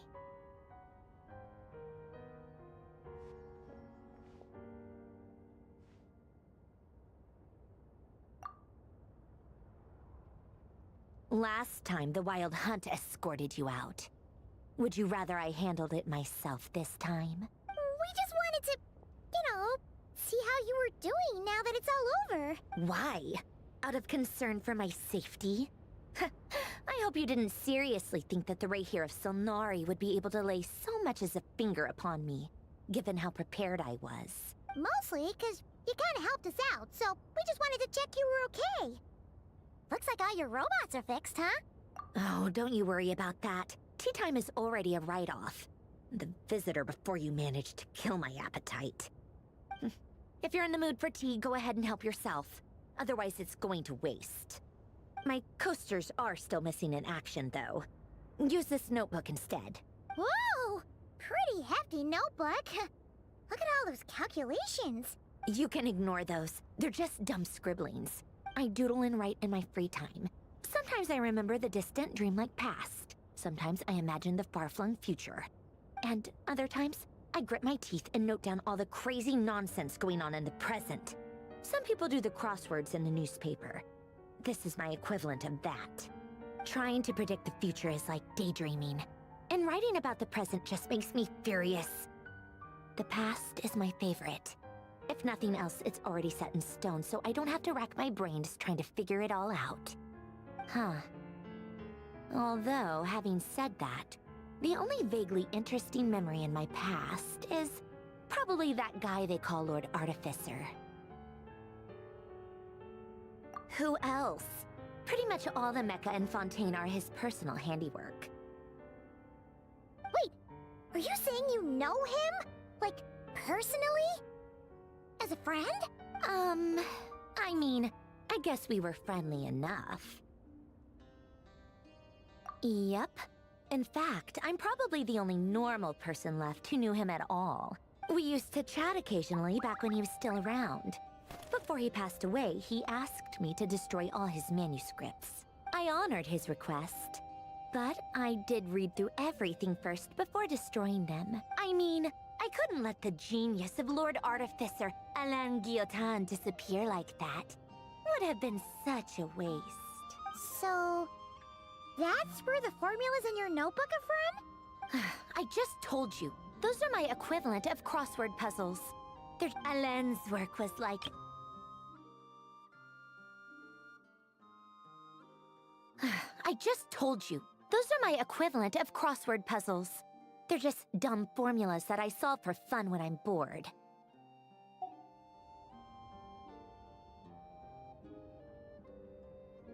Not that there's anything bad about them. I mean, at least, solving those riddles isn't going to hurt anyone. Except me, 'cause I lose a few brain cells in the process. Anyway, while we're on the topic, I might as well tell you about what happened to him and his friends. Alain Guillotin had two close buddies, Renee and Jacob. They spent their childhood years together in the Narzissenkreuz Institute. They were all quite competitive, so there was some rivalry between them. But it was a friendly rivalry. But beneath the friendship and the rivalry ran something deeper, a sense of nostalgia for the past. Unfortunately, childhood would end. The prophecy would come true. The apocalypse would arrive, and the future would never be. A mad dream that would normally only capture the minds of lunatics begin to take root in their hearts. a dream of saving the world. And if Renee and Alain had been people of lesser wits, that dream would probably have ended up as something for them to joke about in their older years. But alas, they were some of the sharpest minds around. They nurtured that dream with the full power of their intellect, and it grew into something that ate away at their souls. The first of them to fall under its spell was Renee. Against Alain's wishes, he persisted in experimenting on a mutual friend of theirs to try and save their life. Alain did not approve and parted ways with Renee. It's complicated. Alain wanted to believe that Renee only did what he did for the sake of their friendship. But when he told me about what happened, I could tell he still had some suspicions about Renee's motives. Perhaps the seed that would grow into a nightmare had already sprouted in Renee's mind. Even then, the next time they met, Renee's soul had been completely engulfed by the dream of salvation. His futile attempt to change the tide of fate only resulted in a wave that swallowed up the world, even before the apocalypse came. And although that wave died down eventually, I hear that it just recently came back with a vengeance. As I understand, Renee wanted to live out his dream of salvation once more. But I'm told that the attempted resurgence finally died out for good. At long last, Renee awoke from his deluded dream. Though of course by then it was far too late. What do you think of Renee? Do you admire his transcendent genius? His view that any price was worth paying to achieve the lofty goal of saving the world? Or do you despise him? Dismiss him as an evil madman who wrought havoc on the lives of everyone around him as he pursued his delusional dream. Same difference, really. Just a matter of perspective. What a cop-out. But I suspect you'd have a more incisive and insightful answer if we dug into it further. I don't like fanatics who give up their whole lives for their ideology. Nor do I like fools who let their delusions take control. Maybe I could understand if Renee had just been an ordinary person. But he had a sage-like intellect, and still managed to get himself lost in the labyrinth of his own desires. Anyway, that's enough about Renee. Now, moving on to Alain Guillotin, the Lord Artificer. He managed to put a stop to the first storm whipped up by Renee. But after that, Alain lost his friends and family. To his credit, I suppose, the loss of his family and friends was purely a tragic accident. It's not like Alain sacrificed them for his cause or anything. After that, the only thing supporting his work was the same dream that had dragged his closest friend down to the abyss. But although the desire to save Fontaine drove him to found the Fontaine Research Institute, Alain continued to reject any form of transcendental knowledge or power. He was suspicious and fearful of it, having seen the way it had affected his closest friend. I think that formulas and machines derived solely from human intellect were the only thing that gave him a sense of spiritual comfort. Yet Alain's intellect was simply too great. It barely left him space to breathe in his lifetime. Once he realized that the end of his life was approaching, he finally accepted the truth. The Nazissenkreuz Institute needed someone, and a human being, to see its story through to the end. He quit working on his formulas, trading them in for the fairy tales that had played such a formative role in his childhood, but which he barely touched in his adult life. He told me that the director of the Nazissenkreuz Institute used to read those fairy tales to the children as bedtime stories. Apparently, they worked wonders at sending kids off to sleep. I think that all he wanted at that time in his life was to be able to sleep deeply without being plagued by depression. By that point, nothing else really mattered. At the very end, he laid down to rest in the ruins of the former Nazissenkreuz Institute orphanage, while the Fontaine Research Institute he had founded continued tirelessly with its work. Many years after that, tensions over competing dreams would once again cause a rift, this time between members of the Fontaine Research Institute. But the actions of those fools had nothing at all to do with Alain. And that is the story of two people from the Nazissenkreuz Institute who both wanted to save the world. One went all in on his fantasy of salvation without ever looking back, and ended up calmly sinking to the bottom of the deepest sea. The other sought desperately to burn bright in his life, even though he wasn't sure where he was going. I do sometimes wonder, why is it that people like them have such grand hopes of saving the world? Even the grandest tree starts as a tiny seed. So perhaps, for each of them, their mission to save the world began with a very simple desire: to save themselves. They were young children with friends and family who mattered to them, desires to explore the meaning of life, ambitions to have a successful career. They didn't want to see all of that taken away in one fell swoop. Or maybe they just wanted to find something to anchor themselves within the chaos, to stop them getting quietly swept away by the storms of life. But instead, the search for their own salvation took them down the rocky road laid out by fate. Do you think the desire to save oneself is enough of a justification to try and save the world? The way you said that sounded just like Alain. I asked him the same question back when he was in his prime, putting all of his energy into his work. He gave the exact same answer as you did. No elaboration, just a quick short answer before getting right back to his work. He was always that way. All right, tea time's over. I owe Arlecchino a favor for telling me these stories. I'll have to bring a whole sack of gifts the next time I visit the House of the Hearth. I'm gonna go tinker with Polonia now. You guys can do whatever you want, as long as it doesn't involve interrupting me. Polonia, exit hibernation mode. Begin diagnostics.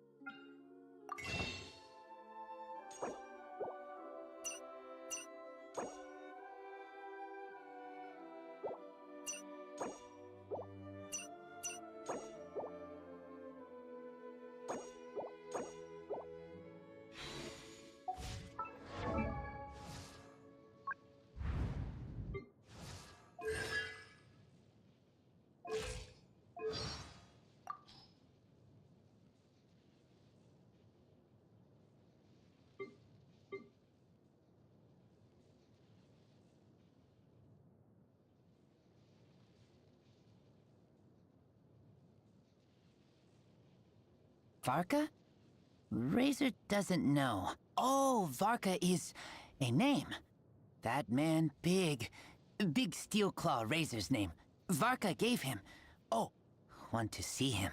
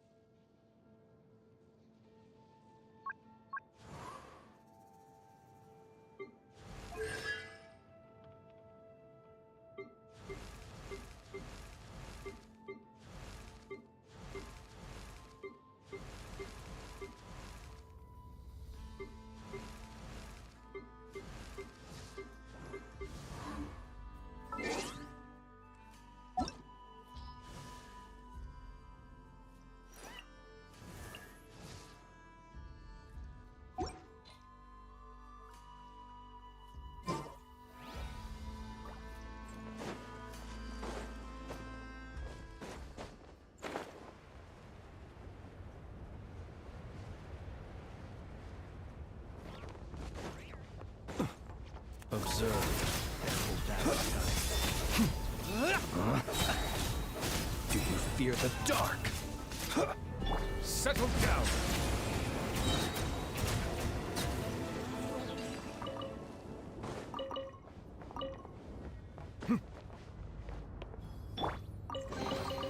Goodness, how the world has changed.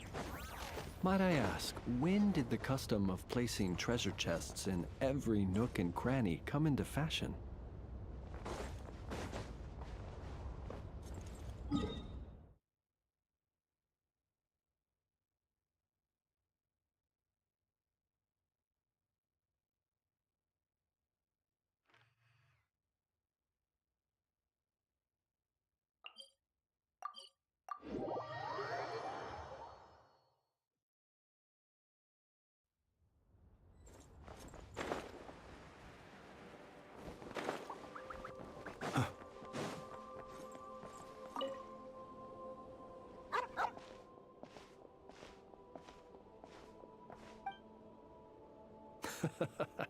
This is a good one.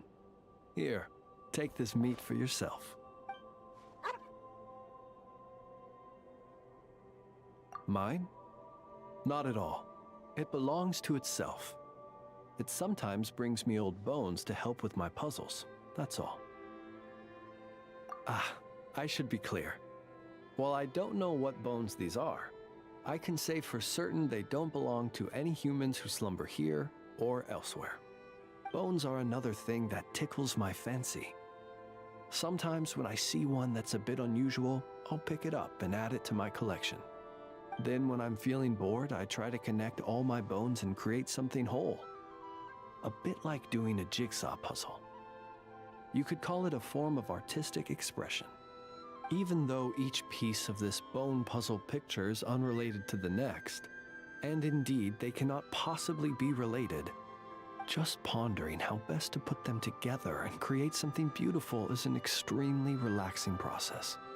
Then, one day, an uninvited guest intruded on the room where I kept my bone puzzle picture. It was none other than the dog you saw just now. It did.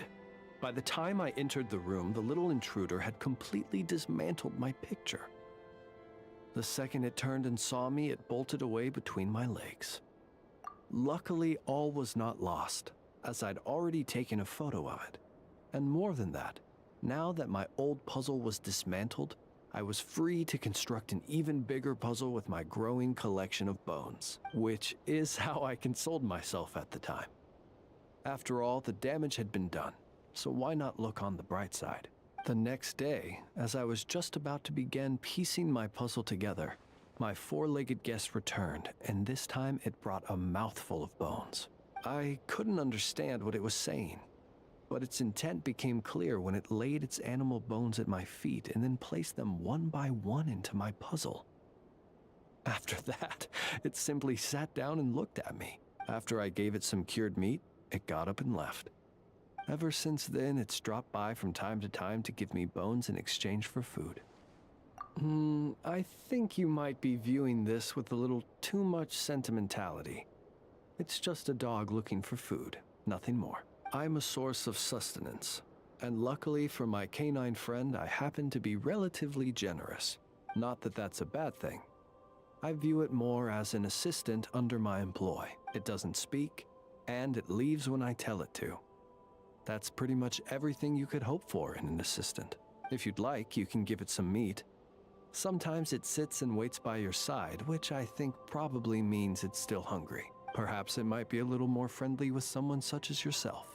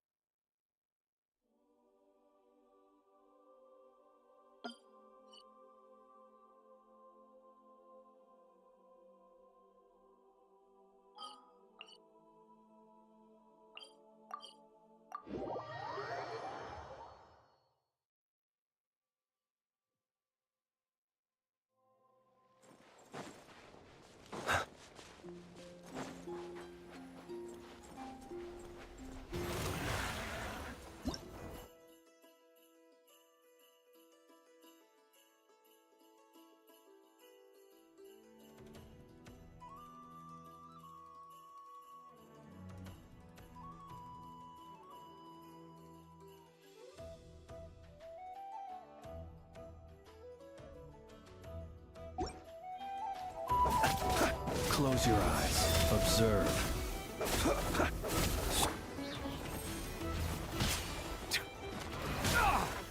Bow your head. Be sanctified.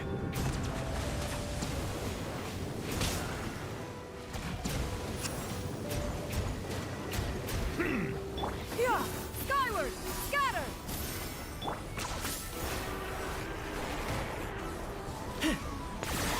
Oh, glory! Your soul's in sacrifice! Silence! Forever hold! Yeah! Skyward! Scatter! Make way for the inconsequential.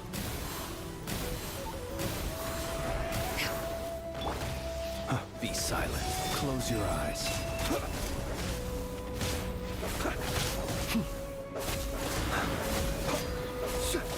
Are you cool? Be silent.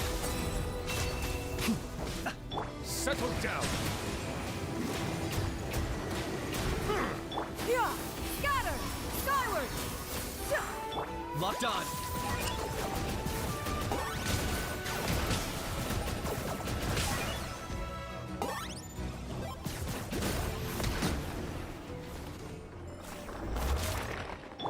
Stray cloud converge!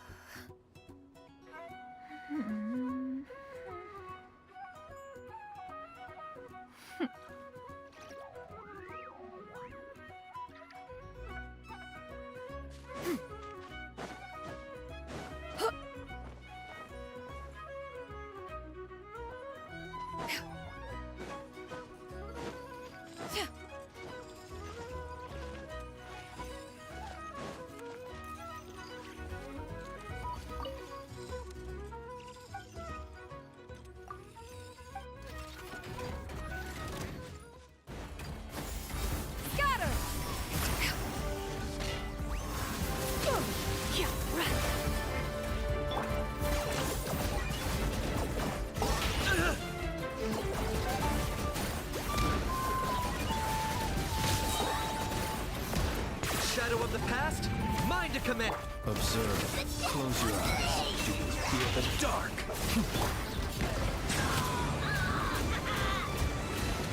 The tides beckon.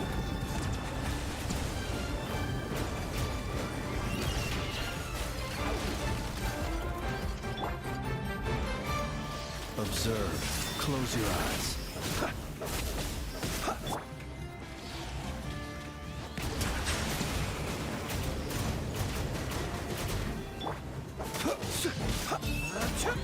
Skyward! Scatter!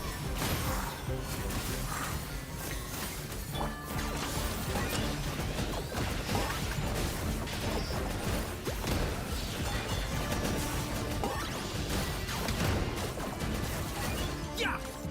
Be silent.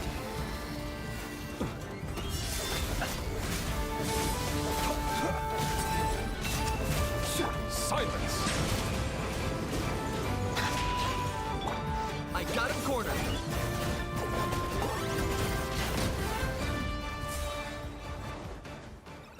Ha!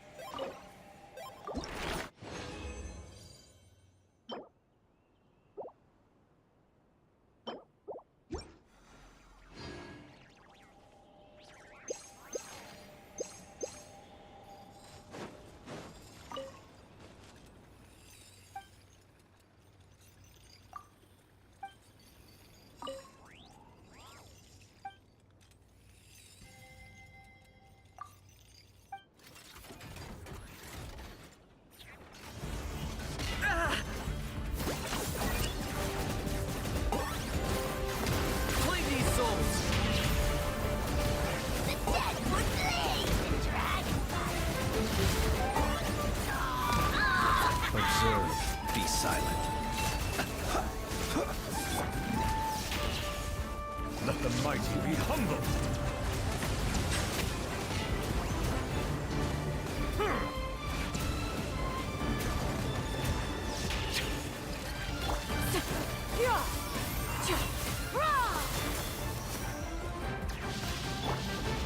Observe. Night falls.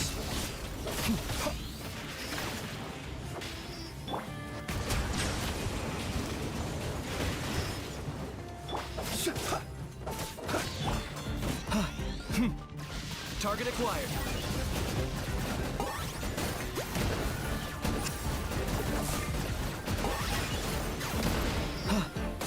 Close your eyes. Be silent.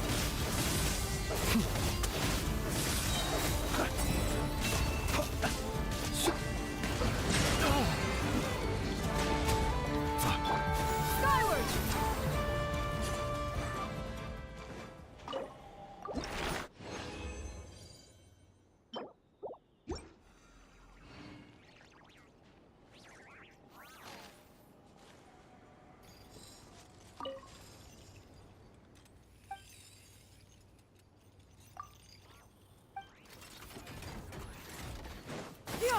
Skyward!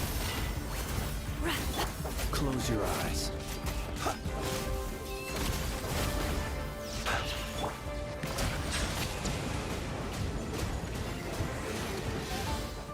Be sanctified.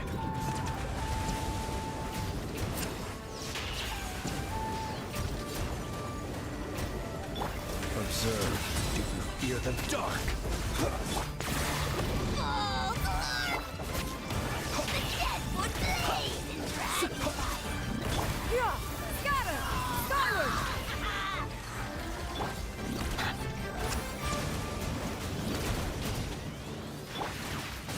Close your eyes. Night falls.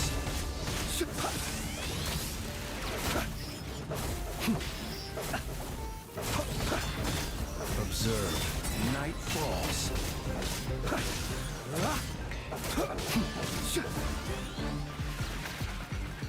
Close your eyes. Be silent.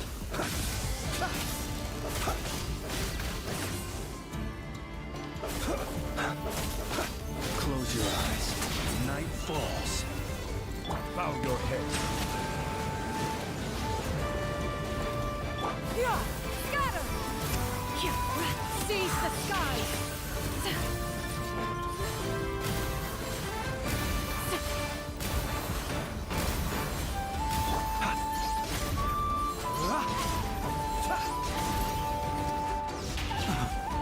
Observe. Be silent.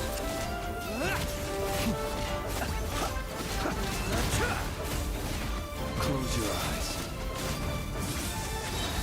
To dust. Silence!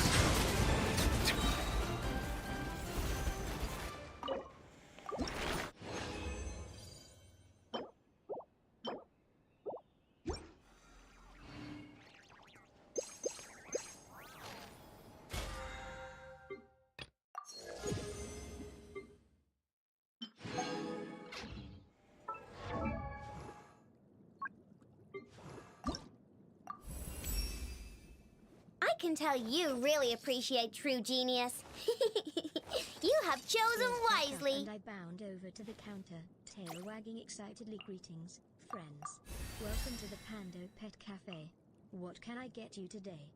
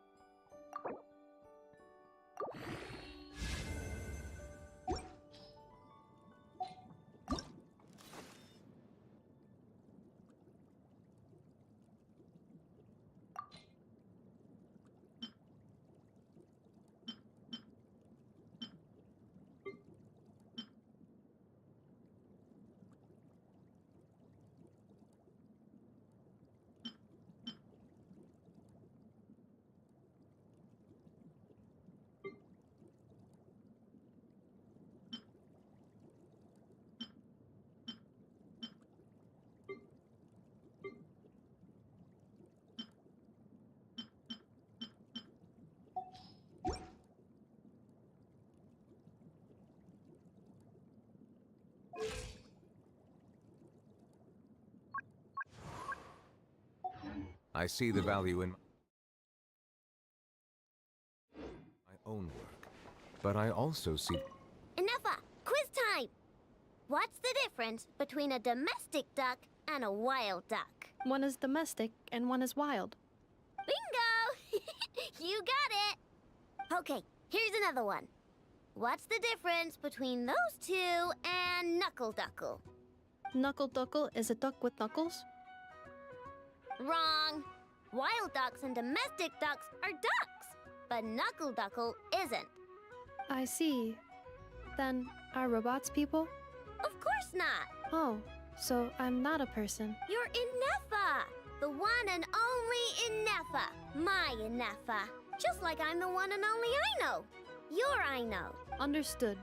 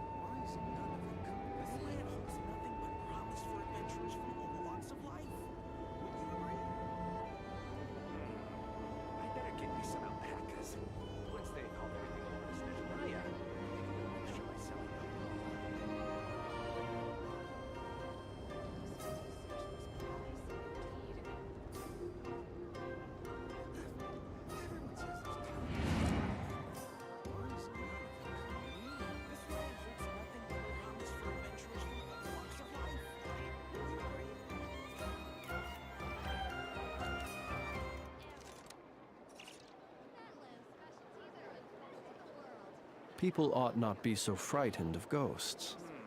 They are merely talking shadows, chattering away endlessly about their past affairs.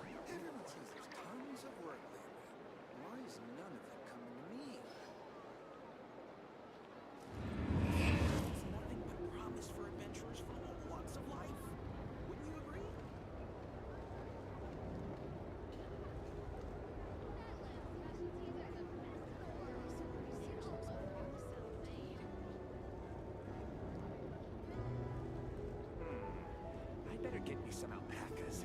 Once they've hauled everything over to Naya, I can make a little extra myself.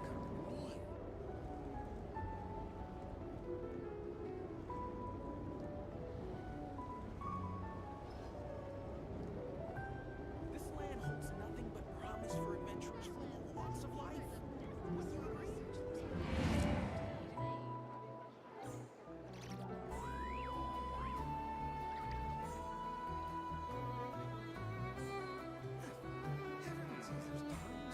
Some alpacas.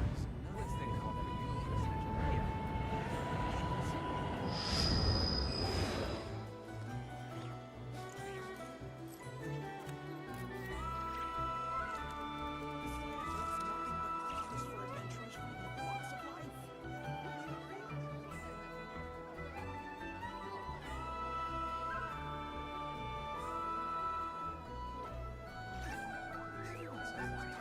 He who wishes to peer into the abyss needs simply to wander through Nodcry on a misty night.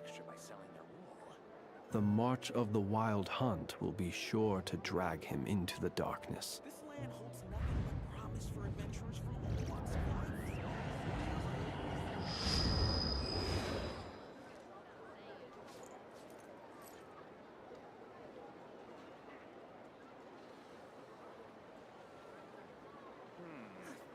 Better get me some alpacas.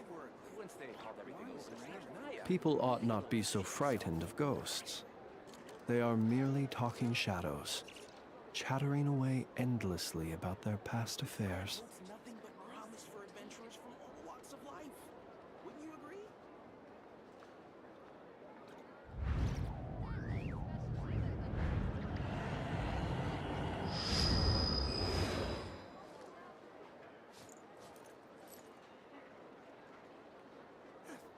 Everyone says there's tons of work. I better get me some alpacas. Once they've hauled everything over to Naya, I can make a little extra by selling their wool. This land holds nothing but promise for adventurers from all. Let us have a modicum of patience for the richness and complexity of humanity. The wanton cruelty of the few is not worth our ire.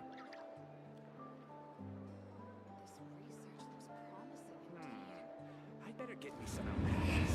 Once they've hauled everything over to Naya, I can make a little extra by selling their wool. Why does none of it come to me?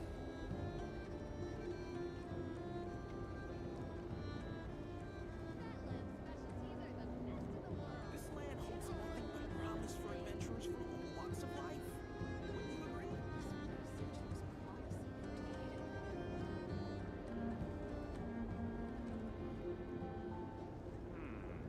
I better get me some alpacas. Once they've hauled everything over to Naya,